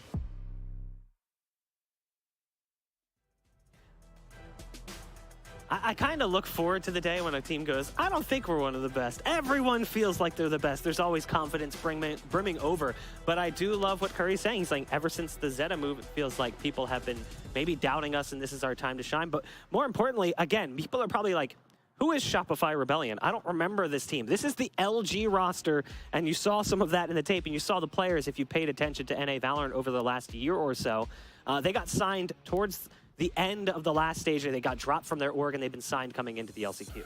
Yeah, that they did. And I mean, I'm glad to see that this squad gets to stay together because they've been one of the longest standing rosters that we've had here throughout 2022. Exact same squad all the way through. These 5 players qualified to stage 1, did fine there, re-qualify into stage 2. They were the one squad that kept themselves the same, made their way back into stage 2 of the VCT, but they've always just been fine. They've been waiting for that breakthrough. They're always here, but they've never been great. And I mean, we heard from B-Dog, he thought maybe they can be that number 3, but they haven't proven that they can make that step yet. That's the thing, right? Is their team, they sort of play their own style, they play by their own rules, but they always manage to find a way to get an upset or do some damage. Like V1 towards the start of the year, we're able to get some work done versus them towards the playoffs. So it's a team that's always scary, especially playing off in a bracket where just 1 or 2 losses sends you home.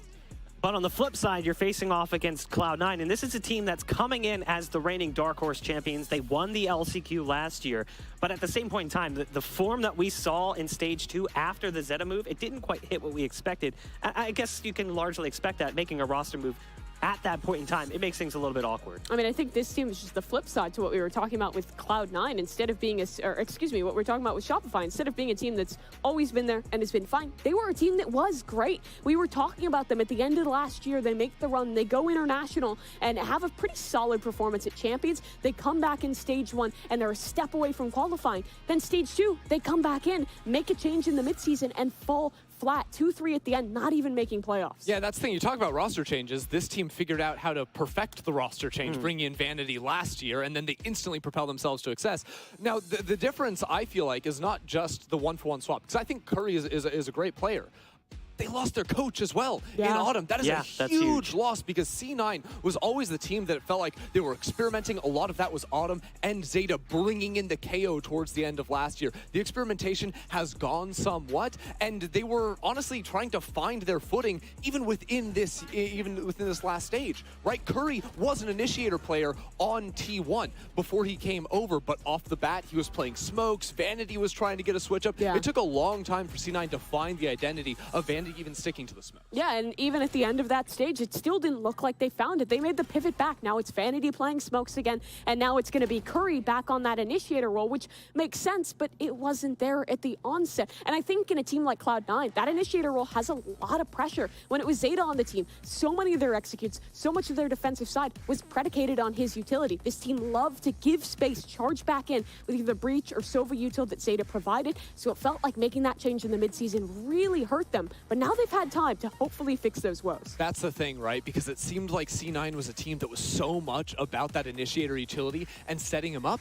And then with the loss of Zeta, it became so much more Leaf. All the responsibility is on your shoulders. You have to get stuff done for us, or we're just going to fizzle out within the rounds. And now Leaf being a player that's starting to change his roles around. Not necessarily the role, but the agents he uses within that role. We're seeing Leaf play the Neon. And we talked about it yesterday looking at FaZe, the way that Baby Bay was using the Neon and how that was pivotal for them. Can he have that same level of impact here for Cloud9? Yeah, I think so. He's been experimenting with the Neon quite a bit in the Tier 2 scene, which I'm happy to see. So many teams in VCT, after having rough performances, didn't play anything up until LCQ, but for Cloud9, they wanted to go back. They wanted to play something new. So they were participating in these smaller tournaments to get used to their new roster. And that Neon role for Leaf, the flexibility in general for him, was a big part of that experimentation. Yeah, because if you look at what's up behind us right now, this is the stage 2 agent pool for Leaf, right? 10 games between Jet and Chamber, and just 1 on the Raze. And while yes, Raze is a duelist just like Jet, they occupy like different roles. Like Raze can capitalize so much better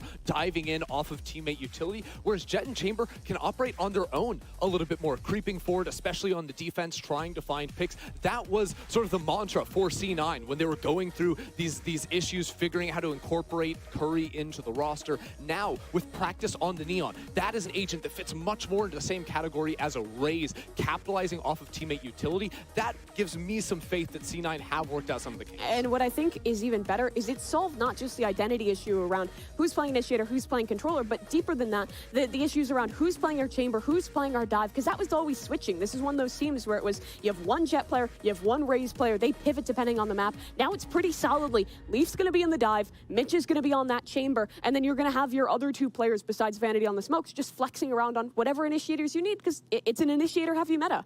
Now, looking at their opponents in Shopify, I feel like this is a team that potentially a lot of people will underestimate, because when they came into the playoffs in the last stage, people forget that during the groups, the first few weeks, that was their time. They were one of the first teams to get close to qualifying. They didn't quite qualify right away, but they were very close. They picked up a 2-0 fast, and then in playoffs, they end up hitting the 4 seed, which is incredibly unfortunate because of how well they played in the groups. It's just because of how close their group was. They actually tied with 3 other teams and end up in the 4th seed. That kind of sucks. And then they end up in the lower bracket where they have a 3-map game against FaZe and lose. So they go out 0-1 from playoffs and they largely get forgotten. I mean, people forget how close it was. They almost beat FaZe in that matchup. And I mean, beyond that, they were beating good teams. They beat Cloud9. They denied Cloud9 the playoff spot. This is a solid squad. They've kept by their roster. But at the same time, with all that good that we're talking about, it always felt like there was an issue with their roles. They were playing compositions that felt like it was just from a century ago. Yeah, you know, it's almost like the Paper X Lite in a way. Like you look at the split and B-Dog and Mod are on the Jet and the Raze playing the double dive. And yet, that speaks so much to the caliber of those individual players that they're playing Jet and Raze without any real supportive initiator utility behind them, and they're still finding opening kills on the attacking side, just going completely nuts, diving into sites. You saw similar stuff with like the Raze as well that Mata pulled out on, or the Reyna that Mata pulled out on Icebox. Like, these players have picks that they will go into for better or for worse, but the caliber of their play is good enough that they can still squeeze out rounds with. And you brought up those 2 players. Mata and B-Dog are the heavy hitters for this team. Mata in particular, I think, was one of the best raises that we had within Challengers in general back in stage 2, but B-Dog was always taking home as the star of the show. His chamber play was impeccable, a big part of helping them find so many of their big wins that even got them into the playoffs. Brandon Dog, as he's been come to know in the green rooms. I mean, it was crazy. You even see one of his plays in the reel that plays before the show starts. It's a ridiculous shorty, then double kill with the pistol on Chamber. This is just what he did. It's highlight reels all group stage long for LG. He's the sort of a player that will find holes, especially when he's playing Chamber on the defense. Like we just saw Will out of the last game. He'll find a hole, creep forward, kill you before you even have a chance to start working on how to play out your round. He is such a dangerous player to field off against, especially when that operator is in his hand. He reminds me a lot of the style of Chamber that someone like Dicey plays. There it is very heavy on just the contact plays forward. You said they were like a Paper X light. I think they're also in a way kind of like a phase light. They're not as heavy on the dive, but they're really good at just using their duo of star players, of star duels, to walk forward and find them those early advantages, especially on the defense. Yeah, that's the thing, is they almost have a couple of different modes depending on what map they're playing, you know, how many duelists do they have in their hands, because yeah, on maps where they're locking in the Chamber, it definitely does feel a little bit more patient, a little bit more creep forward, find a pick and go back. But on their attacking sides, if we have one of the maps, and if they're still playing the double duelist, they will just overrun you on sites. Like, their movement will be so fast coming to the site, it doesn't even matter. They're just going to instantly be locking onto you, and it creates a lot of pressure as a solo site anchor when you got people coming from above and below on you.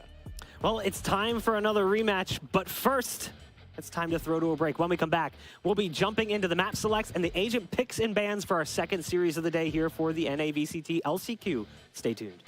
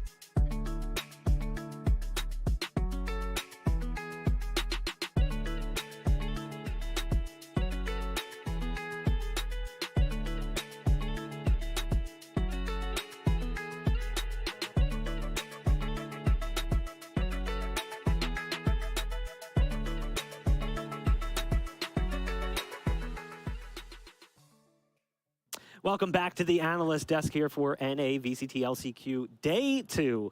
And our match is the second of the day. It's going to be Cloud9 versus, again, this newly minted Shopify Rebellion. And it's time to jump into the map picks and bans. Mimi, right off the bat, any expectations coming in from either of these teams? It's going to be an interesting one to see what's changed. Because for Shopify, like we talked about, they have not played since Stage 2. Whereas for C9, they've been grinding things out in that Tier 2 scene. So I feel like for Shopify, they'll have an idea of what's coming in. But C9 stick by their guns. They pretty much always are banning out the bind, and it stays their perma. Yeah, bind, and then maybe we can get rid of the breeze a little bit later on. That would certainly make me happy. I mean, removing Haven here too. Well, the thing is, it's really hard because, yeah, you mentioned like Shopify don't have as much recent tape. C9 do, but also like how much of what C9 is showing is real. Because if you think back all the way back to last LCQ, like they were pulling out comps that they weren't going to run towards the end of the tournament. They had some misdirection early on in what they were doing. So I don't even fully believe that what they've been showing in Tier 2 is what they're going to be rocking today. Yeah, it's a really interesting question to pose. Ascent is what they'll go into.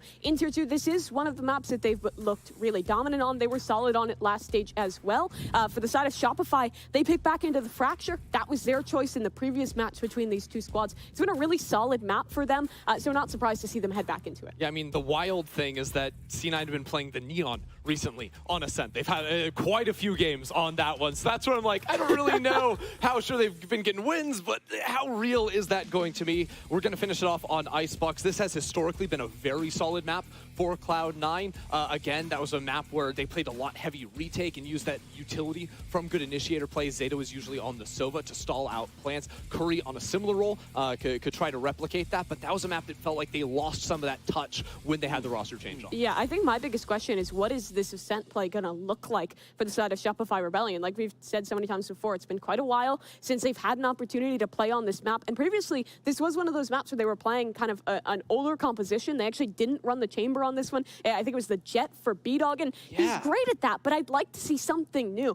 The triple initiator we've been talking about a lot, the Fade Raise, there's so many great options these days. Yeah, I think they were playing the Sky as well over the KO, which is a little surprising. Well, we are ready to actually take a look at the agent select already for map number 1 here. These players not wasting any time, which we all love to see. And we'll see what potentially these teams are going to bring into the fold as they start locking in their agent selects. Again, it's been a while since we've seen Shopify play going back to the playoffs, so there's still some question marks there. All right, already C9 are changed up. They've been playing like Astra almost exclusively lately on this map, but they do lock in the Neon here for a Leaf. Now, the only real like immediate supporting utility to back that up, especially when you remove an Astra from play, is going to be like the blinds from your KO. I actually feel like having Astra may have been a little bit more effective for enabling a Neon that's diving to the back. We have both the Concuss and the Suck In to try and get some use out of it, but this is going to be all steam ahead for Leaf. Yeah, absolutely. And on the other side for Shopify, they're running a pretty similar composition to what we just saw from 100 Thieves. You're putting the emphasis on the Fade, getting rid of the Sova to bring her instead, as well as with that KO as a secondary initiator. I'm glad that's a change made. Was never a huge fan of the Sky in general, and specifically the way they were playing the Sky on this map. Tig with the Sage as well. I think that's the biggest question mark with how they want to set that up. You can do some pretty creative stuff with it on the attack, so I'm interested to see what they have. Yeah, the boost up into B main, of course, can be a big one. You can use the wall in A main too to peek over smoke, so it gives you abilities to peer back into sight, even if you don't have other agents, they're going to be jumping on in. Will Cloud9 get their revenge here, as it is a rematch here against Shopify Rebellion? We've got our casters standing by for map 1. It's going to be the Zoomers. Sup, mine. Take it away. Oh, man, Mark, of course, we're the young guns. You always call us the young guns, but we are staying up late. I'm hoping for a match like this. I mean, yesterday we had some insane matchups, and I've got nothing short of expectations for this game, and I'm excited that it's a matchup, a rematch between these two teams, Cloud9 and Shopify Rebellion. Such a tight matchup between these two teams. Cloud9 coming from a background of training, a backup, a preparation. Shopify Rebellion, not so much, and they've ended up on a map where, to say the very least, they don't have a lot of experience. Yeah, I think for Shopify, this is a weird instance because Cloud9 have made quite a significant change in the sense that Vanity's gone to an Omen. It feels like a very small change, but in my eyes, Vanity playing that Omen, I mean, I watched some of the back where he is playing Omen. The one ways that this guy can create any power that he generates just off of playing the Omen alone and supporting his teammates, I feel he has a lot more impact in comparison to the Astra. It's going to be a lot more on the fly than Astra, but a lot more individual. But we are in the middle of the game already, a few seconds in to Shopify's mid-take, but can't really call it a take. Keep the spike all the way back towards the B side, but the main thing is that C9, they're not exactly approaching. Yeah, it is just Leaf here over towards mid. No trademark.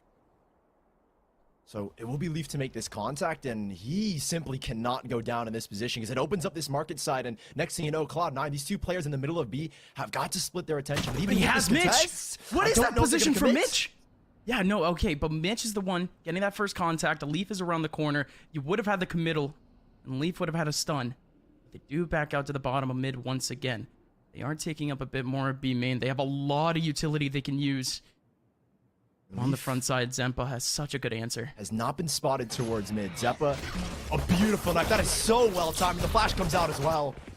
Still has a frenzy. Could be able to get a few kills to start off the game for Cloud9. But Shopify, yet another approach where they just can't get any ground. They're backing up all the way over towards Cat. Do they actually get Cat? Do they actually get all the way over towards A? You'll see if Vanity can try and slow this down with that smoke. Nobody's going to get tagged there. These two players, Vanity and Curry, alone on this site as Curry finds one. Yeah, Vanity has to do all the work. Has to grind out at least one here, and indeed he does, and Leaf comes in flying. Double kill for Leaf, and this last person so low in HP. Has to be a simple right click for Mitch, and indeed, it goes down in C9's favor. For being one of the better pistol round teams, I mean, this is exactly showing what Cloud9 strive in, is these manipulating these rotations and getting perfect timing. Zeppa with a lovely knife to not only send the rotations back, but then to have Leaf in that high gear, making that very quick rotation to support his teammates. Cloud9, again, showing why they're one of the better teams on Ascent defensively, and especially in the pistol round where they truly do shine. I mean, their last composition was even better on the defense. I would like to argue that Astra can be so choking, so pressured all the way over towards A main where Vanity would usually play him, but with the Omen, he has a lot more movement. Again, Leaf is going to use this stun to try and gain a lot of early ground, and comboing with that one way as well will give them a lot of early space. He has the fast lane as well to try and get out, but investigation towards B main is what nets them that first frag. Still have Leaf. He's the only person putting out a contact at this point, but out goes a flash from Zeppa. Zeppa here for the support. Indeed, he's able to get 2 off the frenzy. Still 2 more around the corner. They're so low. It could have been a 4K there for Zeppa. His ult points could have been all the way charged. But Vanity is the one to clean it up in the end. Cloud9 investing into 2 rifles in that bonus, the Vandal and the Bulldog. They have a very strong buy here. And they're not even going for a bonus, it looks like. No, Vanity's going to drop over the Bulldog to leave. An op invested already for Mitch. We're in round 3, Gus. Right. Already. We've got 4 rifles on the board. Vanity's the only one that's working with a pistol. Again, Cloud9, they haven't been ones to really pressure the back lines for Shopify, and with this op, they have less reason to do so. Yeah, and he's going to take this out early towards mid. He could find a free frag here onto Dazzle if he gives a little too much. Slightly aggressive here for Mitch. Not even slightly. Overly aggressive, and they've dominated this mid side already. You have Leaf already peeking towards bottom mid. I mean, the TP connects, so as long as Mitch can get the kill and back out, it would be successful, but he gets a tap. Not the full kill. Dazzle down to 8 HP, but you still have Shopify all over the map. And B-Dog starts things off for Shopify, at least over towards B main. There's not going to be anything else from that, though. Curry kind of forced to react quickly after losing that mid control, gets caught out there. It's been quiet over here towards A, but that is where the exec is coming through. Zeppa does have a fragment grenade to slow down that door play. There's even a trademark there as well, so they're looking to combo towards that, and I think Vanity as well playing towards top heaven. A lot of util to slow this push down and find some really effective damage. Vanity, he's going to get a contact here, potential throw it up Paranoia, and that's exactly what happens. Zeppa now has to capitalize himself, goes out with the flash, and only able to get 1 out of that. Shopify, they are safe. Do get out on low HP though, like I was mentioning. B-Dog is not the one to get healed. He's on 5 HP. But Cloud9, 3 players, they don't have many flashes. They have no flashes to work with, just the Higer, really to open this up. And there it is, a great opening between the 2. There goes the wall splitting the site. There's a lot more space for C9 to move here. Dazzle, stock up against Jenny, sees the TP above him, able to take down 1. Now we're even at a 2v2. Moose has to take it all though, and Mitch with nothing but a frenzy is able to pull it off. The sidearm nails C9 the round. And that retake is what's going to give Cloud9 such a heavy economic boost. You've now reset Shopify round. You're still keeping this operator moving into next round. So for a bonus, essentially, for Cloud9, yes, they did invest back heavily into some of these rifles, but I mean, that's a huge 3rd round win against Shopify round. That's the power of buying those rifles in that 2nd round. You go into the 2nd round with Vandal, Bulldog, and you're looking strong here now moving forward. Actually, we're moving backwards. We're moving all the way back to Icebox. Oh man, C9 again, or excuse me, Shopify. We have not seen action from this team since that game, since that map of Icebox. And so far, no points for them on the board. Pistols now, they just need to put a lot of physical effort over towards main, and it's going to be Mitch on the front side with the first pick. You can get a lot more gear for the Neon. Yeah, and you've allowed Leaf to kind of just tuck in as well. He can play with his stun in fast lane. Shopify Rebellion have been slowed down to a grinding halt. Leaf is now going to shift back over towards mid, assuming that that pressure has forced these players back. And it has indeed. Sending them back towards mid. It's Moose to try and work alone as Leaf finds another in this mid side play. The Prowler out, Mitch wasn't actually able to get his opportunity. Got a 1v1 there. Dazzle has to back out of main. But again, as this happens, C9, they've been giving Shopify Rebellion control of mid almost every single round. There is a chance so they could get onto the site. Never mind, I was going to say, you flash, step off the angle and wall across, but no. An effective shot there from Vanity on that one is going to put an end to it. Such a good hold from Vanity. That one angle, of course, it would rely on him reacting back into A main, or at least snapping back to his left to A main. No matter how risky, though, it's Moose. Last with nothing but a sheriff, and he goes down. Looking extremely clean from Cloud9.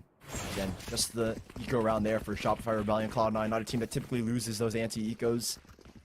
But now the rifle's back here for Shopify Rebellion, and no timeout called just yet. I imagine after this round, if you can't find any success, might need the coach to call something. You might need Mac to get involved here and try and shift the play up. But they are looking for something overly aggressive here, right? Keep in mind, there's the Fade Ultimate, the Nightfall, to kind of queue up this hit. But Vanity's here. He switched to the B site this time around, and he has the Odin and a Paranoia to really slow it down. They're gonna get all of this in this early information, though. It's gonna be the early haunt alongside the paranoia, but the paranoia's not gonna come out. They just get the information. Out goes the Odin. It just continues to spray. There you go, Curry helping out back over towards Market, but you still get that extension out from Shopify. They have control of short, and they still have control of sight. Maybe Leaf on the front side does get one, but he's about to get traded out. Mata, he does wide swing into B, and he is able to take B for this team. Man advantage. Out goes Zeppa. Needs to equalize the round, and indeed he does. Dazzle still in the back of sight, looking to help out, but it's Moose and B main. Get spotted. Mitch, 1v2. And Moose elects to TP out as well to play with his teammate, giving up no 1v1s. Mitch with just an operator, smoked off on both lanes now, is kind of just creeping through, but no one is peeking. There's a chance he could slip through. It's just the lack of info. Nobody's watching. They're playing back to back as well. Again, this is just crunching time off the clock. Mitch somehow needs to get an angle here. That frenzy is going to have to come up so big. Is he going to be able to get one? No. None of either one of the two. Shopify with an all-out effort into B does it. You know, this round looked very winnable for Cloud9. I mean, just the Odin spam alone, slowing things down. Leaf coming in from Market as well to find that first frag, and Zeppa popping that ultimate. Felt like Shopify Rebellion. We're going to come to a grinding halt, but Cloud9 not able to make that retake happen, not able to slow them down enough. And that's a brilliant knife coming out from Mata, really to set up that play. See what goes down with the rifles, because again, we've seen Shopify with rifles each round play with more of a spread out default setup, and it looks like they're doing exactly that again. Curry, who's been looking to take a lot of first duel engagements, has been looked so good so far. He's 3-1 at the moment.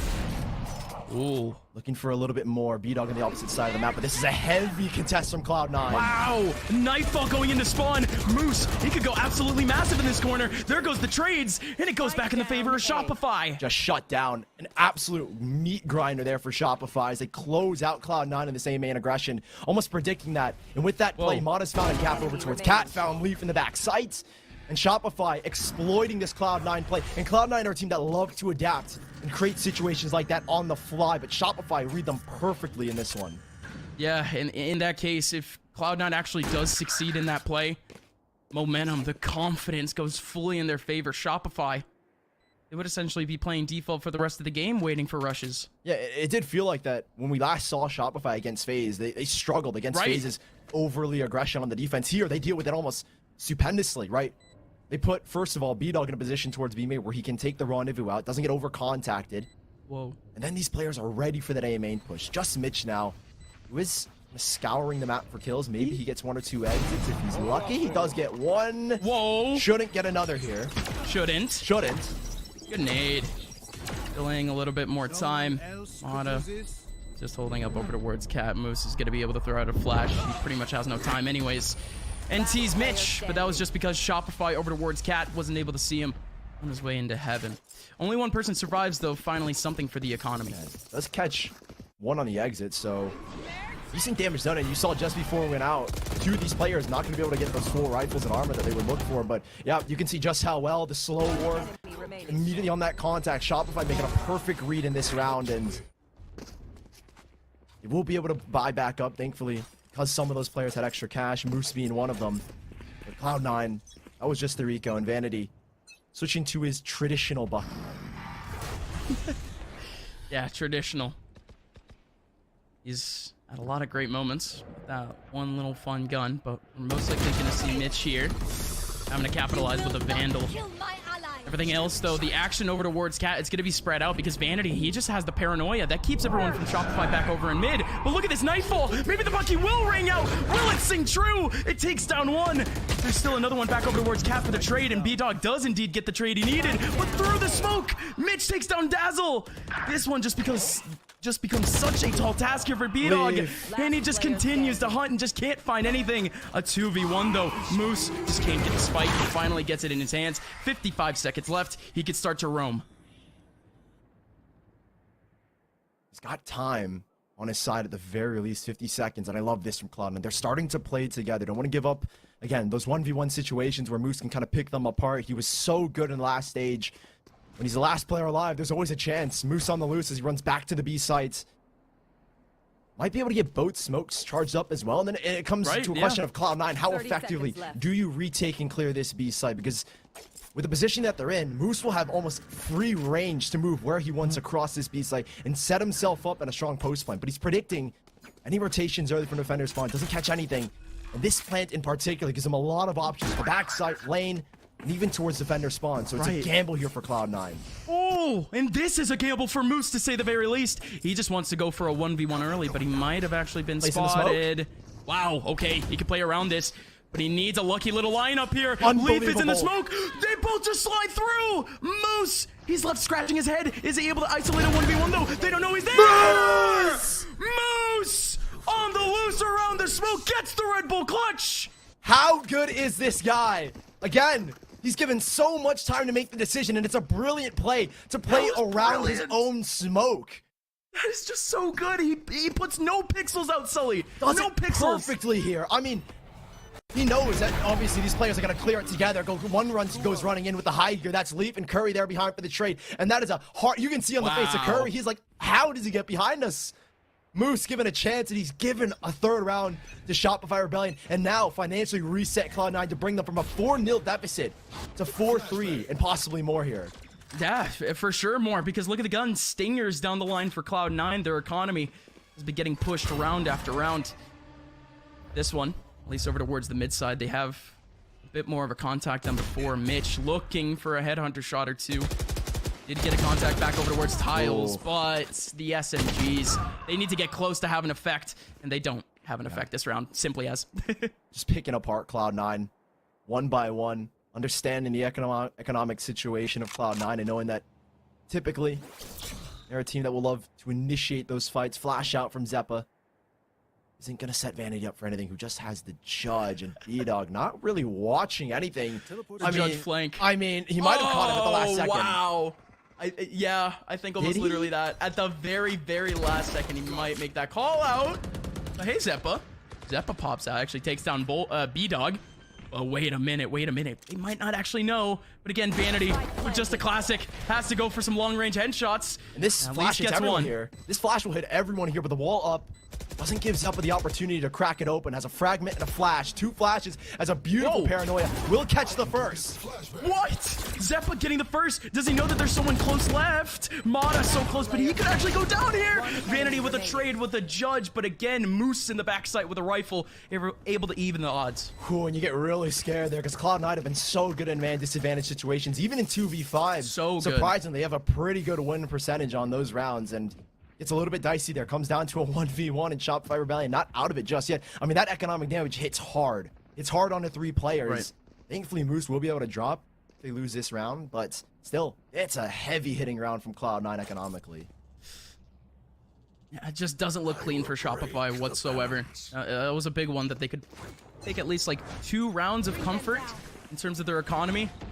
Here we go now over in B main. Some early pressure from that Neon, as you would expect from Leaf. The wall ready here for Tig as well. Might catch Curry off guard, who's just standing casually over the ledge. Tig is just ready to pounce. Curry has no idea. The Predator on the other side of the wall. And Leaf has got no stuns as well to slow this down. Curry, you got to get beautiful timing with this. Oh, wow, okay. Indeed, he comes out at a pretty good time, but Curry has to dance around Tig. There's another person in short, and Curry somehow gets a kill out of that. Still has to dance a little bit more, though, but Vanity so clutch. That TP in the backside to help his teammate out. Will Shopify actually be able to break through this 2-man hold, though? They still have Spike back over towards short. Moose is looking to make a TP play here to grab the Spike. He's already positioned to that A side, and he will grab it. Already transition over, and Cloud9 will be scrambling already. The majority of these players are leaning to this B side. Zeppa just so wary to Tig's play. And Zeppa, look how much... He's just going immediately back into the A site, forcing Moose to at least be wary of Cat. He can't plant safely, and Zeppa just walks out. Spike down A. All of that effort with the flashes and all that just walks out for free. B-Dog. A 1v4 has Mitch in heaven with the op, and he takes him down. A 5th for C9. They're back finally. Yeah, a big one to swing a little bit of momentum back to their side. A beautiful shutdown as well towards that B side. Thankfully, the sound cue of that wall and the couple of milliseconds as OpTic is rising over the window, gives Curry time to reposition. And that TP, you mentioned it, so clutch from Vandy to toss that flash out. And then to have the understanding to keep Zeppa on this A side. That this TP play could happen. I mean, the goal here is to prevent that spike from going down at all costs. And Zeppa positions himself where he can deny that spike plan. Because Shopify, so good so far on these post splints. 4-1 leading in this series. At round number 10 we go. Gosh, how do you win so many rounds in a row? And the one round you lose, that's go down big. to pistols. Leaf already breaking that trademark towards deep B main. Now, Shopify have to be wary of any flank. This is kind of full committing them now to this A side. Absolutely is, but again, Shopify just has no idea the information taken on the other side of the map. They are just fully committing their pistols back over towards A. Again, tour de force in the front side wins that 1v1 battle. They have no idea about Vanity, though. They might have seen the smoke coming from his direction, but they ignore him. He could get 2 here. Indeed, he does. It's a firing range with a third. No, Tig takes him down, and now we're equalized. And Leaf, with that fast lane, is going to maintain the left side of this site. No What util a here. fast lane. Shopify Rebellion just getting caught out in the open. Split apart is our Tig and B-Dog. And now the null command fading away gives B-Dog a chance. He does have the tour de force, and he is so good. The desk was hyping him up, and we'll see if he can generate anything. B-Dog has to truly do it all. Tig only has a sheriff here. Unless Tig can maybe help out. He has a dry peek to get on, but Zeppa goes down, and Zeppa takes Tig down. And Zeppa just straight up goes for the seconds. B-Dog had no idea what was coming at him, and C9 slick with a 6th. Yeah, flushing him out. First the Prowler, then the Flash to keep him continuously off that angle. So Cloud9 so good in that position. Isolate the 1v1 on site. And Cloud9 keeping their 100% win rate in these anti-ecos so far. Yeah. Keeping it nice and clean. 3 players alive, moving on to the next.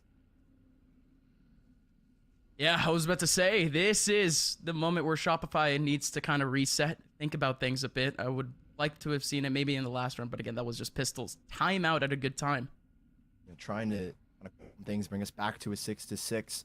They had a good streak, right? 4 rounds in a row themselves, and then Cloud9 making that late half adjustment. Both of these teams finding adjustments at around the quarter mark of these halves, and I think for Shopify Rebellion, especially, this could be your last full buy. You want to make the most out of this round in particular, so you can have another carrying into 6-5, and you can tie things up possibly. As I mean, this has not been a strong map for Shopify Rebellion historically. No. They have put up quite the numbers and quite the adjustments compositionally and just strategically. I mean, comp-wise, thankfully, Shopify Rebellion has woken up to what Ascent is like. Because, again, what they were doing before, they were still playing with multiple duelists at a point. Still playing, of course, with a KJ on this set. I don't even want to say KJ out loud right now. Especially with the recent changes with heck no. The K. I was concerned that was the pick that they would have gone for, picking up a KJ, and then obviously having Cloud9, who have been so effective at using Zeppa and his fragment grenade and his utility. That it felt like then the KJ gets no impact, and the knife that Zeppa has as well, nullifying all the KJ. Gonna start things off though. It has to be fast back over towards B main. You had the Neon on the front side, and Mata is just trying to fight out this 1v1. You could have the chamber peeking around the corner to be able to trade out Mata, and there you go. The flash comes out, and Leaf takes the kill, and he just slides on out. An utmost brilliant flash, and I was just hyping up Zeppa for his util. Provides the much needed support, comboed with that one way as well to prevent anyone from peeking that B main angle. Yeah. To offering that support, and that will slow down Shopify Rebellion. Mitch looking for one as they exit, but doesn't find anything. That's pushed now Shopify Rebellion out of B main and ushers them now for a re-clearance of mid. And there's still cat presence being held. You've got so much util between Zeppa and Vandy, who have gone off of now the B sites, and then both posted up here towards cat. Timing on that knife. That's ridiculous. Again, they have no idea though if it's either coming from cat or back over towards A main, because the Omen got revealed too. Take the risk though and still drop the one way. Still have one more smoke to use up in the round, but not so much Shopify. Moose. Great counter smoke. 30 seconds left. Yeah, Moose had to pick it up, but his was recharging. Really good counter smoke. This allows Dazzle to at least roam right in, but he has to get a 50-50. Just fade clear towards A main, and that's pulling Vanity away, but there are 4 players still here. Zeppa looking to punish, doesn't get anything. Zeppa, what a reaction, but now in comes the take for Shopify. 2 in the back lines for C9. They can do it all here, but no, Lee just has no idea. And Curry, he can hold it. 2 players over towards Jenny. He goes for the wide swing. He just can't get the target he wanted. He could have gotten the spike planter, but it just doesn't happen. Mitch, a 1v3 with a revive, and he wasn't able to get the kill because the revive is in the middle of the smoke. Mitch looking for a pixel, looking for any sort of lead in this round, and indeed he finds the first. Over towards Cat, he sees a rifle, but under heaven, it's a nasty surprise. Is he playing? No, he's not playing for exits. Wanted to try and make something happen. And Shopify Rebellion, we were just talking about it, needed a big round to carry on these rifles in the last round of this half in Cloud9. I thought they had 4 players. I thought they had everything going for them. The Nightfall as well called out by Curry, and Vanity trying to cause disruption and chaos. I mean, you can see here, the util is almost perfect. The way that these players from Shopify Rebellion spread themselves out to protect that spike. You can see here, Vanity trying to create something with the definition of those players on site. The biggest thing there just had to be Leaf in the back of Jenny, right? They had the person under heaven. Curry could have done as much as he could do, but Leaf needed something. Shopify to come out of that with the skin of their teeth, and now they're battling, and with the Nightfall at the same time, back over towards main. Yes, they finally take down Leaf, but they still have Curry. No! Curry just goes down to the wall boost. Moose is there. A swing early from Vanity as he looks to find 2. Brings us to a very winnable position now. 2 flashes at the ready, but it's no op this time around for Mitch. He does have the Phantom. They go in swinging. Now they have space. It's a 2v3. Will they start to wallbang? Will they start to spam? There's one all the way on the open. Mata just shifting into the back. Oh, that is so scary. Zeppa just doesn't see him. Mata doesn't see him either. That's all the way out in the open. Mitch has to focus on him instead. Mata with a trade. We end the half off at 6-6. Such an even half. But at one point, C9, they had the advantage. Shopify with a heart of gold. They make it back. And they're looking for something close again. Back over towards the second half after the break.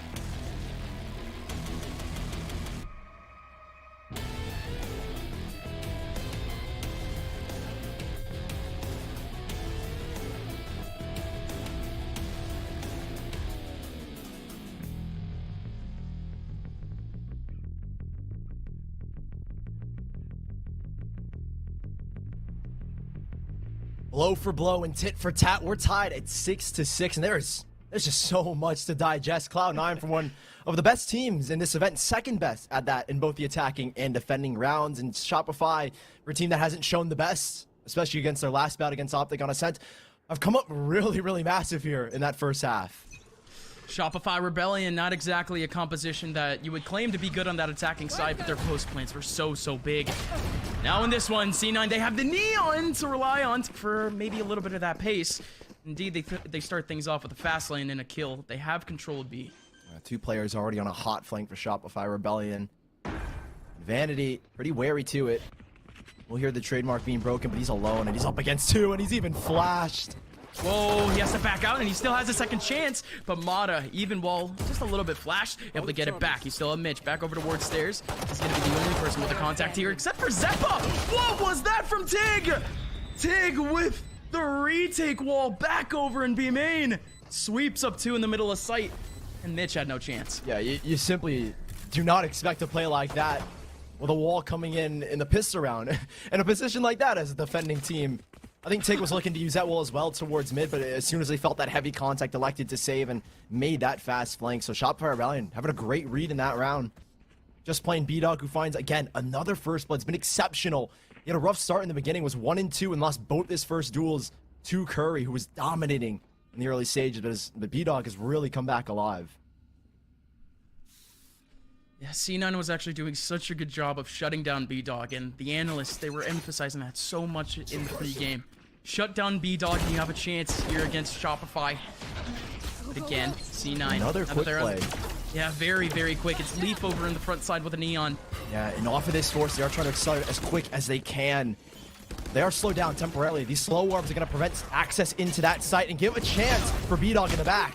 Whoa, B-Dog just keeps on going off with the headhunter, and you still have Dazzle in the back with the SMG. What is going on here, C9? They had control for a quick second there, but the SMGs of Shopify continue to combine. Good hold in the back of sight for those 2 players. An effective hold as well from Shopify.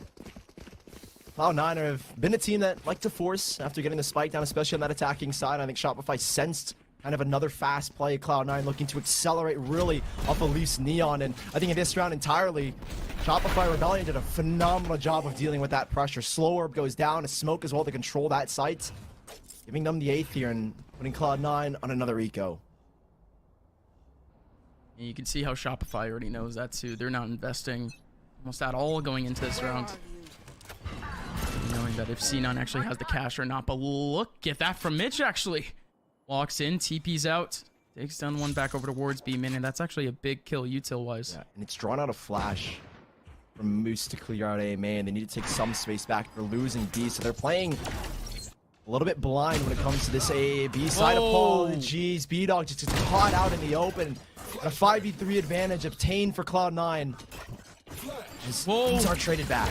That flash from Zippa, but the nade comes in at the perfect time too, and Dazzle with full flashed. Spraying off, laying away. Here comes Moose. Here's the contact back over towards site. There's a smoke in front of him, and it's fairly fresh. Doesn't dissipate in time. Oh no. You do see C9 on site, but not with the spike down. Curry, what? Curry, what was that second shot? Takes down Dazzle through the floor, and now Moose in a 1v2 with nothing but an SMG. Going down to the thrifty of C9. And it's all off of this one pick that Mitch gets in towards B main. That one frag, shuffling the Shopify Rebellion players, and then that mid contact, right? Cloud9 recognized 2, 3 players are now contesting down towards the mid side. Vanity leads the charge with Curry back over towards A. And Cloud9, off of a thrifty round, are going to pull it back here. Rifles back in their hands, but Shopify just off of their bonus. Still have a buy, but this is a critical round economically for both of these teams. Vanity and Crew will be the only 2 players that are able to buy, but Shopify Rebellion will have a hard reset after this. Shopify changing things up in this round, just like C9 did in the first half. 2 players on the front side of A main, but they got revealed, so they have to back out. Yeah, catching that Sage as well. That's kind of a no-go, especially if you're a Neon entry. Getting slowed down, your high gear kind of just gets slowed down to a normal walk once you cross into a slow orb. And Leaf has found a very good amount of space up towards mid, breaking the trademark, and now the fast lane coming up, putting pressure on the Shopify Rebellion plays. It's shifted now. 3 players here. 3 players are now watching. Oh, yeah, 3 players back over towards that mid side and back over in B. There's only 1, but they are going to pivot that fade back. They're pivoting everyone back into B. Here we go. The smoke goes up, and that actually stops the take from C9 entirely. Yeah, dealing with it almost perfectly. Not allowing Zeppa to get that knife out in an effective spot and dumping the util before he could, even if he wanted to, toss that knife out. That Prowler would have been so big for the control back over in mid. Leaf capitalizes, but doesn't get the kill. Yeah, just putting pressure there, and it's giving Cloud9 a chance to rework back through mid. Just his presence alone opens up a gate. And his presence is still keeping 2 players there. B-Dog has to come up big, doesn't get anything. Leaf, too fast for you, my friend. B-Dog had no chance. Spike planted. 4v4 though. Leaf was in a tough spot for a quick second. You could have seen that wide swing from heaven. This is good now. C9 in such advantageous positions. Yeah, they get the spike down as well, and they are so good in these post plants. A 73% post-plant conversion here, and you can see why. Look at the positioning. Zeppa there for the contact, there for the swing. There's one on his back, and Zeppa just knows. Oh, wait, but it gets equalized. Moose and Dazzle both win their 1v1s. But what is that swing? A double swing from Cloud9 back over towards Cat. Not planted for them. Keep it at an advantage. Yeah, no, it's not planted. There goes the Nightfall. Dazzle dancing. Dazzle looking to take it all. Vanity around the corner. So low. And so is Curry, but Curry just sticks surrounding Cat. And Vanity gets the headshot he needs. Good round from C9 to keep it up at 8-8. But listen, that's respect. Respect from Cloud9, respect from Curry to commit a Nightfall in a 2 versus 1 situation. In a 2v1. Right, to guarantee the round win. They commit that Nightfall. Respect shown here from Cloud9. And I mean, Shopify, both teams have very similar, actually the exact same retaking stat potentials at 34%. Not exactly sure what the stat is here on Ascent for both teams. But that's respect, Cloud9, even a team as dominant as they are on the post plant. And I guess that's kind of why. Willing to commit those ultimates in those situations. Here we go now, Shopify up against the ropes in terms of guns, and no, they're just gonna keep on backing up. They actually go through the ropes. Tig has fallen right on out through the smoke. Leaf trying to maintain control of that top mid area, but top heaven. But you still have players back over towards mid. I was gonna say that instead. Shopify, they had 3 players wrapping their way back over towards mid. That's actually working out for some trades at 3v3 now. Yeah, getting kind of dicey here is Moose sends a paranoia. I think the sound cue might have been heard as well, though, from Vanity. These players are kind of split. Is Vanity able to deal with Moose's pressure? And it will put these 2 players. B-Dog does have the tour de force, however. He might get something. I haven't even seen B-Dog have an impact with the gun yet, and no. B-Dog just doesn't get a chance. And Vanity takes down Dazzle, too. Good clean one from C9. Again, we just need to keep focusing up on that economy. And focusing on Cloud9's economy is less important, but still something that should be analyzed here. They're building up quite the bit of cash on their side. And Shopify Rebellion understand the stakes here. A loss here would reset them again, give Cloud9 a chance to latch on to 11. A very dangerous scoreline that most teams are looking to prevent. I think, again, like I mentioned, with this timeout, that's what they're trying to prevent from happening, as Cloud9 could just steal away this map after this round. Yeah, Cloud9. At least with this second half, we are seeing the big difference between these 2 comps. It's just pure duelist there. It's just the pace in Leaf. Leaf is able to take map control so quickly. And the fact that Shopify Rebellion, they were playing mid in more or less the same fashion that C9 did. Dude, mid has been Leaf's, mid has been Leaf's playground so far. Yeah, shifting and shuffling rotations from Shopify Rebellion. I mean, we saw multiple instances just in the opening stages of this second half of 3-4 players committed just off of that B play, and Leaf just having his presence there allows a very quick rotation as well for Cloud9. They've done it 2 times so far, shifting back towards Catwalk off of a very heavy util dump from Shopify Rebellion on that B site. E-Dog has picked up the operator again and will establish B main control off of his upping angle, and I imagine Dazzle's Prowler. Okay, this is a big take back over towards the mid side. They smoke off Cat. They're just letting the neon fly in the mid side. Look at that control already from Leaf. And they already pull out the Nightfall. What is all this? Yeah, Shopify committed so early here. So early and so much. Now it just has to come down to Tig. Tig alone here on A, but he has the off angle, gonna be able to get one with a spray, make it a second. Good stuff from Tig. Now the rest of Shopify, they can at least try. You have Moose back over in Cat, and the 2 players over in Heaven. They have a decent chance at a peek here. Now Spike does go down here. Mata's null command keeping them from getting any util out. No smokes to cover these angles up, and one does get dropped towards Heaven. Now repositioned here. Mitch is taking a deep angle back towards A main, and same thing here with Vandy, but they're both smoked off now. Curry is alone. No flashes to get them back in the fight. And Curry just used up one of his seizes. He still has a Prowler to use, but he might get revealed. Big shot from Mitch, but you still have a 3v3. Curry has not been revealed just yet. Mata clearing out the bottom left side. Curry looking for the drop off of Dazzle, but now it's a 1v3. Vanity finding one, still has 2 to go, and the defuse is going so low. Dazzle all the way out in the open takes him down instead, and we really are going tit for tat. 9-9. We've tied again. A big post-plant win there from Shopify Rebellion. A huge retake. Doesn't reset them, keeps them in this game, and prevents Cloud9 from sweeping that momentum. Taking this map from underneath them.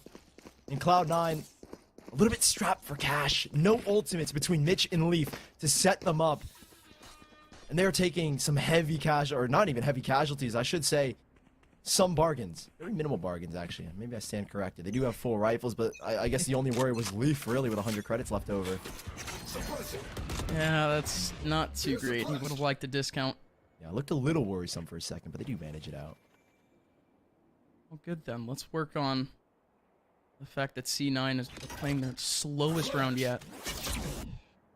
Yeah, and a team that loves to find those early engagement duels as well. Off of Leaf's Neon. It's again, like you said, very slow. Leaf has got a different approach in this round, taking it instead towards A. Moose, after the util dumping towards Wine, is going to post himself back in that corner. Oh, this is just going to be a 1v1, right, Curry? playing with fire. Knew that there could be someone behind that smoke. Moose peeks on the edge, but wasn't able to get him. And Zeppa on this mid lurk. This time, I think maybe shot for a down. I think in mid could be open with no Leaf, sensing him over towards A. Oh, there goes B-Dog's big pick already. First, what? Through the smoke, Vanity. Dry takes down B-Dog again. So now you just get Dazzle. Dazzle in the back of sight, looking for at least 1 or 2 lineups here. But Mitch, essentially mid-air, able to track down Dazzle. He's still the 4v4. And Moose, what a shot going in through the wall onto Zeppa. The revive coming in at the same time. And Cloud9 are 50-50 so far in this map on these post plans, so this is going to get dangerous. Vanity. 2 aggressive angles between Vanity and Mitch over here towards stairs. Yeah, but the one way for Vanity is so good. There's no way Tick can see him. Vanity, no, Vanity just focus up on short, and the wide swing gets him. What a setup for Vanity. Moose now in a 1v3, and he is done and dusted. Oh, Vanity. He wants the ace. He wants the icing on top. Does he get it? He has to. It's for the script. Oh, come on. No. Even then, would have only just been 5 there for Vanity. What a play. You need 6 for the ace, but Vanity. This is what I was mentioning in the opening rounds. Vanity and his one-ways providing so much cover, and he's 22 in 12. Cloud9 bringing out a huge post when edging them just across. Of the 5 post plans they've had, they were 50-50, or 4 post plans before this. They were 50-50. And it's plays like this that will give you the slight lead to take that stat back in your favor. I mean, it's just the pure fact that Vanity had to hold short first. There were so many other players for C9 there that could have been able to help out in short. But Vanity still able to take down both angles. And we're back at it again. Shopify, pistols, but they're not doing anything aggressive. Showing some pretty early play here towards A, drawing out a decent bit of utility. The slow warp first comes out, then the smoke. Now waiting, I imagine, the 0-point knife to come back. And Shopify Rebellion shifting now rotates 3 players back towards this mid side on a quick rotate towards A. But with just pistols, it's hard to imagine that Cloud9, a team as good as they are in anti-ecos, let a round like this slip away. Yeah, their anti-ecos, they've been perfect so far this game. Either 3-0 or 4-0 at this point. NC9, they still need to somehow find a safe gap into the site, but that wasn't very safe. That was just a flying neon again. And Leaf alongside Vanity trapped Moose in the corner. We'll set Cloud9 up again for another post plant. Not everyone tagged there by that knife, so they've got something to work with, but they're opening it up already. Shopify run, they're getting back into the site very quickly, but it's Cloud9. Calm and composed are able to deal with the quick burst that Shopify wanted. Yeah, you could see that start to formulate a bit from Cat. Once they got that lineup, once they actually got those players through that gate, and Zeppa started to fumble, there was a chance there for Shopify. Cloud9 again, sweeping it under the rug. So good in these post-plant and anti-eco situations. Didn't get the spike down, but we're kind of in post-plant positions already. And Shopify Rebellion, a cheeky wall here to send B-Dog over, perhaps? No, maybe not. Maybe. He's like looking it for for a something second. big early. Whatever it may be. And he's going to post up back over towards mid. You still have the Sage back over in B main, but again, C9, they're still congregated over in A. Very fast on the front side is Leaf, but the C's is going to keep him there for a quick second, but there's nobody in heaven. It's going to be C9 with free A control again. Vanity able to TP across as well, nullifying the effectiveness of that season, slowing down this push. Still gets site control.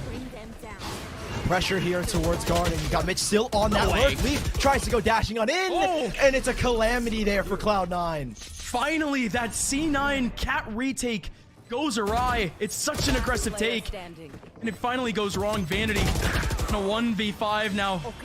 Below heaven, no chance. Double digits for Shopify, but again, C9, they wanted a little bit more map control, and they had the right idea. Put Leaf on the other side of Cat and have everyone else spill through to try to make that interaction just a bit worse. It just didn't happen. It's extremely risky for Cloud9 as well to make that commitment. I mean, you know where the majority of those players are, and you still want to try and take that fight. Leaf, with his dash or his slide, tries to break that up, but Cloud9 finally losing out on a post-play round have been so good. 7 rounds in a row they've gone this fight down. 7 rounds. And it's with these fast plays, like in that last round. Fast plays from Leaf to open us up, get onto the site. Overwhelming utility, flushing Shopify Rebellion out. B site, though, a bit tougher to actually get control. Surely they can't go for something as fast as before because they have the Neon in top mid. And that one way, kind of slowing them down even further. B-Dog looking for something towards mid on that op, doesn't get anything. So they'll shift over to the shorty in the middle of that smoke. It's an option. Oh, yeah, no, Leaf just waltzing on up. It would have been an easy kill for B-Dog, but Leaf is just better. It's that first blood, shutting down B-Dog, who's been so effective at winning these opening duels. 7-4 now off of that kill in first bloods and first deaths. And Zeppa pops the ultimate. The wall does go up in a timely manner, routing all these players now towards lane. Dazzle Kagu so big here. Yes, he got spotted, but he still has an open gap. There's no smoke in front of him, but they just go right in front of him anyways. Leaf takes down Dazzle with the TP going in at the same time, and Mata just has no chance. The dash goes in as Vanity takes him down too. Moose and Tig are still stuck back over in B. C9 decided to go back into market. They're going to leave these last 2 players for Shopify in a real weird spot because their economy is at best. Vandal alongside the Phantom. They'll be able to maybe get rifles next round, of course. Not all the util they need. And Cloud9 now with 2 chances to close out this first map. So it's critical that Shopify, like you mentioned, hold on to as many rifles as they can. And I wouldn't, I mean, even if you did have money, why would you attempt this in a 2v5? Maybe you pull rifles out, but even then, Cloud9 kind of in a good spot, and Cloud9 going hunting, wanting to remove the rifles out of Shopify's hands. Yeah, but with this win, though, C9, their economy is just going to be, it's going to be just fine for the rest of the game, and now it's Shopify that gets pressured out. C9 knew that they had nothing to lose there. Shopify up against the ropes now for potentially the last round of regulation, but they still have some cash to at least buy the guns. Again, it's the util. That is gonna hurt for Shopify. B-Dog does at least have the tour de force to play with, but a lack of one slow orb is really the major compromise they've had to make, and B-Dog as well dropping over a rifle. That works. Slightly rough givings for Shopify and possibly the last round of this map, and even if you do win this, you still need to keep it clean. Their economy still isn't clean enough, but here comes Leaf. Leaf, wow, so quick back over towards the mid side, and the fast lane covers up his backside too. He can just commit to B off of this, and indeed he does. Moose tries to fight him 1v1, but Leaf takes him down, and we are going so fast into the back of B. Vanity gives Tig no chances. Leaf gives Mata no chances. Dazzle and B-Dog in a 2v5 to potentially close out regulation. And map number 1, Leaf just keeps going. It's a 3rd kill for him, going for a 4th from long range, but B-Dog starts a long road in a 1v5. Yeah, that triple headshot multiplier is really gonna hurt when that patch comes into play. Leaf just running around with the overdrive, and what a way to open it up. Again, Cloud9 salt into the wounds. B-Dog, no ultimate, no tour de force, and that's map number 1. Cloud9's favor, 13-10, and we wanted a close matchup, Gus, and we got exactly that here in map 1. Yeah, again, the first half was as close as you can get. The beginning of that second half, again, trading 2 rounds back to back. So again, Shopify and Cloud9, they were 2 teams that we already said going into this were similar in status, but not exactly similar in play style. And you saw it with how fast C9 were going and taking that map control in that second half. Yeah, especially on that attacking side. Leaf, who's been playing a lot more Neon on the majority of the maps for Cloud9, revamping their map pool, and the addition of Neon just shows statistically how much faster, how much more aggressive a team this has become. And we got a very small sample size, unfortunately, in that second half, but you can see the space that Leaf generates. Maybe not the best in first kills and first deaths, but I mean, the space that he creates is enough alone, I feel like, for this team. Yeah, and I still have a feeling that the rest of C9, they're just relying on those first picks. A lot of the players from C9, very, very good in the opportunities that they just see a pixel on their screen and they're gone. But folks, we are going into that second map. We have Shopify, who again, they built up some momentum, but just weren't able to really nail things in that second half. We'll let the analysts take it through as we take it over to a break.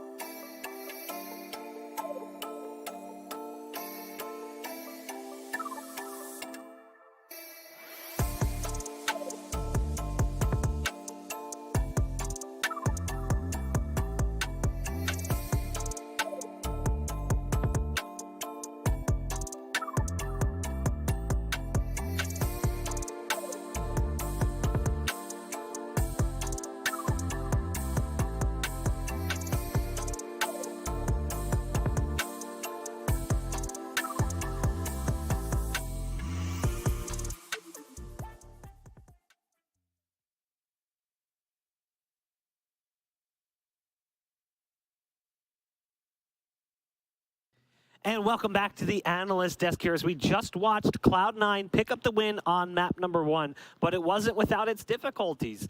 Shopify looked a little bit good early on, but Cloud9 ended up clawing back in the end. Yeah, it was an interesting matchup there to start stylistically, because for Cloud9, we had questions whether this Neon pick that they were making a lot in these Tier 2 events they were playing would hold through. They continue with it, and well, I don't think it looked perfect. It was enough, I think, to push them over the line there. With a bit of a different style, I would have probably liked to see them play that with a breach or something else to give it a little bit more synergy, because it wasn't as much about like the big set pieces as it was about just like individual moments with the Neon and just letting Leaf loose instead of kind of making him a piece of these massive set plays. Honestly, it felt a little bit like how C9 have liked to play some other maps in the past. Like in my head, I'm thinking like how C9 played Breeze, where it was like get Leaf up into mid and then just let him sort of do his thing, right? Like the one play they went for relatively consistently was they had Vanity throwing the Paranoia into market, Leaf sort of swinging off of that, and that allowed them to pivot either into a full commit on towards the B site or rotating over towards A. So it was pretty much all up to Leaf to get mid control for his team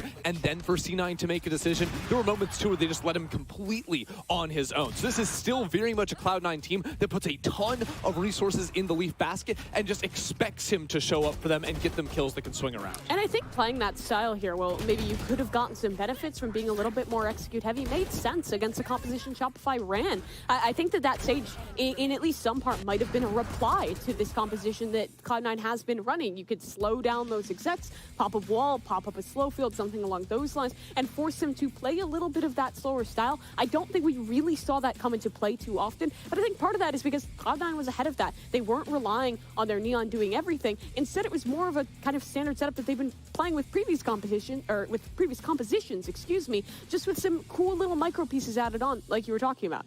Yeah, you know, C9 were able to make some smart decisions, you know, whether it was dodging away from that deep sage wall towards B site when they went for a BXU, just sprinting on over towards the A site. We also saw some pretty cool looks out of Shopify as well. I'm thinking of the pistol round where they had a double flank coming on B main when they're on the defense, and Tig just boosts himself up into the window, almost like he's attacking the site, but using that sage wall on the retake. Shopify showed a really good ability to compete here on a very new-looking composition for them. This team always has a duelist, sometimes has two on different maps, but they've clearly put in the work during their off team. And big credit to them in that regard, because like you said, I think it was really stale what we've seen in the past from Shopify. I'm hoping that trying out these new ideas, bringing in new compositions is a through line that we get continuing into the rest of the series. One of the things that was really working out well for Shopify, though, was basically Moose.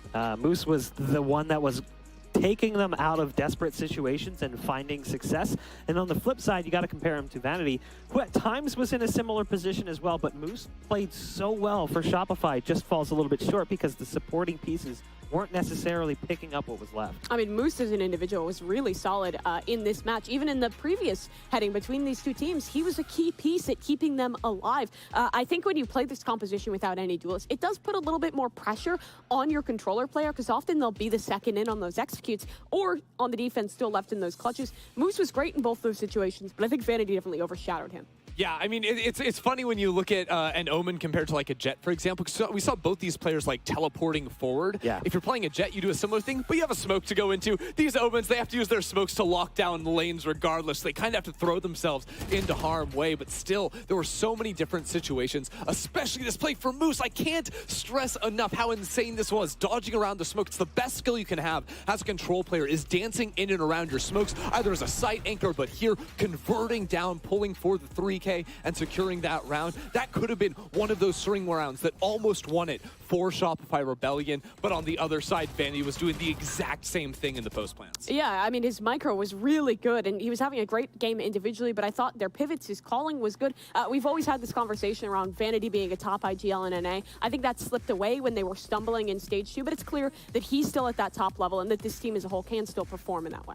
Well, now it's time to jump into the agent select as we take a look at Fracture for our second map in this series. We'll see if potentially Shopify Rebellion can bounce back, especially when we start looking at how they're going to start locking things in. Again, you know, we came into this not really knowing what to expect from them, because unlike Cloud9, we haven't seen much play from them. They've been quiet in the officials front, maybe some scrimbucks to make some assumptions off of, but other than that, it's coming in blind. There we go. We go back to that Neon. This is something that Shopify was experimenting with right at the end of Stage 2 that I was kind of a fan of. I think it's a solid role for Mata. It gives freedom for B-Dog to be a hero on that chamber. Yeah, and at the same time, on the other side, we have C9, Vanity on the Omen as a secondary smoke next to this Viper too. It's something that he has been playing. We actually have a game between C9 and V1 that they played this pretty recently on. And I think that one of the things Omen can give you on this map compared to something like a Brimstone, obviously you have the one ways that give you some value. You lose a little bit in the post plant, but I think Omen and the Shadow Step can actually give you a ton of value trying to get into some more trickier angles that really are constricted to like only really having like a chamber to get to. Maybe a raise, but she usually can't just hold post up. Sure. I think Neon as well has been a big piece in the meta on Fracture in North America for quite a while, but I'm glad to see Cloud9 go with the Fade Raise composition. I think with a defensive-sided start, it's really good in those opening gamuts. You're fighting a main control, you're making those north side crunches happen. If you have good satchel movement, if you can get aggressive, it'll work out, and I'm excited to watch Leaf on that. The only thing, though, is it's a raise without breach for setup. There is critically low amounts of setup for the dive play. Yes, there's combos for the nade, but taking control over B site, I think, is going to be miserable for C9. Well, we'll see if that's going to end up being the case as map 2 is just about ready to begin. The casters are standing by. It's Sully and Upmind. It's all yours. Ooh, thank you guys again, and well, that first map delivered on almost all fronts, and this second map, I sure as heck am hoping it does the same. A lot of changes as well. I mean, you guys were talking about the raise and fade. I'm surprised as well. I think, yeah, Mimi brought up a great point. Defensive side, that combination really comes into play, but a lot of questions, if they can't have a successful defensive side, where do we go on the attack? We don't have that Leaf crazy Neon entry. Exactly that. We mentioned the game that they faced off against Version Run, and they stuck with this composition, and we're seeing Shopify now switch over to the Neon. But what happened before that Version 1 game? C9 switched out the Neon. They've tried Neon on this map, and it just didn't work. Let's see if it works out for Shopify. Shopify on the attacking side. Gonna send an early knife to try and get this sand control. Breach as well to take up the same aim, but no, instead it's going to be Mata. Very quickly getting aggression here towards A, and there's a fast flank. No orb for Curry to avoid this early trademark, and well, Cloud9 has done a good job at putting in some early damage on this post plant. Well, that was the only type of damage that they could have gotten. Just drive through the smoke. Oh, B-Dog right before the TP. Actually nails the headshot onto Leaf, and you still get the rest of Shopify still battling back for their positions. Back over towards Dish. There goes Moose, and he has full control of Dish. These are just some strong post plants as B-Dog does get one towards Dish, one on sight. And now another B-Dog moving over towards Sand. And Cloud9 are going to be hard to get back into this one. That Breach is so hard to fight against on this map, and you see why. Dazzle with so much control from behind this wall, and Curry has no chance in crossing over. B-Dog takes him down. Shopify opens it out right. Yeah, an extremely solid recovery as well in the 4v5 as well. After Cloud9 finding that pick, dealing damage, putting pressure, so Shopify Rebellion did not have a comfortable plans. But recognizing that quick play, the fact that Curry could set up an orb or even a wall, and he does in this instance use a wall, and those two players, both Mata and B-Dog, looking to turn back and head on a swivel, fight that flank, effectively nullifying Cloud9's plan to try and disrupt the post plant. We gotta see Cloud9 with something shifty. Your players back over towards Dish. They're gonna face on that knife. That's a good little knife. Only able to get 1 of 3 though. You at least detect some pressure towards this top side, as they've been able to work through the bottom part of the map over towards B. A split ready here is Mata in a position to send a great fast lane to allow entry into this site. But these players, they just walk on in. Curry's going to try and hold tower with his wall. Oh, we'll see if he gets anything. Zappa alongside Leaf, still knocking on some damage. That's just a big Kobe nade there from Leaf. Whoa. Mitch still actually chiming in with another one. These two players are separated entirely. Tank is going through that smoke dry. What on earth, Vanity? Takes him down for free, and that's another free frag. I just have no words. Everything for there from C9 just seemed like it was given on a silver platter. That's gotta hurt for Shopify Rebellion. Silver platter and even more. No one pressuring towards tower. Curry's just able to sit there the whole time, putting pressure and kind of just being a thorn in the side of Shopify in that whole round. You're looking to take space elsewhere. You walk into the nade of of Leaf. Combo there again with Zeppa and Vanity's util. The Fade Raise combo already paying dividends just in the second round alone. Right. Again, on that defensive side, that C9 has to depend a lot on. Again, they don't have the pace of Neon there. That's not all that they have to depend on. C9. There. Still moving forward in this defensive half. They do change up some of the positionings a bit, but keeping Dish completely open except for the trademark.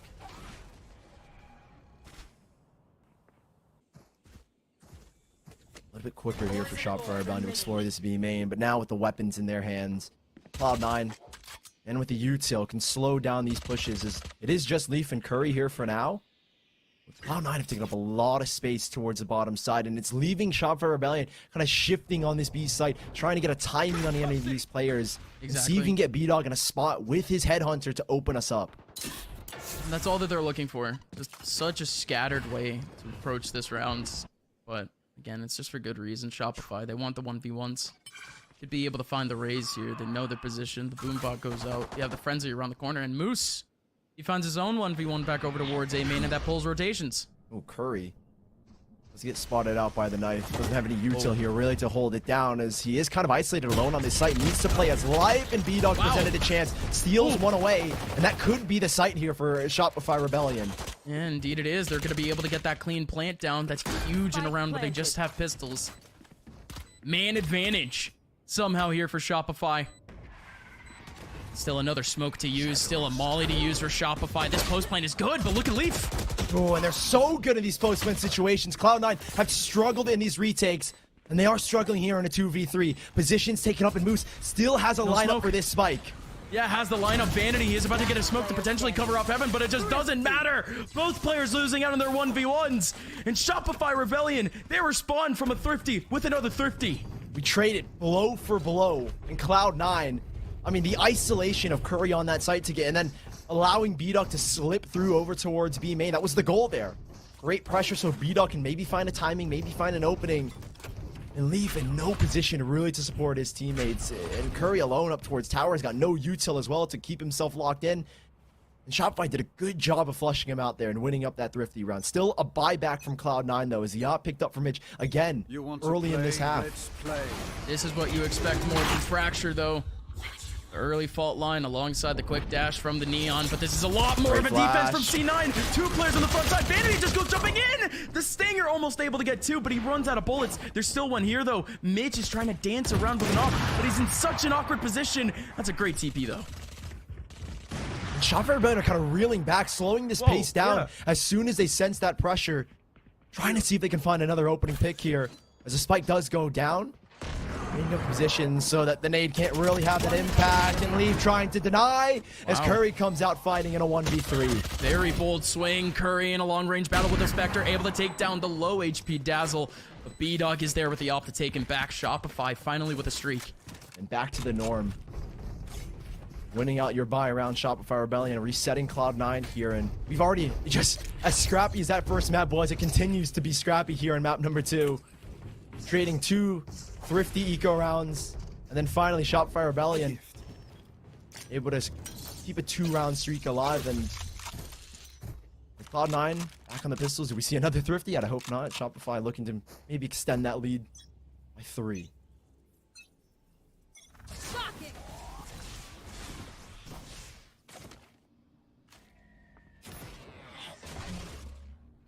Just get Leaf that early stun, trying to pull potentially a rotation or 2 from C9, and that actually did work a bit.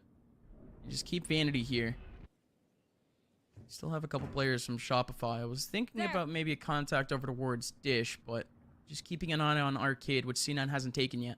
A very deep clear towards A, but they're still worried about Dish, so these 2 players on Cloud9 cannot rotate off, and they're the ones with the actual guns. They're the ones with the stingers. Curry is going to get caught out here. They're waiting for Tig's knife to come back online to prevent him from having any util. To controlling tower is Mata creeping up. B-Dog trying to investigate, gets caught out. The knife is going to catch Curry. And that shot for Rebellion swarming the site. The spike will go down and effective 5 times now just in this first half. There you finally go. I was more or less wondering about the Stingers. What were their plan staying towards that A side? Again, we did see the success of the pistols, both C9 and Shopify, just on this side alone, just from the long-range battles. That's a bygone for now. Zeppa goes out. A flawless round for Shopify Rebellion, finally building up on their economy. Prime Gaming flawless. Playing their own game. Last time we saw them was against FaZe, and it felt they were getting sucked into the aggression that FaZe were presenting on the defensive and attacking sides, and it felt when they were LG, they were playing FaZe's game. LG became FaZe Clan, and I guess now under the new name of Shopify Rebellion, they feel a little bit more calm. That's a lot of changes. A lot of changes, a lot of name changes. I'm out of here. Gotta see now, Shopify. Not changing too much. They're still making that exact same approach that we saw in that last round, but are we gonna see the Neon actually commit to site? Yes, she does. There goes the fast lane. There goes the pressure. Mata's just going straight into tower, but Curry had the shorty. But it does work out, though, with the aftershock in the end. Shopify with full control so quickly. And Tig has got the null command online. He can shut down any play that Zeppa and Leaf maybe want to make. If Leaf were to get the ult online, he could open us up here, but that shutdown so instant from Tig. As soon as he feels any pressure, he will pop that null command. And Cloud9, 6 rounds in a row, we've had the spike go down now. And Leaf has blast packed his way into sight, but has to clear these players in tower. Somehow it's gonna be dry. There goes a flash in his face, but he's able to get one. Showstopper out! Are you kidding me? He actually nails it! Bulldog! No, B-Dog, excuse me! Are you kidding me? He nails both, and the orbital strike comes in at the same time. Vanity has no chance at this. A 1v2, and he's been plugged out of sight. No time for him. He has to run away. B-Dog! He's got that dog in him! The hero of this round, and he's ultimately the one that goes down in the spike explosion. Shopify Rebellion, so close to losing out that tower control, but again, the hero, B-Dog, 14-2. We are 6 rounds into this second map, and B-Dog has been lights out And first kills and first sets in that first map was playing exceptional. Here already sitting at 2-0. And Shopify Rebellion, foot to the pedal all the way. Every single round of Spike has gone down, and Cloud9 have only successfully retaked once. And it was on a thrifty round.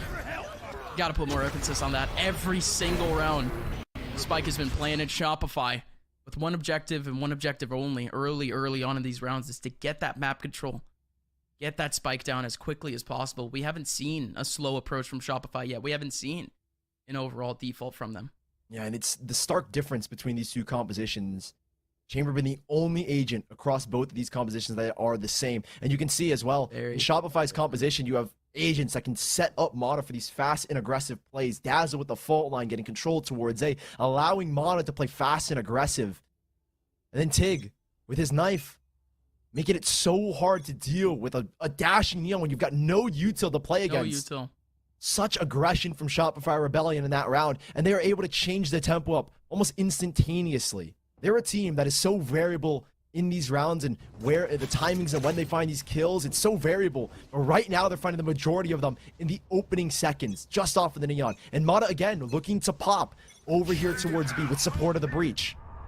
Only one kill for Mata, though, so far, and not going to be able to maybe add on to that. You had a push from C9, a triple push from C9, back over towards B main, but nothing happens. There goes the redirect. Shopify on the front side, they have one person to deal with, but they trade him out. You still have Leaf and Curry. Curry able to take down another one, but out goes Mata and B-Dog. B-Dog with a revive, and Mata taking the kill back with the overdrive. Vanity with the Sheriff just drops in. Spike is on the ground, and this could, no! Mata comes up from behind with a double. Now it's a 1v1 against Leaf. Leaf with that nade takes him down to 14 HP. How does Mata even approach this? Leaf had full HP, but a headshot could do it now. Those shots through the wall leaves only a 1 bullet. And Mata's gonna no! Denied the clutch. Mata thought he was gonna go for some crazy aggressive play off the overdrive, but he doesn't. Sits back and waits. And Leaf, being a hero in this round for Cloud9, a shot for Rebellion, had such acceleration, but Cloud9, that early establishment of B main, allowing them this quick rotate, and it's that peak, the long range, a dink as well onto Leaf, just barely staying alive and giving Cloud9 a second round there. Shopify Rebellion, the fast play does get shut down in this round. Just going back to it, by the way, you said B main wasn't exactly established. They had to back out of there almost immediately, Shopify. No, for Cloud9 they had it. Cloud9 they had the whole control. C9 held it. It was more, how could they actually hold A? How could they actually rotate back? It just didn't happen. This round, though, you do have the first pick from B-Dog, but that shouldn't have happened. C9 committing a bit too much space there for Leaf. And Cloud9, the success of preventing that spike from going down, is based off aggression. And that's what Mitch is looking to replicate. He doesn't. Mata gets a beautiful timing coming out from Arcade. Under tunnel. And that pick, again, the variability in Shot for Rebellion and finding their frags before the spike goes down, they're slowing things down here again. And Dazzle has a really good spot here for that Rolling Thunder. That's if they actually know the positions of these two players. Zeppa might be the only one actually known here, but Curry. Stone Tower. Tig's knife now online is going to get tossed towards Tower. The Rolling Thunder to open us up. It's Dazzle is creating pressure from the other side of the entrance, and he wins the fight against Zeppa. Stunned up. And that's the round for Shopify as they clear this site with ease. Yeah, there was zero chance with an aftershock behind him too. Curry forced to swing out in the open. Cloud9. They just won their very first gun round of the half. And Shopify responds with a Prime Gaming flawless. Switching their tempo up as well. Switching their tempo up almost instantaneously. From a fast and aggressive play to slowing it down and working this B main control. I mean, this flash setup is bliss over towards B main. We don't get shit in the replay, but I mean, that kind of read onto Cloud9 to seeing Shopify Rebellion. Okay, they're going to try and replicate that success. And what worked in the last round was their aggression early on towards B main. So they go back, use a flash to clear Mitch off the angle, has had very little. He's sitting 1 in 7. Has had the op 2 times and has found 0 kills on him. Back into the next. We have to see C9 try something shifty. They're back down to pistols.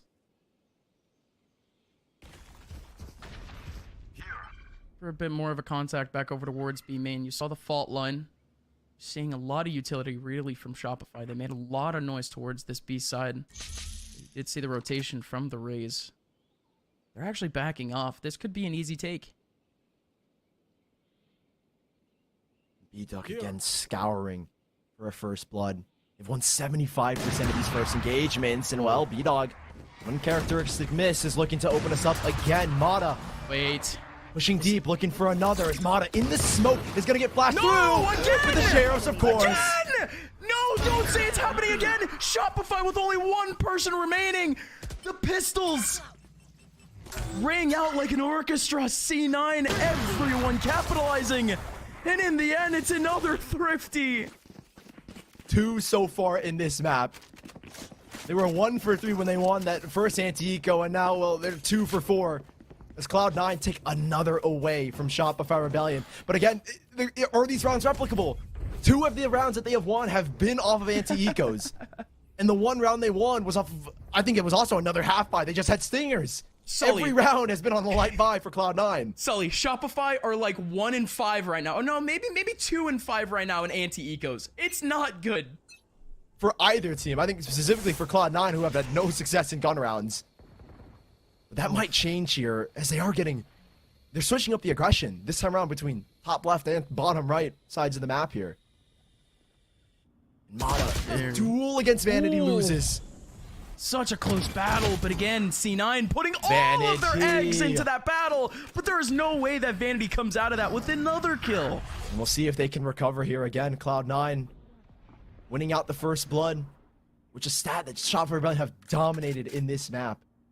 Mata doesn't get anything. We'll see if B-Dog on this op can maybe find another opening, which he's been so good at in these opening 9 rounds.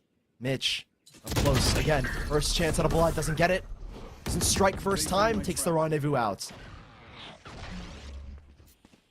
It's tough here, Mitch. Low HP. Has the good angle off the peak. Grouped up together, Cloud9. You see Curry crossing away. Doesn't want what happened in the first round to happen again, where he gets caught out alone in tower. But what is this B defense period? Everyone is backing up for retake, Sully.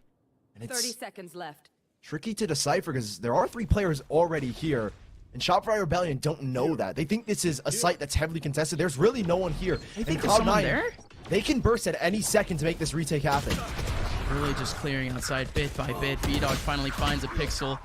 There goes Tig taking down Mitch. Still have 2 players for Shopify Rebellion remaining, but they just have no space here in the middle of sight. Tig only has 2 flashes to work with. B-Dog alongside him with the op. They have no way out. Curry traps them both. C9 finally with another gun round. No way to get back into that round. And Shopify Rebellion, from what looked like such a good start at a 5-1 lead, now narrowed down to 6-4. And this is a good call for a timeout because Shopify Rebellion getting red. I think Cloud9 are starting to finally heat up in this second map. And I mean, you look in the replay, I mean, it's ridiculous that Vanity gets this one against Mata, who's been incredibly good in those 1v1 duels. And then the second is just stupendous in Vanity. Too good. But again, that idea from C9 to even have that rush. We've had presence in that tunnel every single round from Shopify so far. This is the one time Cloud9 decide to battle back. And they win it. 2 kills. I don't really know if C9's going to be able to capitalize off that again, but I think they do realize the benefit of at least taking Arcade. I mean, this guy Vanity is lighting up the server. Was map MVP in the last, I think he had 25 kills. 300 plus ACS, by the way. And here he's on a controller. He's already 9-7. I mean, him playing the Omen obviously allows the one ways, but I mean, it gives Vanity a much more dueling IGL role, which is very, very rare to find. Vanity in a position where he's fragging out like this, and he is dominating the Cloud9 statistic board. 3-0 in first bloods in this map, and he was dominating it as well in that first map of Ascent. He is miles ahead right now of the rest of his team. And that's something when you've got the likes of Leaf, Zeppa, and Mitch on your team. He needs to keep going though. C9 still down 2 rounds, and Shopify, they're going fast right towards him. Vanity on the front side has the paranoia, able to discombobulate, able to slow them down for now. That smoke is even better, but now Shopify Rebellion, they have a better chance for a flash out now, so in they go. Oh. Everyone's just playing retake, and that shot through the smoke is so good. Vanity goes out and he's gone. 3 players remaining for C9 on the retake. 2 players towards drop can be such an issue, but clearly Shopify Rebellion quick to recognize, moves to drop that smoke, and I was thinking Vanity backs away, play the retake with these players in drop. But now with 3v4, Leaf approach no util at all here for Cloud9. There goes Leaf. Okay, Dazzle has a little bit to work with. Knows where the second one is, but doesn't know where the man in stairs is. Good stuff from Dazzle. And now it's a 1v2. Still Mitch. Thunder. Whoa, how does Mitch get that? There goes the orbital strike, though. Mitch has to work. The lineup as well for Moose. The lineup is just buying so much time. Mitch might just have to stick for the swing. The timing is everything, and Mitch already tagged down low, and Moose. Last second swing pulls Shopify Rebellion, and a very quick, hasty round gives them back and establishes a 3-round lead. And that was just the change they needed. It was just the pace. It was just the tempo. Shopify. They went back to, I guess, a little bit slower play, right? A little bit more defaulty, or at least respecting C9. I mean, we saw it just from the effect of the arcade play, right? But with Shopify closing in the gap, they take up a 7th. This next round, even more of a change. Shopify so effective in these post plants. As Cloud9 right now standing in this map 1-7. I mean, their usual stat is about 20% read cycle. It's standing pretty true as Shopify are kind of running over once they get into sight. Wow, Leaf will pop the early ult, see if he can keep these players back. He doesn't even go out to cover Spike? He could have established Spike there, but he didn't want to get taken down from Arcade. Very smart, very safe from Leaf, but he just goes right through the wall, and B-Dog is there anyways. Rolling Thunder to try to get a retake going for Shopify, and indeed it works. They're getting sprayed down, though, through the wall, and Mada is just going down bit by bit to Zeppa. Zeppa, on an absolute tear this round, finds all the pixels he needs. Everyone from Shopify just falls in the middle of B, and it's easy pickets for C9.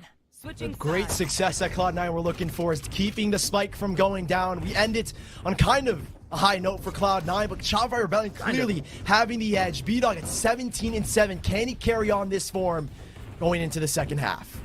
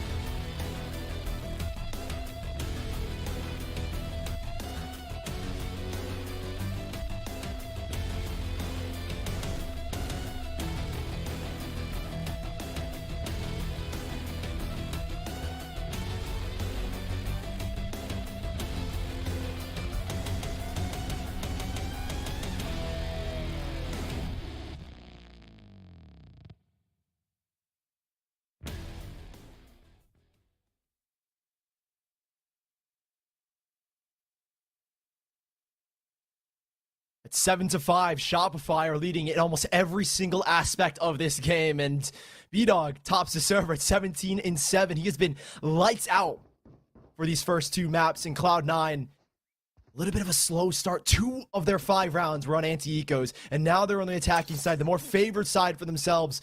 We'll see how good they can be here as they try and mount a comeback. This pistol round, critical as it could just completely nullify the lead of Shopify Rebellion. The A side's looking a little dry, though. Only one person realistically having a first contact. They do get the rotation very early, though. Yeah, and where does Mada go if he does get kind of flushed out by pressure? The smoke does end up dissipating here towards drop. It's quiet from Cloud9 as they use the smoke to drop themselves out. Leaf, oh my word! And the nade works against Mata? Nice stuff to double from Leaf technically, but here comes a rising Zeppa going up the ropes, able to take down one, but Dazzle, okay, at least equalizes things a small bit when he lands down on the floor, but it's B-Dog in a 1v3, and he's gone. The pistol round that Cloud9 were looking for has gone right into their pockets, and, you know, we were all questioning, oh, Leaf on the Neon instead? Or Leaf now on the Raze? How effective is he going to be on the attacking side? Well, he's just as dang effective. I feel like in the stat This line, is a right? Neon play right here. Yeah, in the stat line, I feel like they should count as a double entry. He should get 2 first kills just for that. For sure. The way that it was in 2 different positions entirely. And C9, such an important win for them already going into this half. Already putting themselves in a position to tie things up. Shopify, you see the adjustment. They did go a little bit more aggressive back over towards Dish, but that's a very quick contact. They have a triple rotation already. Yeah, very quick rotate. It does force B-Dog to make that run of a 2P, but 2 players are coming back into this site. It is alone. Dazzle in towards the top, already tagged down to 80. With a shorty up close, he's got to dance between 2 different angles, but he still wins the fight. Nice, good stuff, Dazzle. Able to get the first, but he still has the shorty to work with. But there goes Vanity, a double peek out. But okay, wait, here comes Shopify Rebellion. 3 players coming in from the Jenny side. We maintain a 3v3. Just classics, though, here for Shopify Rebellion. The spike yet to go down, putting contest onto Curry. Just caught just on the edge of that relay bolt. Mitch has the cross up, though. This is such an important position. Mata going in. The off angle from Mitch is held. Able to take down at least the first, but okay, one actually comes back for B-Dog. No Curry! He backs out of sight right at the incorrect time. Moose slips in and he's able to get the big kill. Now it's a 1v1. Is he just going for the ninja Mitch? defuse? He's nowhere Certainly. near. Moose is just going for it. Can he spray through? It is perfectly placed. Barely a second for that spray from Mitch to go through, and he gets the body shot he needs. Oh my gosh, Cloud9, if you lose another second round after winning the pistol, I would have ripped my heart out for them. Almost another anti-eco loss there, and they've only lost 2 so far in this series. 1 on Ascent and 1 here. And they would have lost a second here as well. My gosh. Down to the wire. And look, I mean, I hate to break it to you, I feel like there's almost nothing to be happy about. Going into that round with 2 rifles, you're only walking away with 1. They're buying up 4 rifles. This is a rifle round between these 2 teams, and we're here in what could and should have been the bonus for Cloud9. Should have been, right? But C9 gonna be left in a tough position in the future if Shopify is able to win out this round, so you can see how much more safely C9 is taking this one. A lot slower and a lot more spread. They sound out a Prowler back over towards A, and that pulls a rotation. And there goes the big first kill for Mitch. Mitch with a big first blood has been so good in these conversions. The second highest first kill and first death ratio in this event, only right behind Dicey. And he does find one opening. He's going to slow it down here as well, allow his team to shift around. And look at this re-clear back towards A main. Oh no, Belief in Zeppa, what a kill through the smoke. That just works out. Shopify Rebellion, even with this re-clear, they have no chance. Picking them apart 1 by 1 is Cloud9. That's 4 individual 1v1 duels. Ooh.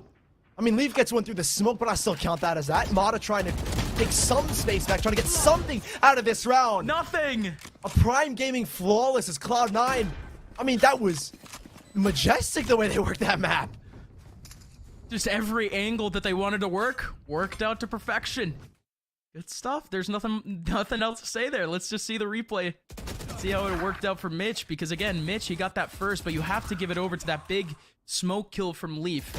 Still open up that Jenny side. If they had to go back to A, it would have been a little bit of an issue with that rotation. And the read from Cloud9 to understand, okay, that first blood on towards B is going to trigger some reaction. We showed presence towards A main. Of course, Shopify are going to try and re-clear that. Vanity and Zeppa both ready, trying and ready to duel that area. And on an eco here for Shopify Rebellion, who have already won 1, but nearly won 2. And this time they've got an ult to back it up with Dazzle for a retake if it comes to that. But Cloud9 are playing so insanely passive. Sensing for any aggression, that aggression is shown towards the top side instead. And Cloud9 are going to start to push themselves into A, slowly re-clear this bottom side.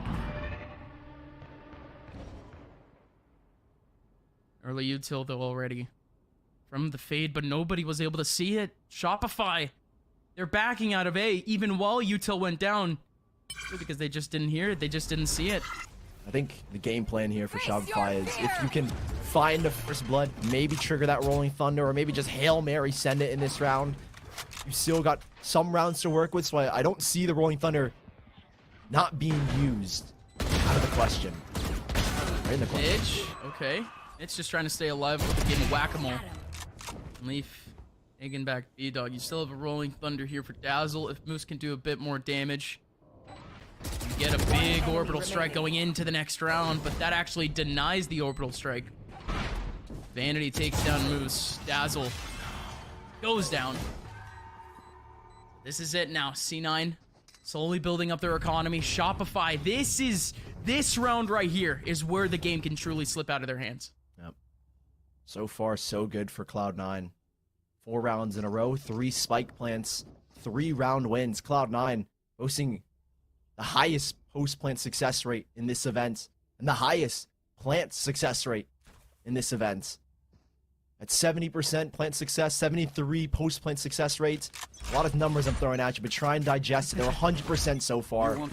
Now with the rifles from Shopify Rebellion, they're getting aggressive to try and even prevent that from being a possibility. Now they just maintain the control. B-main is theirs. Similar setup to what Paper X do is smoke that deep angle, flash, and send a KO knife to get this B-main control, and they will adjust off of that. Whoa, this is big now. They have to fight for Dish. They have to compensate somehow for the fact that they just don't have rotators in. That Brimstone in the middle of that smoke didn't want to get sprayed down. Mata on his lonesome goes out towards Arcade and takes down one. He could get traded, though. This position for Mitch. Mitch! No! Looking for the under just in case Mata could have gone through. That one's just tragic, and B-Dog misses too. But okay, that gives C9 a chance. So well played here from Shopify Rebellion. Backing away as soon as Cloud9 will take this side up. Leaf does have the ultimate, but they'll need some kills, and these players are sporadic across this A side. They're going to group back up in towards A main, but look at the Rolling Thunder that could really put a deal on this round for Shopify. Leaf still alive, though, trying to roll on out with the satchel. Again, Rolling Thunder still had, but they just don't know where Vanity is. They might have, they might have actually seen that smoke, though. They're still looking around the mid of sight. Vanity around the corner, looking for a one and done, and he's done without the one. There goes Leaf, skating around the corner, trying to find an angle in on sight, but he opts to save the op anyways. Still, though, Cloud9 getting these spikes down is what's the most dangerous thing. Shopify failing to deny any spike plans in this second half, and I mean, Cloud9 are showing great success in getting the spike down, and with that conversion rate that I mentioned, it's still not out of the clear for Shopify. You still have some worries. The fact that these spikes are getting down in these 5v3s. Granted, I think this round was intentional. Allow them that spike plan to get in where you have a very strong retake off of that Rolling Thunder if you need it. But still, Cloud9. Mitch transitioned over the operator. And still the threat of these spike plants. A very similar setup here. Again, over towards the B side to get this control. Oh, Vanity, what a spot for him right over the smoke. Yeah, could have been able to get a cheeky one on Namada. And they've lost the control here, Shopify. So it's now a re-exploration here towards Arcade. They did it in the last round, but they cleared out Tree. This time they didn't clear out Tree. And now they have to worry about the underside. A lot of util used. They used a Paranoia alongside the Prowler. Actually still fairly good here for them in the middle of B, and that TP. They committed it. Nobody's there for that trade. Now they're clearing. Oh, now they're clearing tower. Good stuff for Leaf, but again, the timing. Dazzle wasn't able to do anything. There's still one here that could be able to defend. And look out for the Neon. Look for the position of Mata. Mata's going to take down Mitch. There goes at least one. We can equalize things at a 3v4. But Shopify still such high odds. Still, Leaf is maintaining this tower control. So much util to maintain tower here. First the smoke and then the poison. As B-Dog just haphazardly spraying through the Viper's pit will find one. And now look at what it's done to Cloud9. Shifted them around. They're no longer in the Viper's pit. They're playing for the post plant. Yeah, that's one way to even the odds. Holy. Where are the lineups? They have to go through. B-Dog is through. Finds Leaf. Oh no, now the pit is down. How does B-Dog just get all 4? B-Dog once again shows why his nickname is B-God. Another 4K, and it's a heroic one. This man has been lights out. You can't stop the roll of the B-Dog. I get just how? How does he get 4 opportunities there at frags? That first one, dry. That second one, how does he find the timing on the leaf? How does he find the random kill on the Curry? And how on earth does he get close enough to Vanity? That position was just so good, and B-Dog able to pull off the big sparkling play that at least leaves Shopify with a little bit more momentum. But there you go. They defended back against C9. We are 9-9. As B-Dog continues to accelerate, so does Leaf, and we'll see if his explosiveness, if they can get arcade control, if his explosiveness can lead them to success here towards B. Mitch in the smoke is not going to get anything. Good shot from Tig. And there goes Shopify. Again, backing off. They need to watch out for Dish, but again, C9. We're looking for something back over towards that B side, and indeed, that's all of them back over in arcade. They finally go through. B-Dog with the op, not able to find anything, and more importantly, the rush into Jenny actually works, and Curry just keeps going. The Molly certainly can plug it off, but he still goes down to Moose, and this is it, the orbital strike. No util, nothing here left for Cloud9. They're so good in these 4v5s, but they're not good enough. Another shot from B-Dog, lights out once more, taking down his counterpart Leaf, and he gets a second in this round. B-Dog continuing to roll the scoreboard as Shopify find double digits and have established the lead above Cloud9. It was just a few rounds ago where he said this is a must-win for Shopify. It was 9-7. And they pull it right back from underneath Cloud9. An instant turnaround, an instant change of pace. It was the aggression that kicked us off.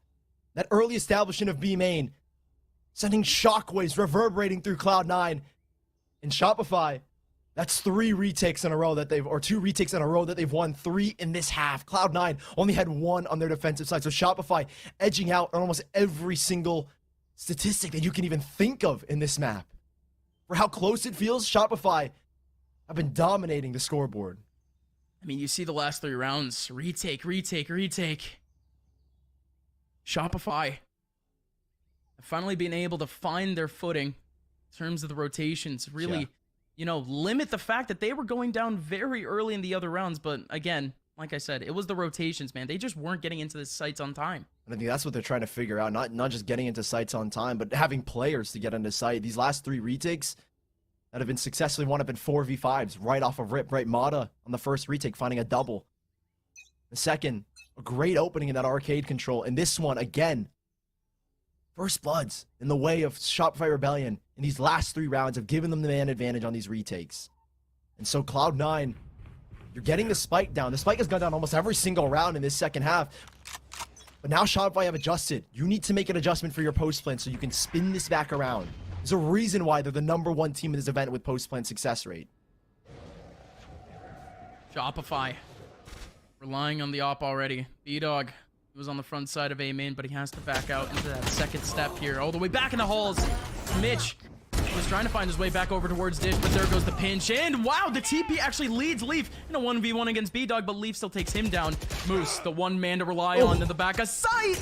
And he goes down to 10 HP. What on earth was that spray? And he still gets a kill out of that. 3v2. Spike not down just yet. Zeppa trying to aggress to give Vanity the space to make the TP. The individuality of Cloud9 is what really shines in these positions, and Zeppa tucked underneath the deafening. A full re-clear has to be here for Shopify Bound, and in these close angles particularly. A great Zeppa. smoke. Zeppa has a seize alongside the Prowler. Can't be able to use one of those right now. Has to wait for a peek. That knife didn't find anything, and Zeppa just finds both. Can he find all 3? Yes, he can! We're tied up again as Zeppa just stands tall. What more do you need? A 4v5 won by Cloud9, and it's done by one man, Zeppa. The lion's mane of Cloud9. And what a start here. Just off of the post plan, sending that Nightfall to give Vanity the time to play these posts. And finally, Cloud9, well, I don't think it's a perfect adjustment. It comes down to one player, and Zeppa is the man to make the magic happen. Here we go. Cloud9. Historically, like you said, one of the best teams on post plants, and Shopify are giving them plants. We've had one map these first 2 days that have gone that has not reached 23 rounds, and another one here has gone the distance to 23. What a week, and we're only 2 days in. That's insane. Shopify Rebellion, they have put on such a feat to bring Cloud9 to this close of a game. I mean, I think, unfortunately, you look at the stats, they have not been an impressive team, but they have shown glimmers against FaZe, and they're showing it here again, given a real chance. There is room to work with, and this matchup is critical for Shopify Rebellion. Not once have they ever won a single match in the lower bracket of VCT with this core. And so it's almost critical that they come out explosive into LCQ. Leaf exploding right in the middle of the site here. Has one to go. Actually not able to spray him down. There goes B-Dog with a TP back, and Mitch is able to take him down off the rotation out. That's his first death. First death, B-Dog. That gives Cloud9 a chance to double down on these frags. Everyone finds 1v1s. Everyone finds a chance there. The players trying to drop there for Shopify just didn't have a direction, just didn't know where C9 was in the middle of that site. And there is some resurgence from Cloud9 after that tack timeout. A new synergy on these execs. Leaf, patient, doesn't over-aggress, doesn't int into the sites. Just plays on top of that box around Sand, allowing his team to flood out after him. And now Tig, to try and save the rifle. They are strapped for cash. Moving forward. He's on 1.3. I don't exactly know the number for the rest of his team, but in this instance, you want to save as many rifles as you can. We get onto the deadly 11 for Cloud9, and he doesn't even get away with it. He has the ult. Cloud9, I found 11. Oh, wow. Yeah, just look at the economy for Shopify. They're conceding or overtime. They need a timeout finally for them. I mean, such a tough way to even play up against C9 and in at least the push and pull form that you would usually do against any team. Because again, C9, they're back to that aggressive way. They're back to taking that early map control. Even without a Neon. Yeah, even without a Neon, Leaf is just, I mean, his movement is insane on both the Neon and the Raze, and I feel like it's an agent that almost specializes to Leaf. Yeah. He's so good with those blastbacks and creating that space on either the Neon or the Raze. And Shopify Rebellion on this timeout, I think we're trying to establish, because B-Dog is one off the tour de force, so we'll see if he can get onto it, kind of use that as a space maker, and see if he can be the catalyst in a pivotal round for Shopify Rebellion. But what ult orb does he go for, and what ult orb do Cloud9 trying to read and deny?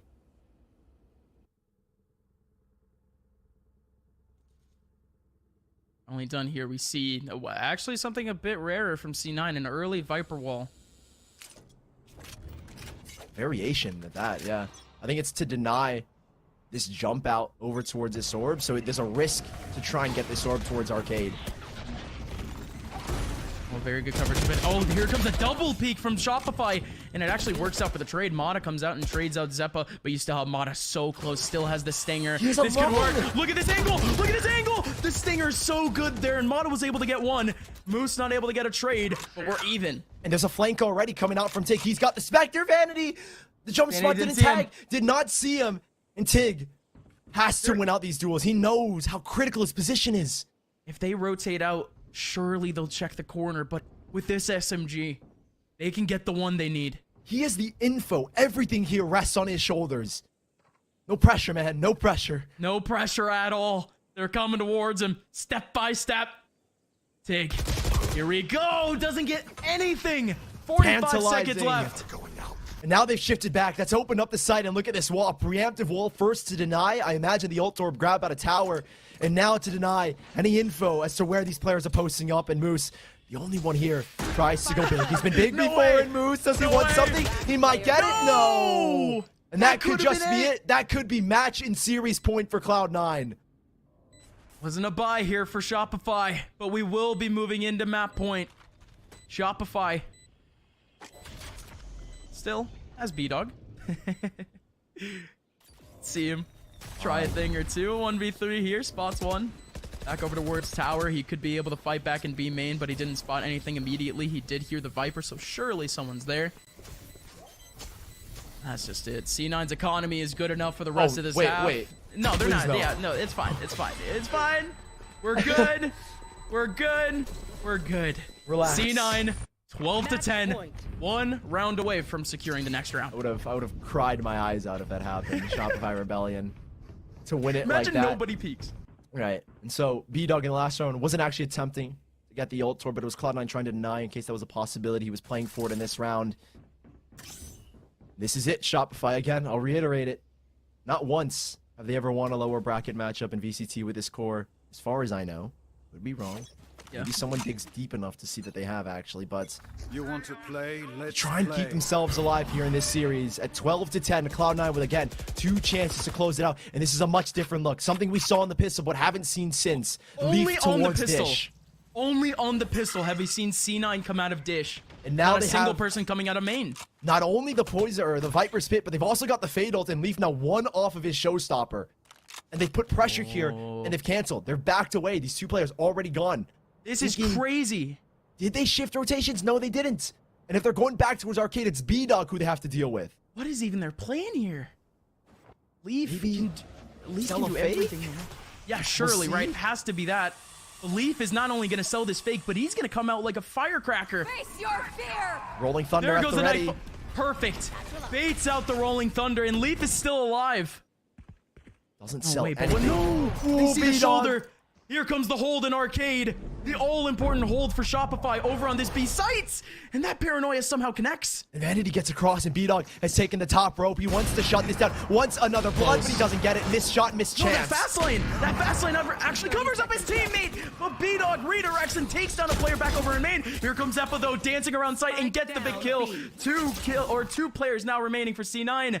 Zeppa and Leaf, they do have control, and they are No deep. way! But Tig still anticipates Leaf. Still has Spike to pick up. Zeppa going around the corner. Tig was holding the angle. Oh, Dazzle, he wasn't ready. The spray from Zeppa, not there, and the game continues. Holding them back with the util. And Cloud9 maybe trying to do a little bit too much with these fakes. I mean, they had the Rolling Thunder, so Shopify had no reason to rotate early. They could have played the retake, and you look at their A-site positioning. That Rolling Thunder is there to support either the A-main pressure or the pressure towards Dish. And that's the first round that Shopify Rebellion have denied the spike plant. And it's off of these ultimates. The first round where we haven't seen the plant. It's the most critical one. The most critical one. Almost, though. One more to go. Shopify can push things into overtime. You see C9 with the same approach we saw in the last round, except maybe we could see the commitment. And this is about denying this Viper's Pit. You shift over the KO take to a quick rotate to prevent this ult from going down. And Leaf has gotten onto the showstopper here from the last round going down. He's got a chance to entry. Are they trying to sell another fake? This is the 3rd time, the 2nd time in a row that Cloud9 are putting Leaf over towards Dish. And we'll see already, Tig has made the rotate. They've shifted, sent Dazzle to the other side where Tig can play with his ultimate to prevent the showstopper entry and the Viper's Pit from going down. Just what is the intention here off of the Dish take? Might want the knife to clear it out. Does he pop? He doesn't. Whoa, Too late at this Viper's point. Pit. Viper's Pit coming out of Dish. If there's ever a fake, I mean, that would certainly be it, right? Shopify have no eyes on sight now, at least coming out of Dish.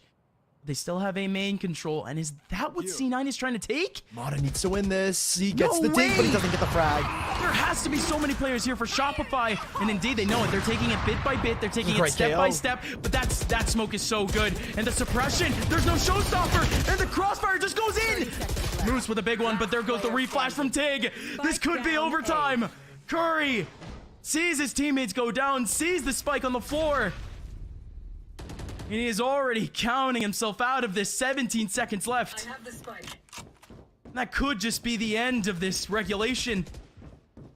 Has the line of sight, has the crossfires in front of him. 9 seconds remaining. B-Dog has the sight. There goes the aftershock, and he has to play it out in the open. He's done for. 12 to 12. Yet another overtime in VCT LCQ. A dozen, right? A dime a dozen in LCQ nowadays. Not a rarity. And Shopify Rebellion pushing us over the line. Again, Cloud9 doing a little bit too much there. Trying to fake out the Dish pressure. Trying it a 2nd time after it not working the 1st time around.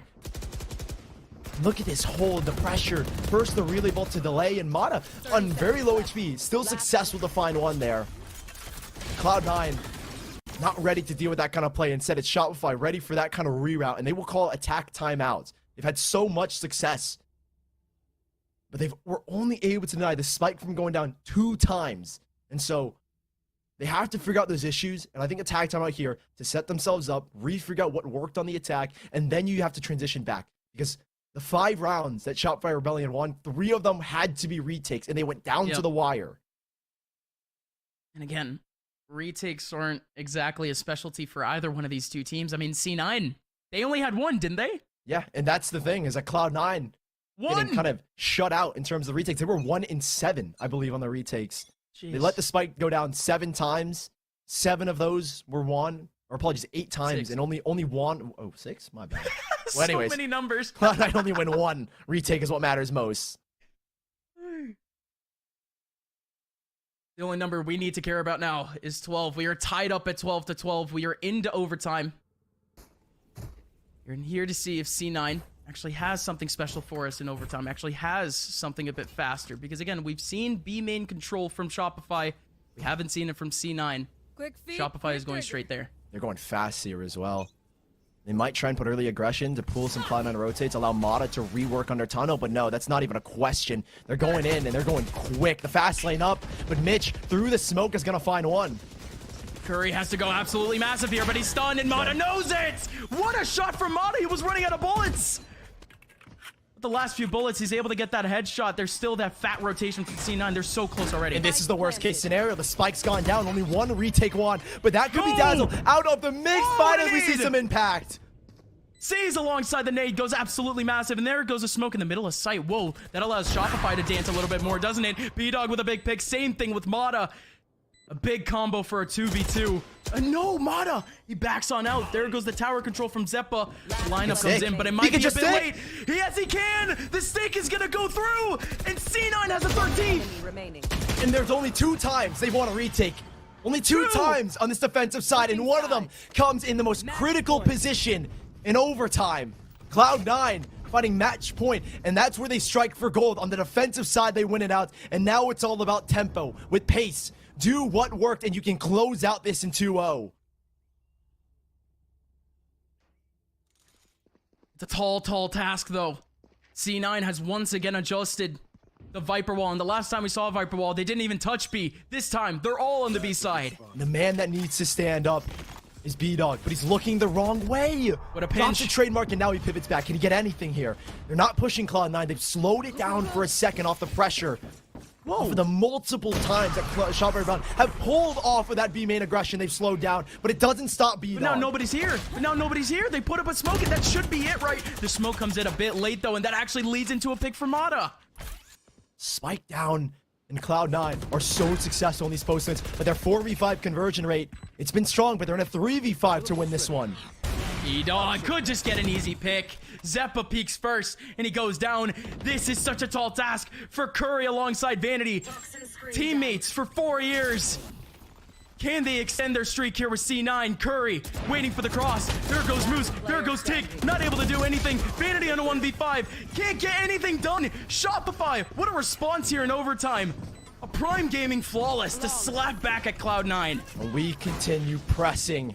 Shopify, they know what worked in their defense. Another successful retake. Overtime. 4 on their defensive side to Cloud9's only 2.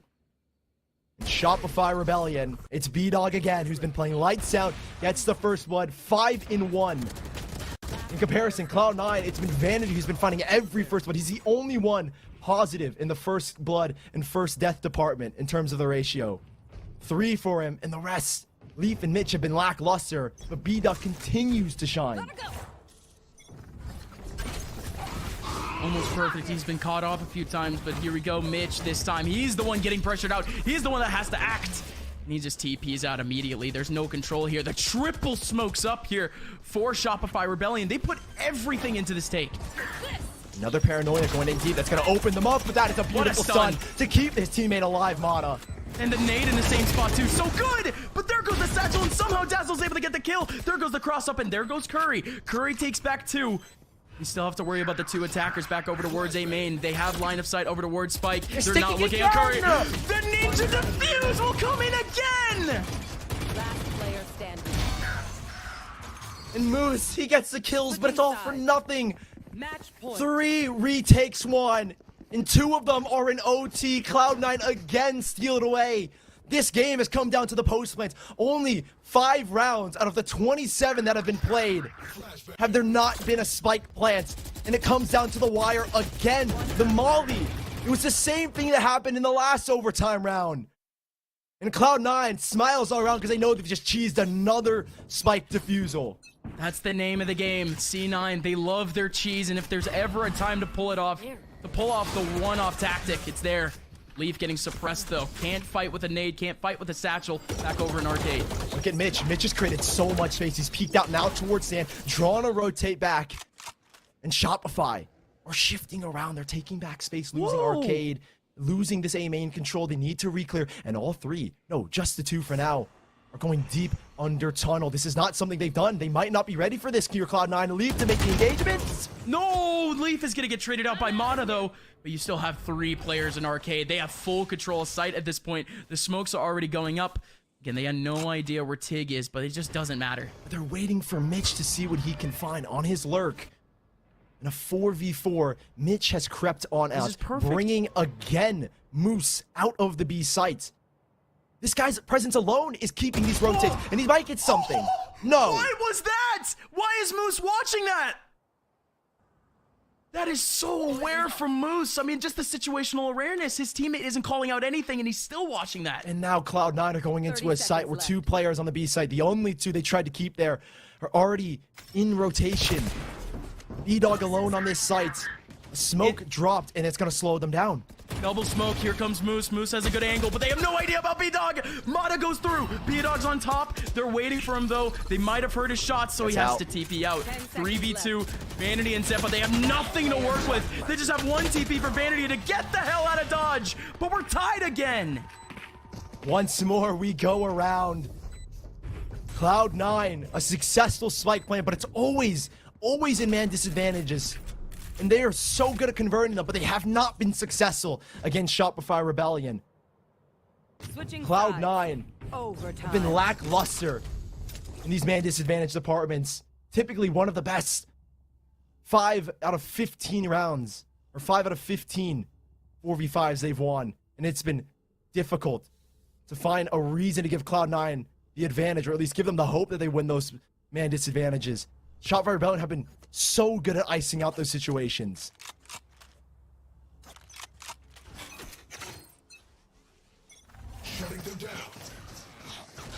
It's going to be more split control for Shopify. We just don't see this back over in A. Control a dish, control of A main, and a big early kill for B-Dog. Zeppa, early contact as well. Trying to trade it out after Leaf goes down, and he's tagged down to 47. And Shopify understanding now the advantage that they're in. With another first blood, they're looking again to slow down the tempo, cause Cloud9 confusion, shift these rotates. B-Dog, all he has to do is show face, and a paranoia will come out. Be a very quick response. Nothing just yet here. Oh, Vanity's gonna have a 3-man lineup here. Oh, no, but the contact doesn't even matter. Zeppa just goes down in an instant. Vanity trying to help out against Mata, but Mata is there for the kill. Curry has to be everything for C9, and he is only able to get 1. Mitch in a 1v4 in an overtime scenario just has to go for it, but it's such a tall task. And for both teams that have struggled on their defensive sides, on their attacking sides, apologies, in these OT rounds, Cloud9 will have to do it.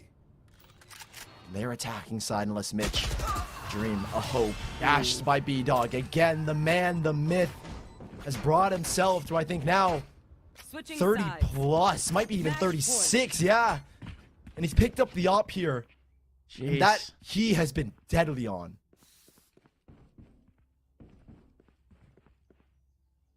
He's also hasn't even been the only positive player in this server, by the way. Somehow, by the way. He's almost double no, he is double positive.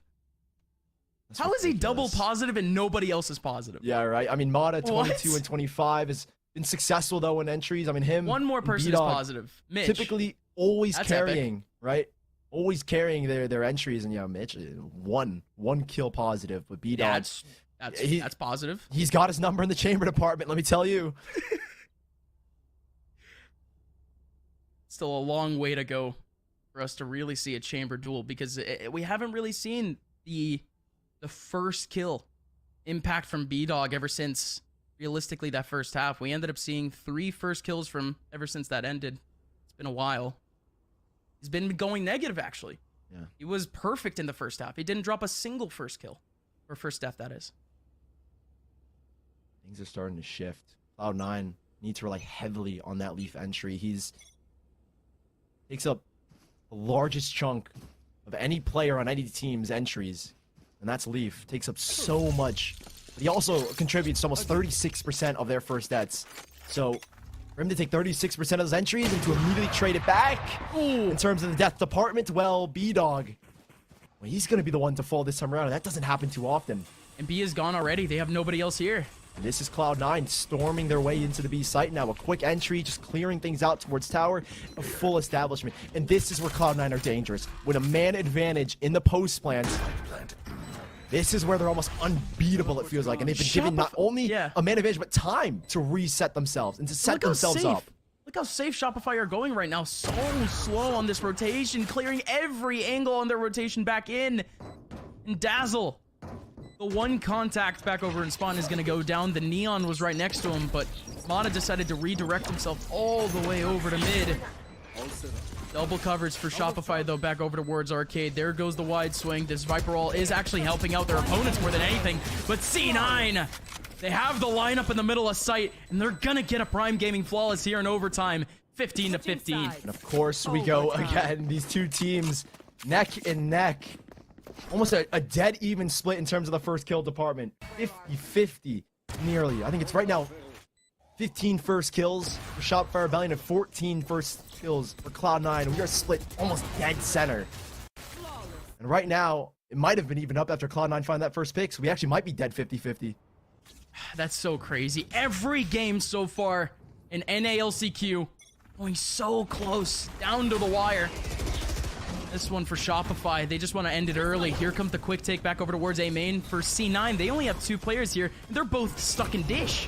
Vanity up top alongside Zeppa, maintaining his Vanity. The triple on top with the Omen, and he's lights out again, but they are recovering. Shopify Rebellion have taken 2 back and can get the spike down. That's something. Zeppa has no util to take this one back. Curry only has 2 mollies to go. That was a close shot there for B-Dog, and that nade's just gonna take down Moose. What a nade. Good timing. 50 HP now for B-Dog. Big first shot. Can he connect the dots? B-Dog almost with the kill, with the play of his life. But Curry is there. C9 at advantage again. 1 round away from seeing them in the next round again. And they edge out once more. Cloud9, so many match points from 12 to 10. Now in OT, they've had like 3. Shopify Rebellion on the defensive side. B-Dog's about to drop a frickin' 40 bomb. He's bound to at this point. That last run was so insane. He's doing everything for his team, and that haunt is what sets up Cloud9. And honestly, if that haunt doesn't come in and someone breaks that could have been Shopify Rebellion. The post-plant situation looked so good once they got that spike down. Back at it again for C9. It's yet another attacking round where we just haven't seen too much success. Thankfully, the last one, Shopify, with the long rotation, ended up giving in this one. It's just Mata here to get aggressive alone in towards A main. Dazzle doesn't have a fault line to support. He does have an aftershock and a flash, but he's pivoted back towards Dish.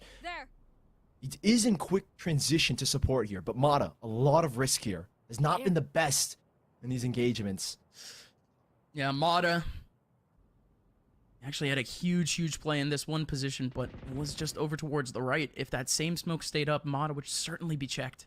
This is extremely slow from Cloud9 as well. Only exploring Dish. That's the only point of pressure that they have. And Shopify have learned to just respect it. They're looking to control this sand area. We haven't seen many scenarios where C9, they take every single second off the clock. They go in with just about like 25 seconds left. We just don't see that from this team. They're a team that love to play fast in these duels, find kills, get onto site quickly, and this time Mata is going exploring. This could be it.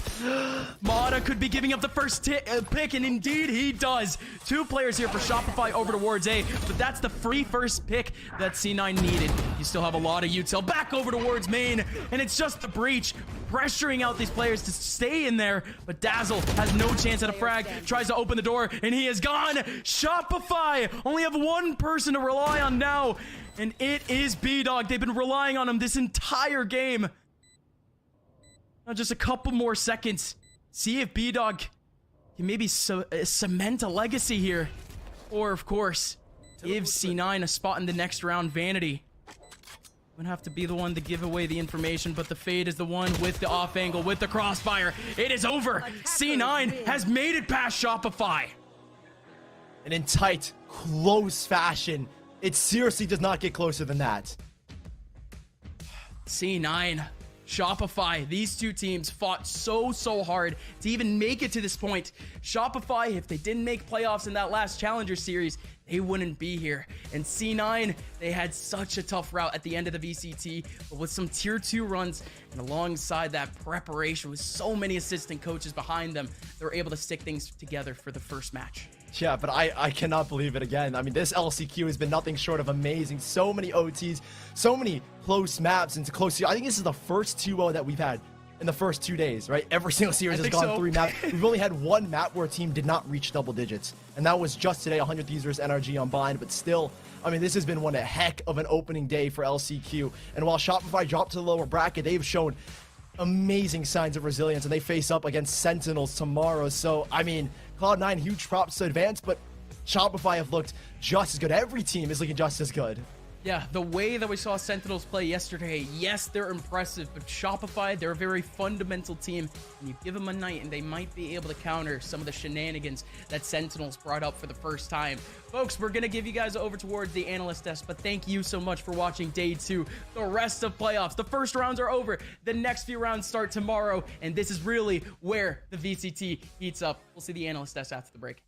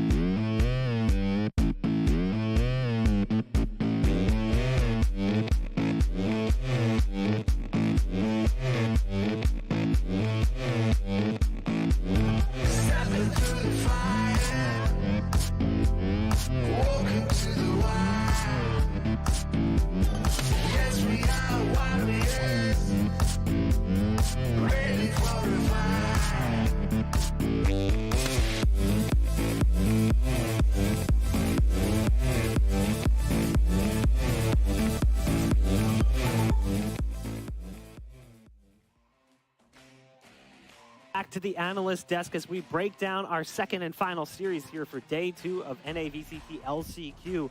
And it's not a 3-mapper. We have a series that ends 2-0, but it still goes to overtime as Cloud9 has to fight for that second map victory. That it does. What a close game there, and what a rally back from Shopify Rebellion. I think it started off with them actually doing quite well in the first half. I think Cloud9 only won 2 gun rounds. Everything else was a scrap in the ecos being able to pull things forward. But in the second half, Cloud9 was so clearly in control. It took a lot for Shopify to even find space, find overtime, and be able to push him to the limit there. Yeah, it was was so strange because we saw C9, obviously they had the raise, but not a ton of setup to actually get her in heaven. So they were doing these really wacky Viper walls to try and wrap around two different angles in order to take B heaven when they were trying to attack that site. But of course, to rewind all the way back, the Prime Gaming post-match highlights, we started off on Ascent. We had some really sweet moves like this from Moose. That was just honestly play of the day for me. But Shopify still just barely got pushed out. Yeah, that they did. I mean, Shopify was really pushing things to the limit here. I liked the composition that they brought in. They were trying to maybe counter out that Neon by bringing the Sage into the fold.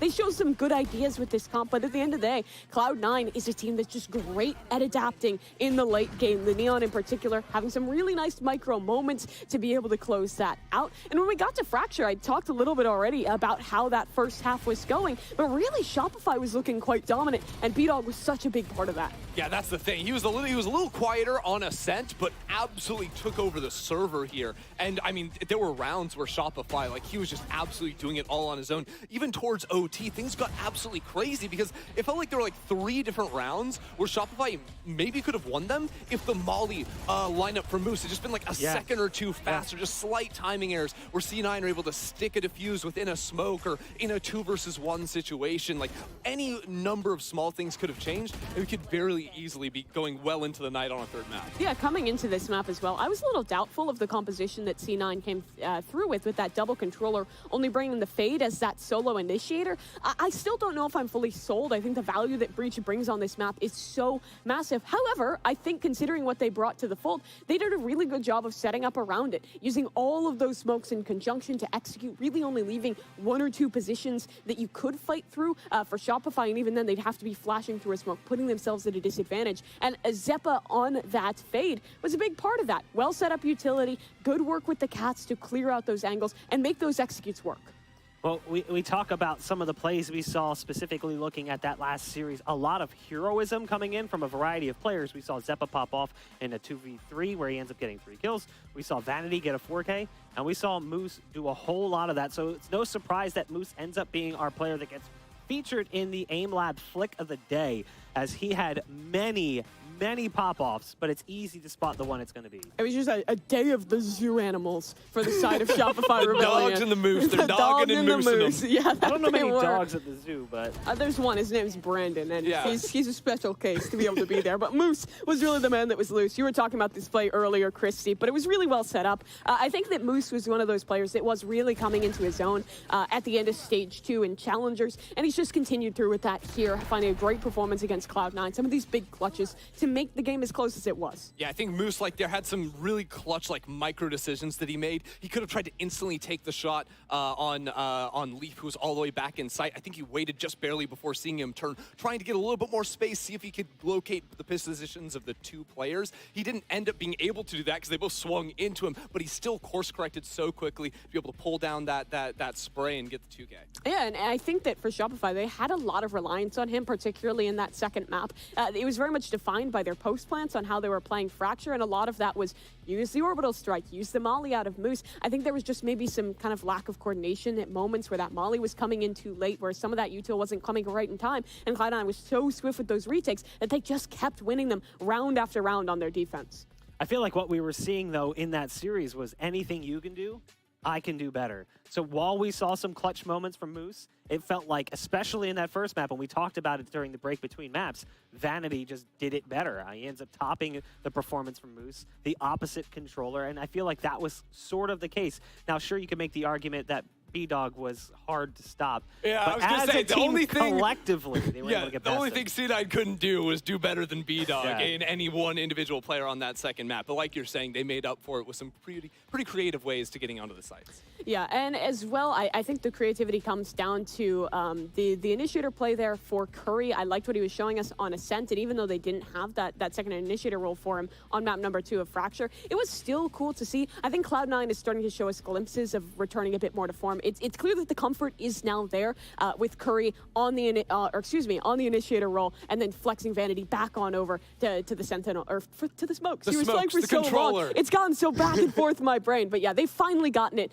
righted. Yeah, Curry tried to confuse everyone because he just locked in a second smoke on that final map anyways. Well, we can take a look at the bracket as well, so we can see how things are going to be shaping up throughout this coming week and the week that follows, because we do have some teams knocked down into the lower bracket, and we've got our first round of lower bracket elimination matches. Sentinels coming in as the number 8 seed, just barely sneaking their way in, did fall in their opener against the Guard, also just barely losing that.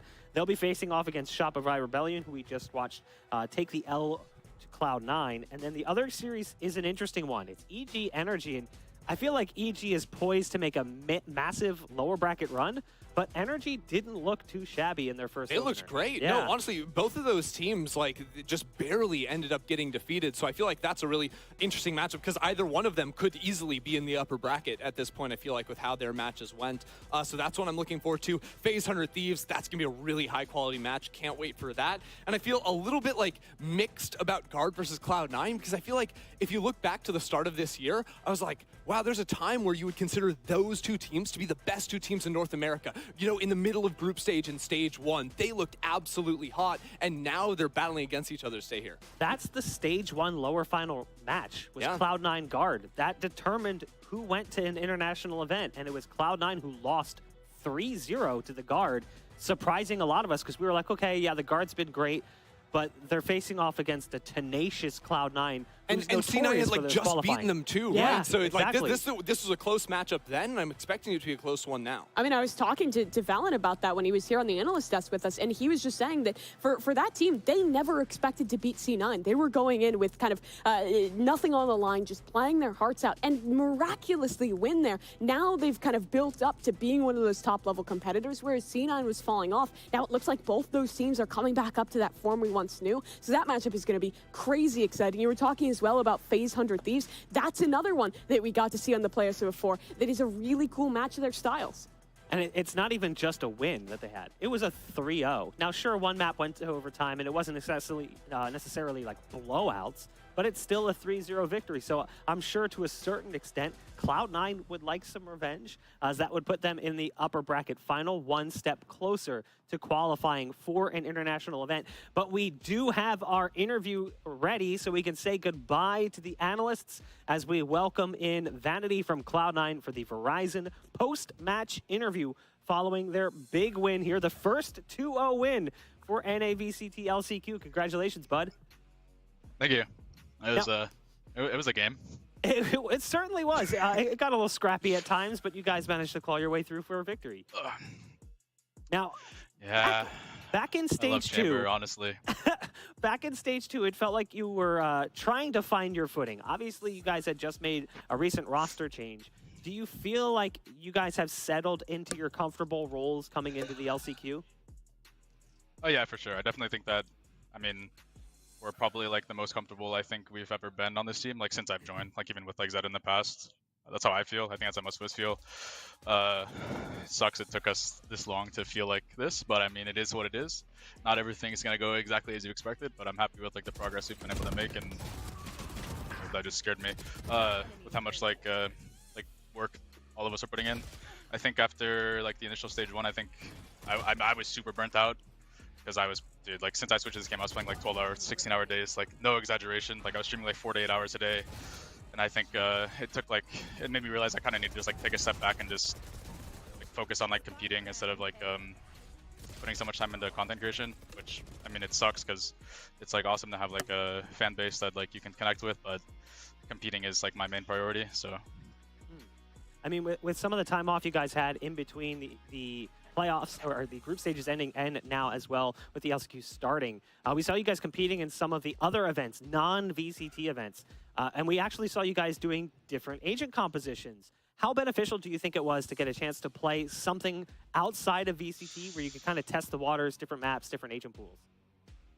I mean, that's the whole point of playing them. People are saying we're bad because we're losing maps, but it's we're literally leaving in maps that we're not comfortable on so we can play them in matches. So I don't know. I think it helps us a lot. I'm a big advocate for it. I think gaining match experience, especially with when you're picking up a lesser experienced player like Curry, or Curry, sorry, I forgot his name for a second. I think it definitely benefits him a lot, given he's he played at a decent level in CS, but he wasn't there very long, and then in VALORANT they never had an insane amount of success. So I think just being able to gain more match experience with him has been really beneficial for us, even if it's in lower tier tournaments. Now, I gotta ask you, you mentioned maps you guys don't play. Last stage, we didn't see you play Bind, which is normal. We almost never see you play Bind. You didn't play Breeze or Split. Should we expect to see one of those maps potentially slide their way in here to your map pool as we see the LCQ progress? Sure. Bind? Will we see sure. Bind? Can't comment on that one. Oh. You might. Maybe not, maybe. But I don't know. I think that... I feel like I was, like, I don't know. I feel like I was super burnt out last season, and I feel like we made, like, a pretty, like... You're not going to lose a series because of vetoes, but it makes it a lot harder, and I think that we didn't give ourselves the best chances to win a lot of, like, these matches that we were playing. But, hopefully we're back now a little bit better. Like, maybe we look a little better. I mean, I was shooting my gun for one. We won a map where I top fragged. I think that actually might be the first time in history. No joke. But yeah, no, I think last season we kind of had, like, I don't know. I honestly just, like, that was, like, the first time in, like, my pro career in, like, the 4 years or so that I've, like, felt, like, mentally foggy. And I think it was just being on my computer, like, 14 hours a day playing Valorant. And now I think that, I mean, the IGL is, like, super important on a team. And I think that me being, like, more mentally, like, focused all the time is definitely really beneficial. I mean, my teammates are insane, too. Like, Zeppa and Leaf, Mitch, Rahul, I mean, James, I don't know. It's just awesome to play with these guys. Last question before I let you go. You guys are now going into a semifinal match to face off against the Guard. This is the team that knocked you out of contention for the first international event going back to stage 1. When you prepare for the match, do you even think about that at all? Does that play in your mind like, oh, there's revenge chance, or is it just another game? Nah, I mean, no, like, revenge at all. It's just, I mean, we're, like, friends with all these guys. Obviously, MCE is, like, my ex-coach. Actually, I think MCE is an ex-coach for all 5 players on this team. I'm pretty sure. He coached me, Nathan, and Eric. I think he coached Mitch at one point. And I also think he coached Curry at one point also. So, I mean, I don't know. It's just going to be fun. Excited to play. Hopefully we can shoot our guns a little better than we did in the grand finals last time. Everyone loves a little Matthew Elmore. Congratulations on the win. I wish you the best of luck moving forward, dude. Yeah, thank you. It's great chatting with you. Likewise. Well, that does wrap things up for us today here on the desk. As we throw things to a close, I want to remind you that we will be live again tomorrow with more of NA's VCT LCQ. So many teams fighting for just one spot, and some teams will be sent packing tomorrow. We hope to see you then.